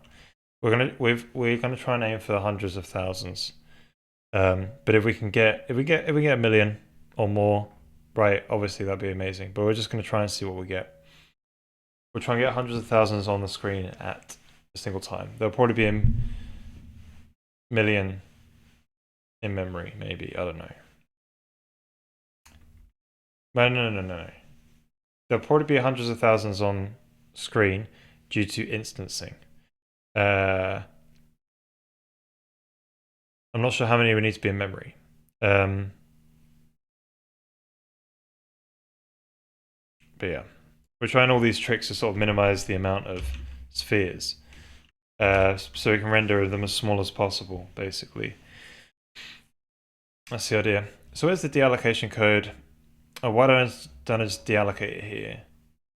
Is it because you could keep it all of a sudden? No, you were going to remove it. Right, why don't I just deallocate it there? Where's the deallocate code? Here, right?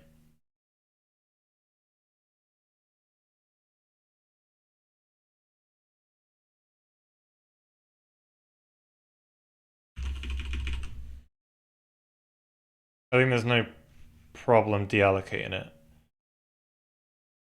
It could be in two places, is that why?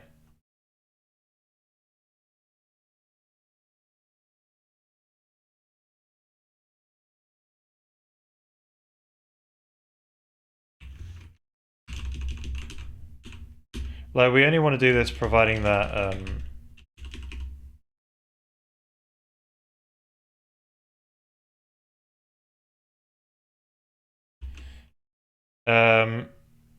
now we want to clear the sphere memory. So if you have one of those volume cluster, damn it, volume spheres array spheres array start index, right? Yeah. Node dot spheres array. So if that is not equal to invalid, well, we could just check the count.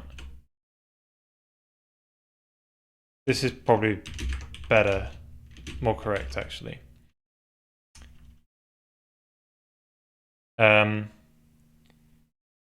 Then this means we can put the free in. We can put it on the free stack.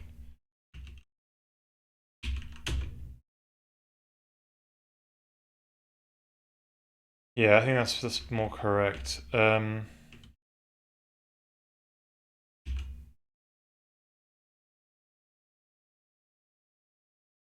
So, free the memory.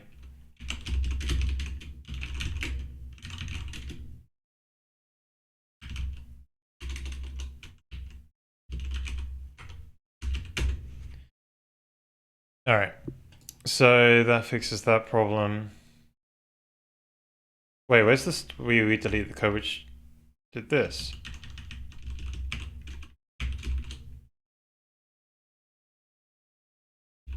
Wait, do we care about storing back 0 there?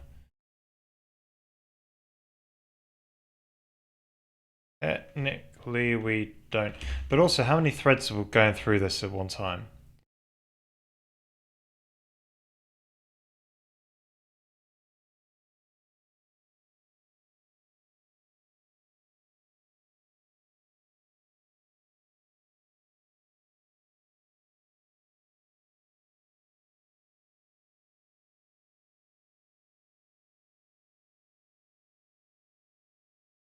If there's spheres,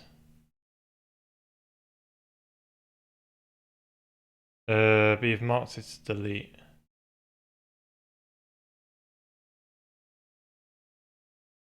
Okay, I think I'll go to sleep. I'll come back another 3 to 6 months again to check if you finally understood the superiority of plus plus. Fair play. Nah.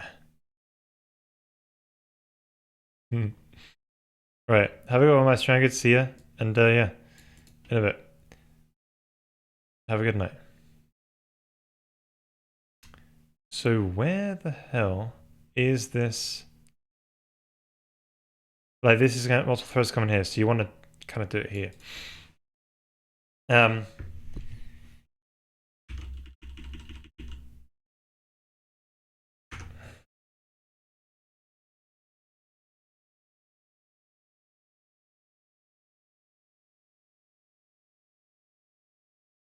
but it's for that child. It's doing it for the child. Oh.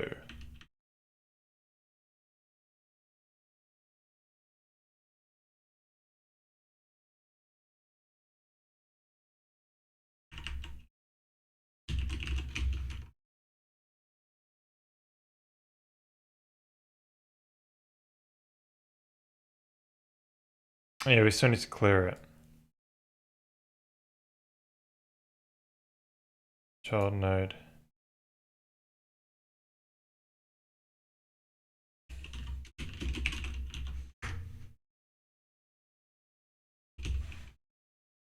So the free the child's sphere array memory.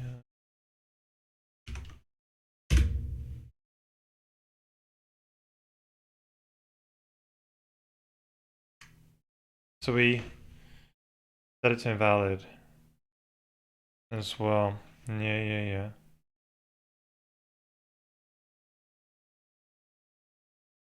That should work.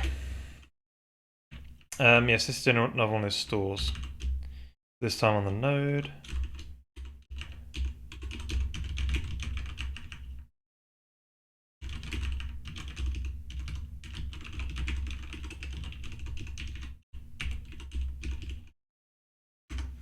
What else?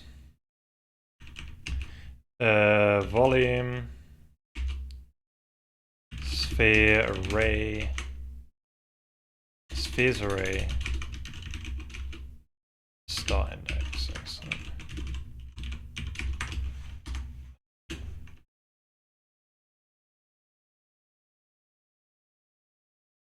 Yeah, you gotta do the spheres array.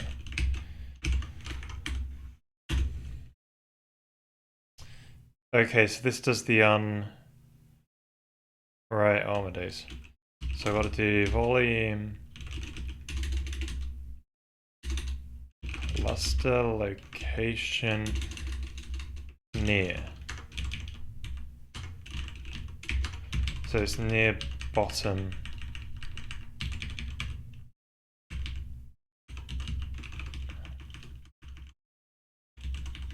Left.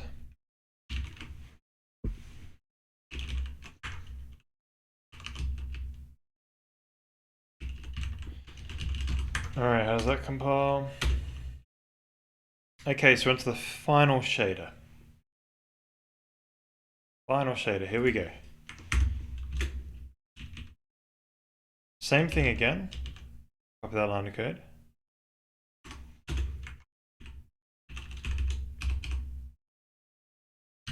Yep. Keep going. So this wants to do the volume array, volume sphere array.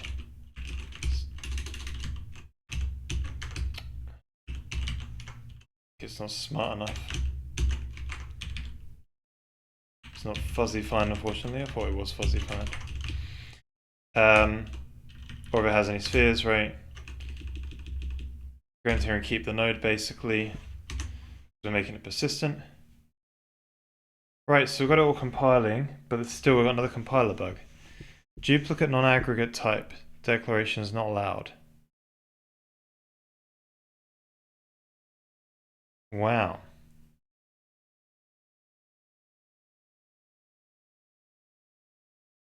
So we've got two functions with the same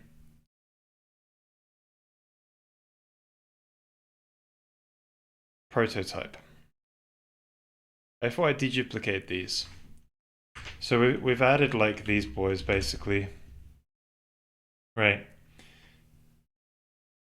And these have caused that to happen somehow. I think we're not doing a deduplication. When we generate those function type.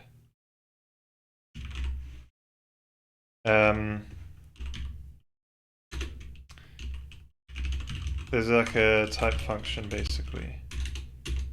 So you go over, I do a deduplicate like it should do.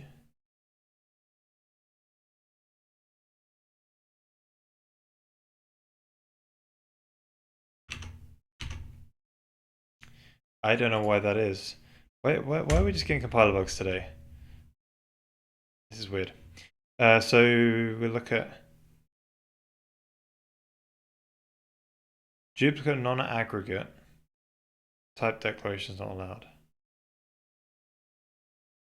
So non-aggregate means like an array structure. Or an aggregate is an array structure. None of that, right? So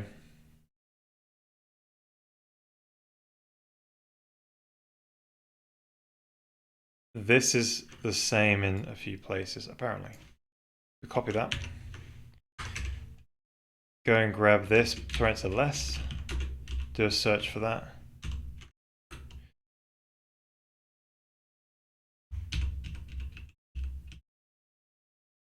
There's another one. 1287 underscore. And this one as well. Why didn't it find it? Did it get declared in another way? Sorry, what's the number? Well, I can just do an up.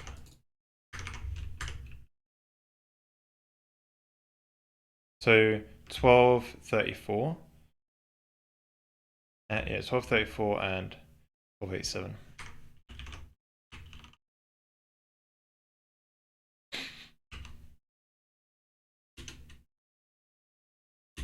No, that one, right? Was it?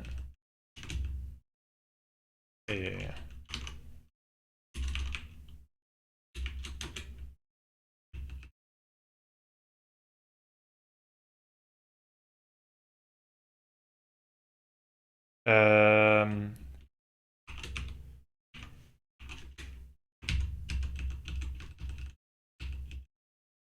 So this function is called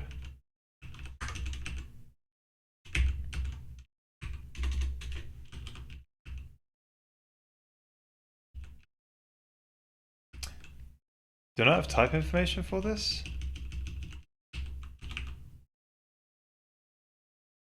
Oh, it's not an entry point. Okay, so it needs to do some sort of I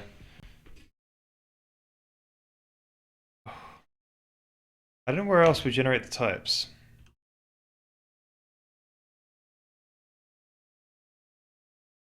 Yeah, the plus plus.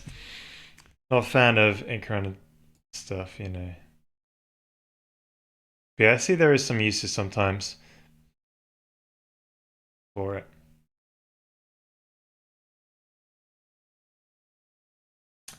Um, why did this happen? We got some function type.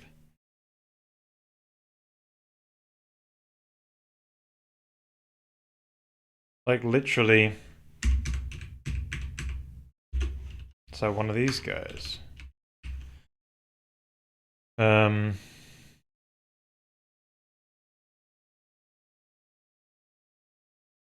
It's towards the end though, isn't it, the other one? Here. It's literally at the end of the types. So it seems like we're just pulling it on, putting it on there for some reason.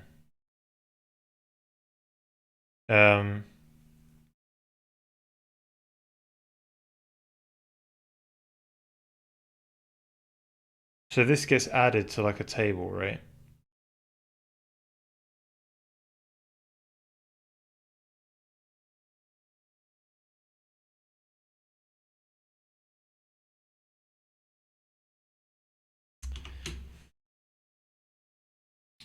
We add it to like a table. It's maybe something to. Oh, it could be the storage. No.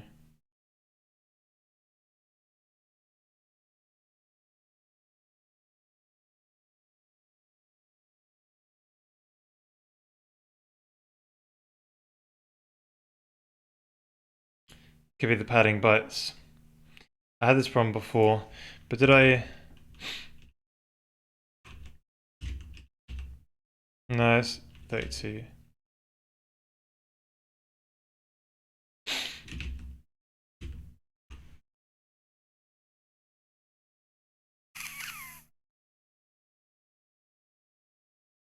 I thought this wouldn't happen.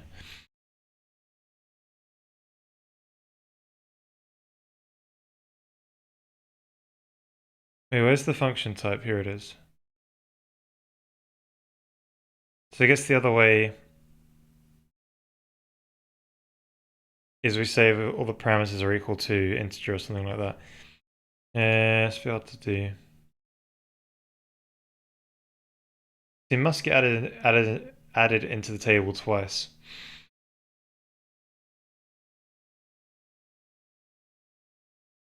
Oh, we can do that. We can say if I have to compile the compiler and copy it over. But basically the idea is I want to check if the key. Now what is the key?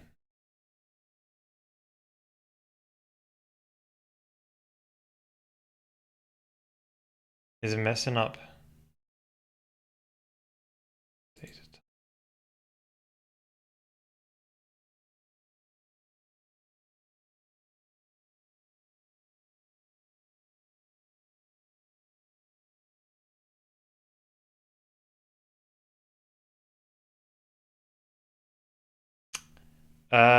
So this isn't deduplicated. What is my... So when you do like a function,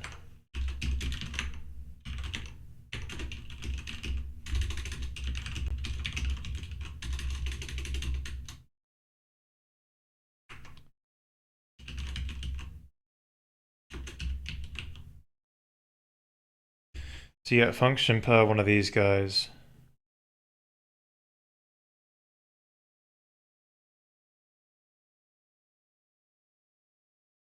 Function data type. I don't know if this is deduplicated. It might be. Might not be though. I think that's just copied over from the AST. Let's go up into AST gen for a minute. Right, it does deduplicate it. What the hell is going on?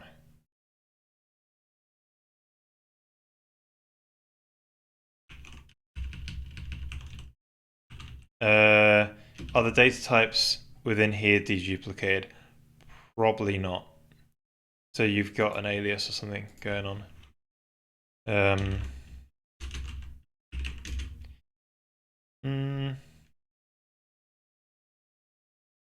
Oh, that's another point as well, resolving any... Yeah, that's probably it's resolving the type defs and stuff like that.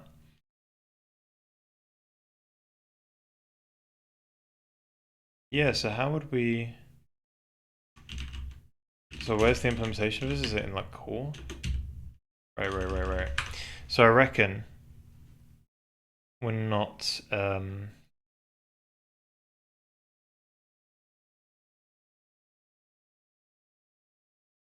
So it's hashing up a key based on the data types, but we're not deduplicating the data types. There's a resolve here. Oh, sorry, not resolving, that's what I meant. Resolving any type defs. Probably the issue. The point is... Oh, what it is.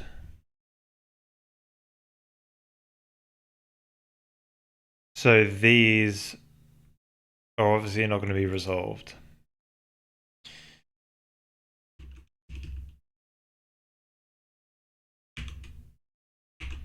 Data type param.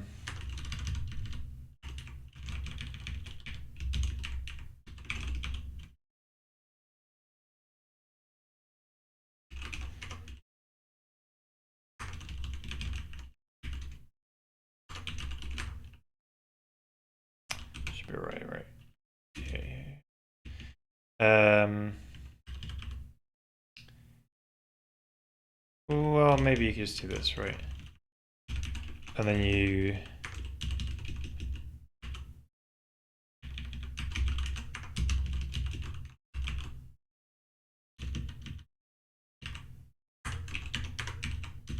just deref that into the your resolved version. Now you just need to hash that. So you hash that up, and then it doesn't really matter what goes in the other. Well, you should probably do the whole deref thing again.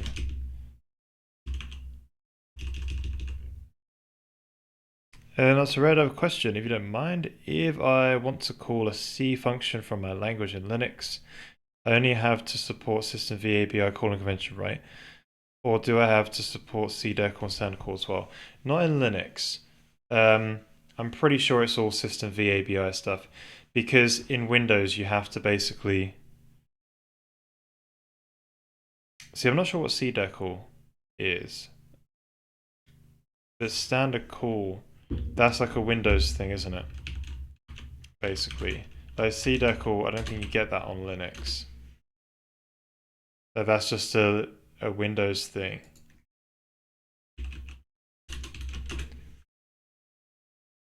Like,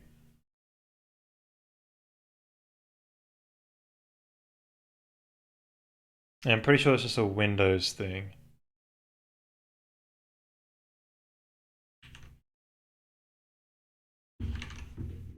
And they also have like fast call and something like that as well. Windows has a few.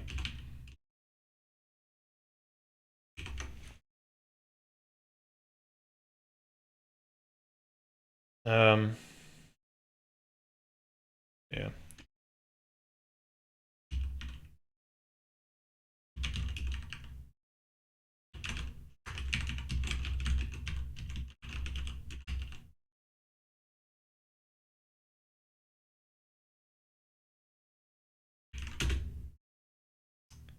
Okay, so if we can compile that now.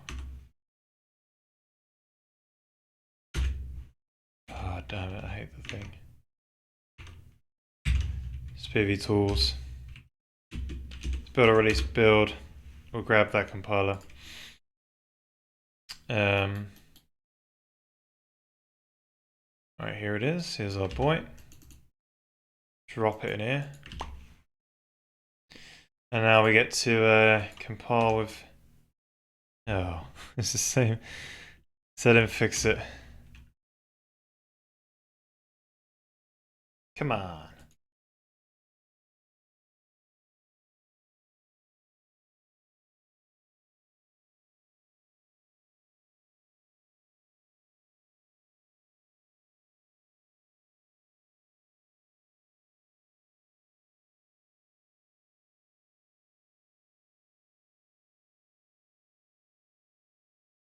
I could have swore that it would have been a.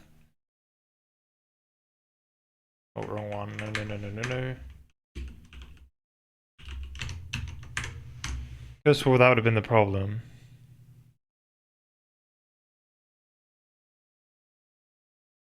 It's because I've type defed some stuff. No, it can't be. Done stuff like this or something.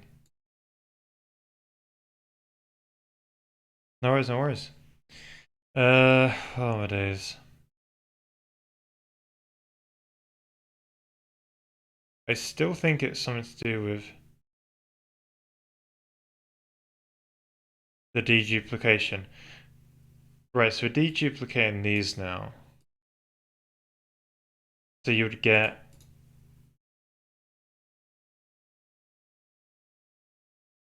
And then when you lower it down, that passes it all the way through. Do we do this in more than one place? Oh, that it matters. Not in this file. Yes, the only way to get a function data type.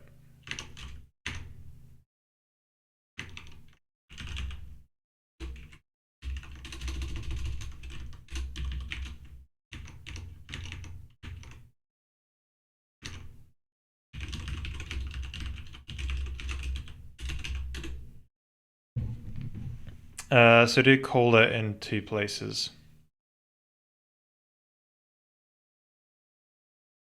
But that's not that problem.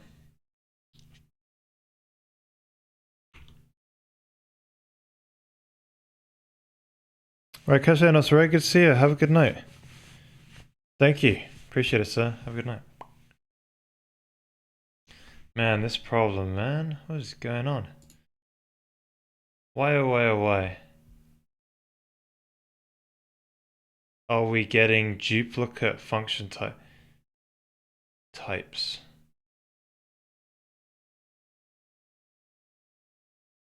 That's the whole point of deduplication table. We're doing it. We could print. Problem is, it's a bit of work.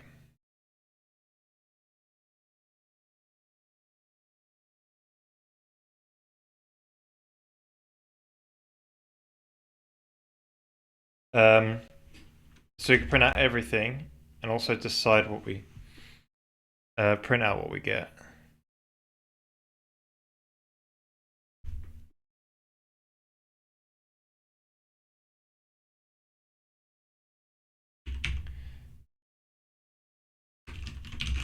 String data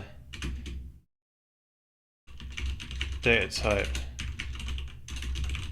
string. Oh, what's the input? It's CU, isn't it? Yeah, and then the. So we'll just basically print these all out in a nice function type.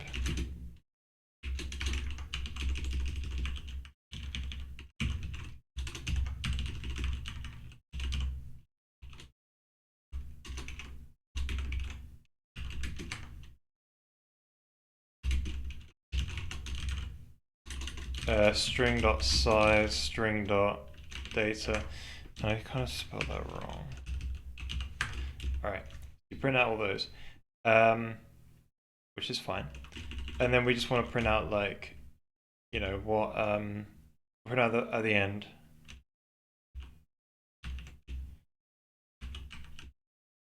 What ID it got.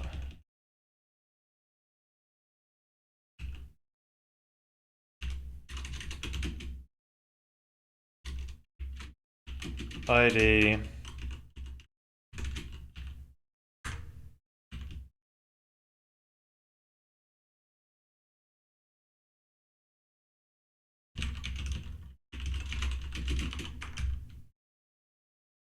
Alright, let's roll with that. So if we compile that, we can bring this compiler over.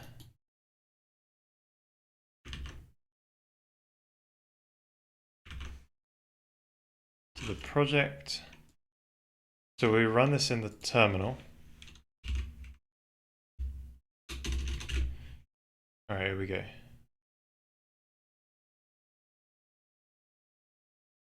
So basically we've got a few uints. We've got almost like uint, or whatever. Yes.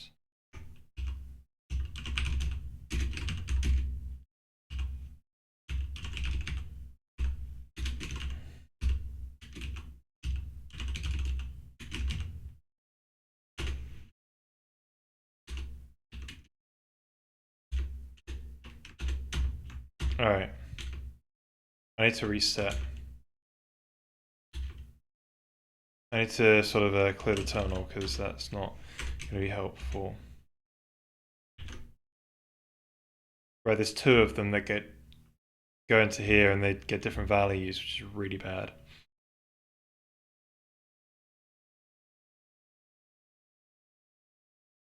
Why is that? Is it really actually deduplicating?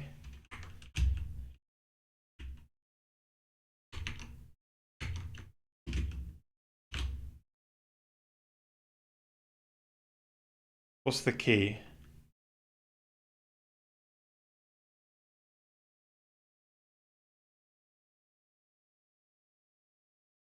So we can also print out like their values. Their raw sort of value.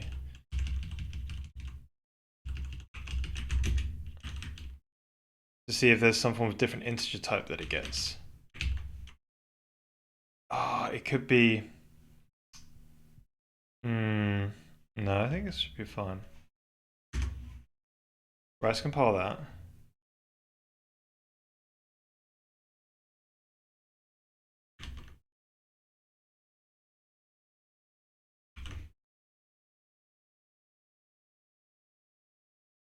So let's try this one out.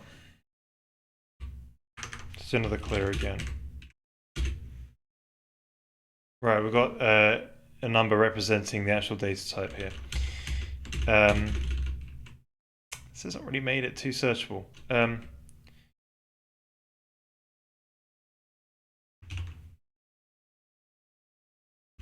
we get regex?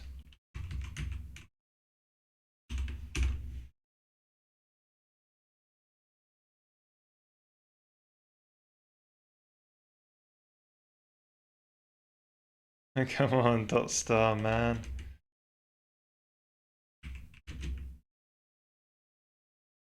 Oh, the comma. It's probably buggering me up.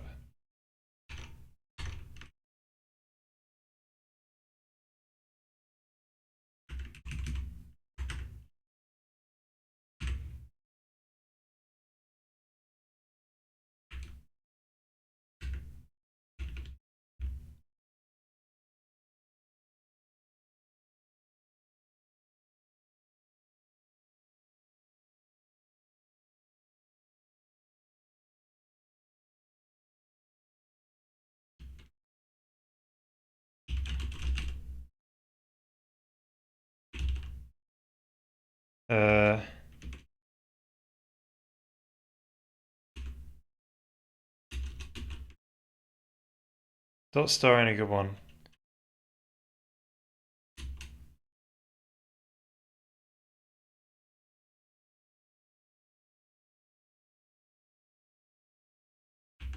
Digit star, that'll do it.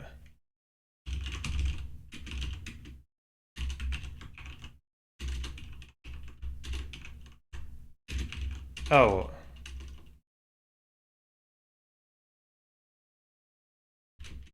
Digit star. Alright, nearly there. Unsigned. Int colon digit star. Alright, here we go. So I gotta see why.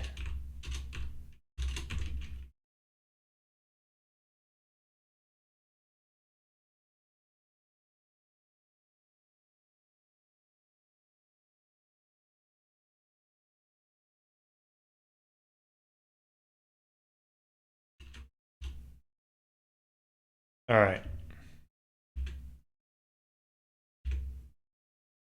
This ain't good. Oh no, okay. They're not the same. 65. 65. So we encounter that twice. That's fine. Right, so I need a few more.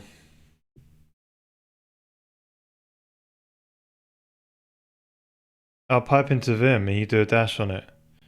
Ah. I realize you could do that. Well, so you just pipe into Vim.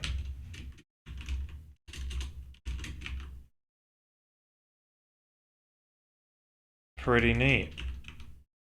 Thank you for that. Legendary. So it turns out we know this is fine. So when it comes to deduplicating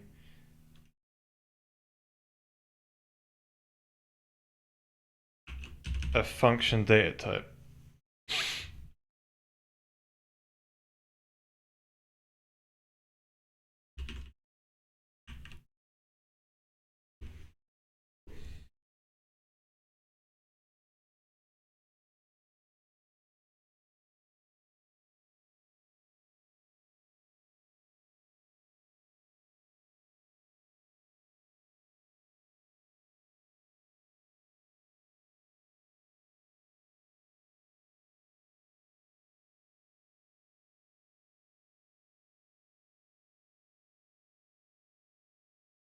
no, not a function.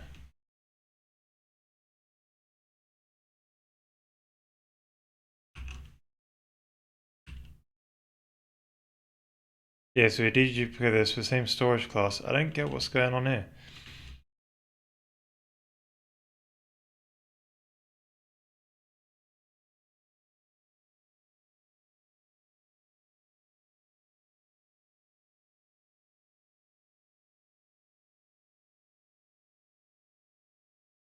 Because the deduplication table works because we would have encountered the problem before.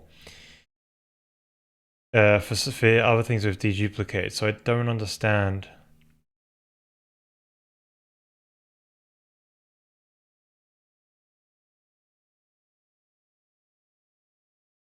Oh, really?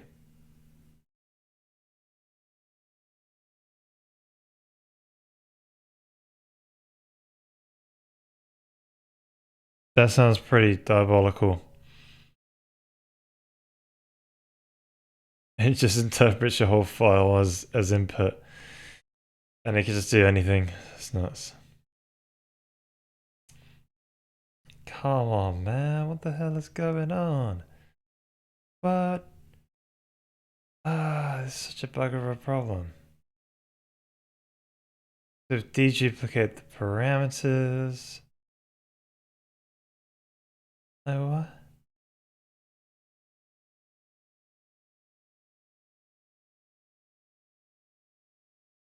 We can't be inserting it. We are inserting it twice, that's the issue.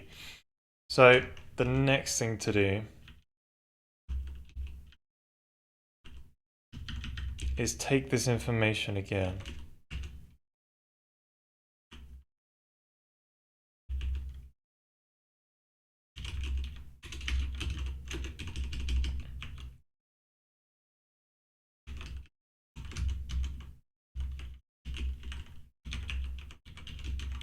Just move into here and see what's up.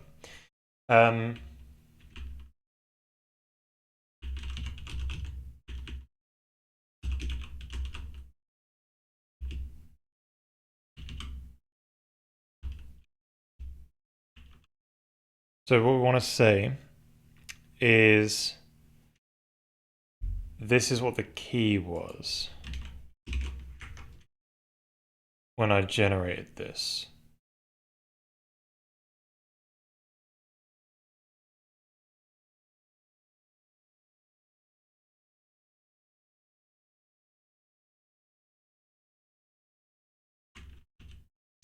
See, I could have swore this was, that's a 32 integer, that's a 32. So there's no padding bytes I have to care about.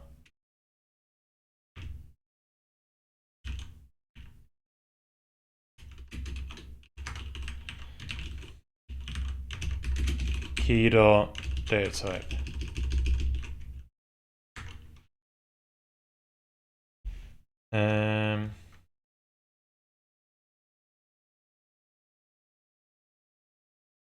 Just stone rover back on.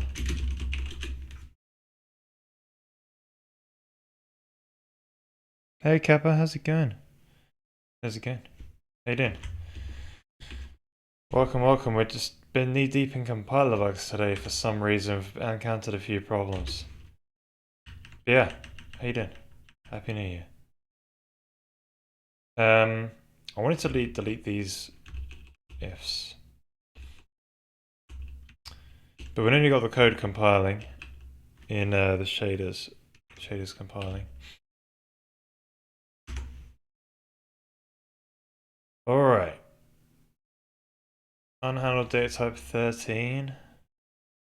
What? When you print out strings? Well, let's just say if and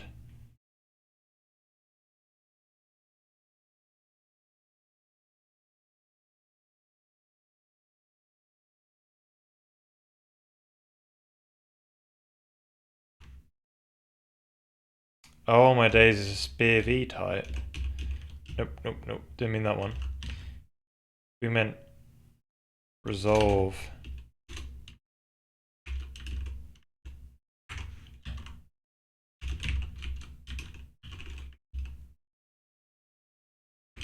Oh, there's some strip qualifier business going on in here. Keep qualifiers. It could have kept the constant qualifier. Yeah, but it would have printed it out. We want to strip the qualifiers.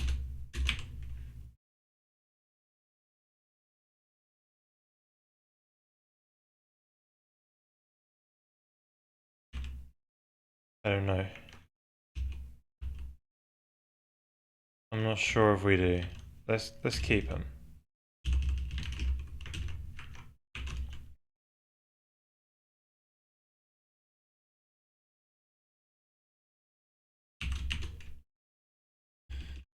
Alright, see if that compiles.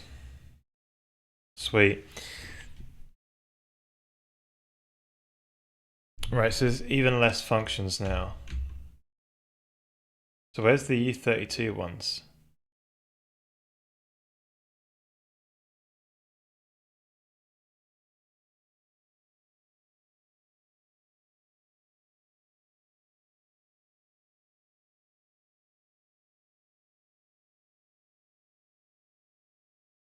What we didn't see is whether or not it was also added recently either. You know what I mean? Let's comment these out just for a second, put them back in.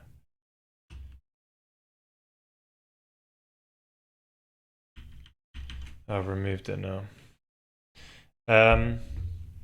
With the printing code we had here, we didn't know if it was recently added or yeah.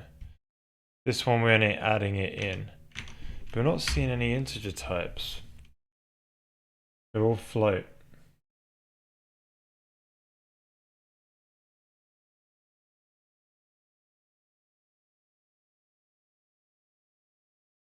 Very skeptical.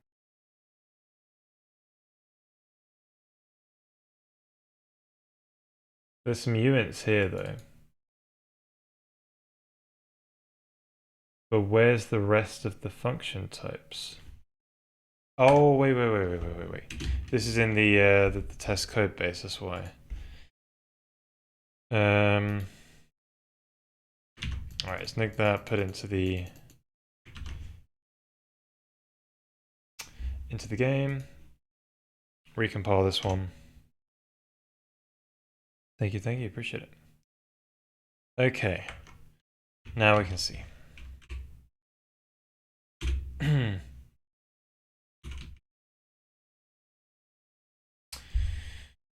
So, highlight will be unsigned, guys.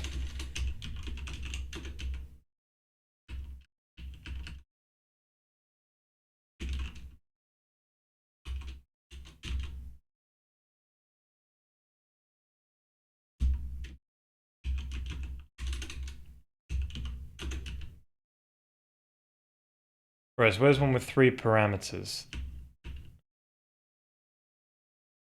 Not anywhere.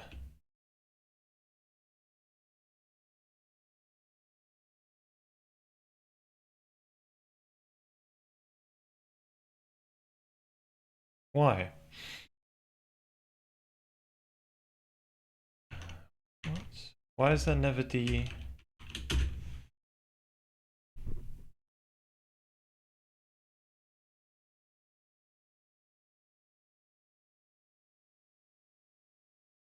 So when we output the final SPIR-V binary, what are we even doing? SPIR-V link, right? Do we go over all the function types? And we just dump them all in there?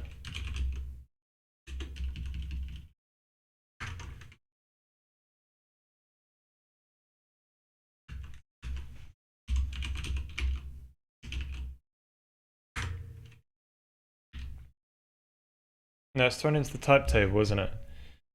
We go over all the type table, but how does it even get in there?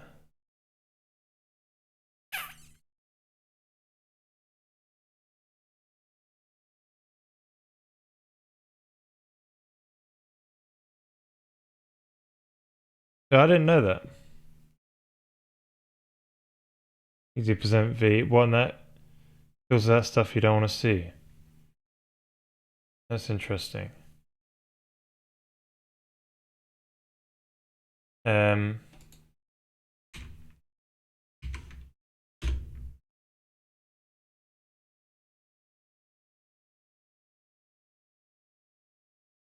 So we don't... There must be something wrong with this.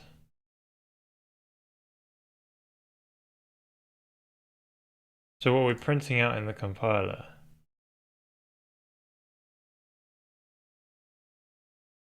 data type function. This is when we add it in for the first time. We're just printing it out.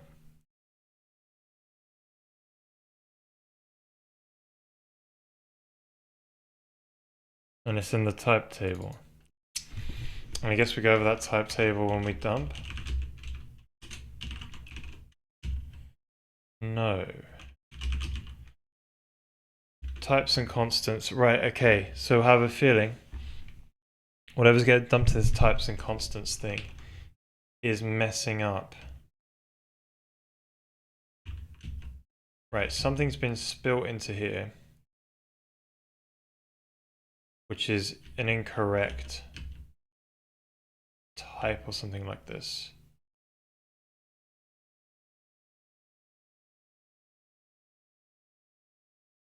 So we have type.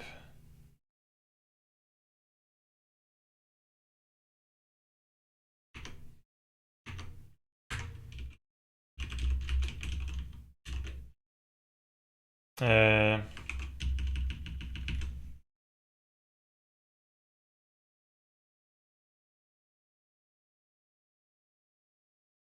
we're not even seeing it. Something's still not right, because how are we seeing all these? But I guess if we dump the binary, what we'll see is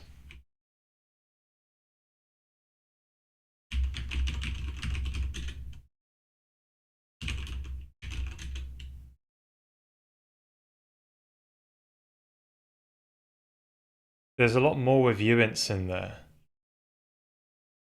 I don't know how many we got in here. Right, there's still, it feels about the same, the amount we pass through.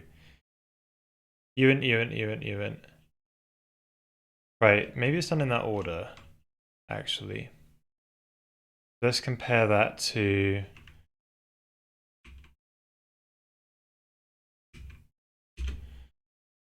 this one. So 4 uints, then just 2 uints. But then this one's got like an extra uint. That feels wrong.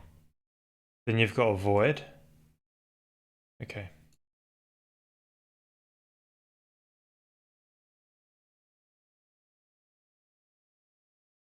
And then there's another one with like an extra uint in there as well. Something's weird about that.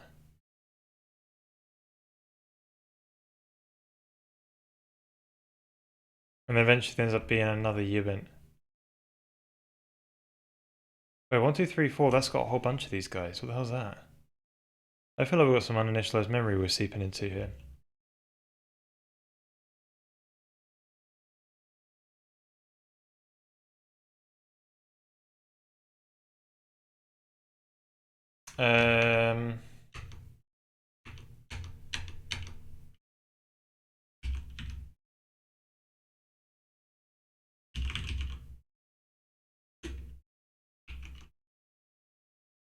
So it puts the types in with the number of operands.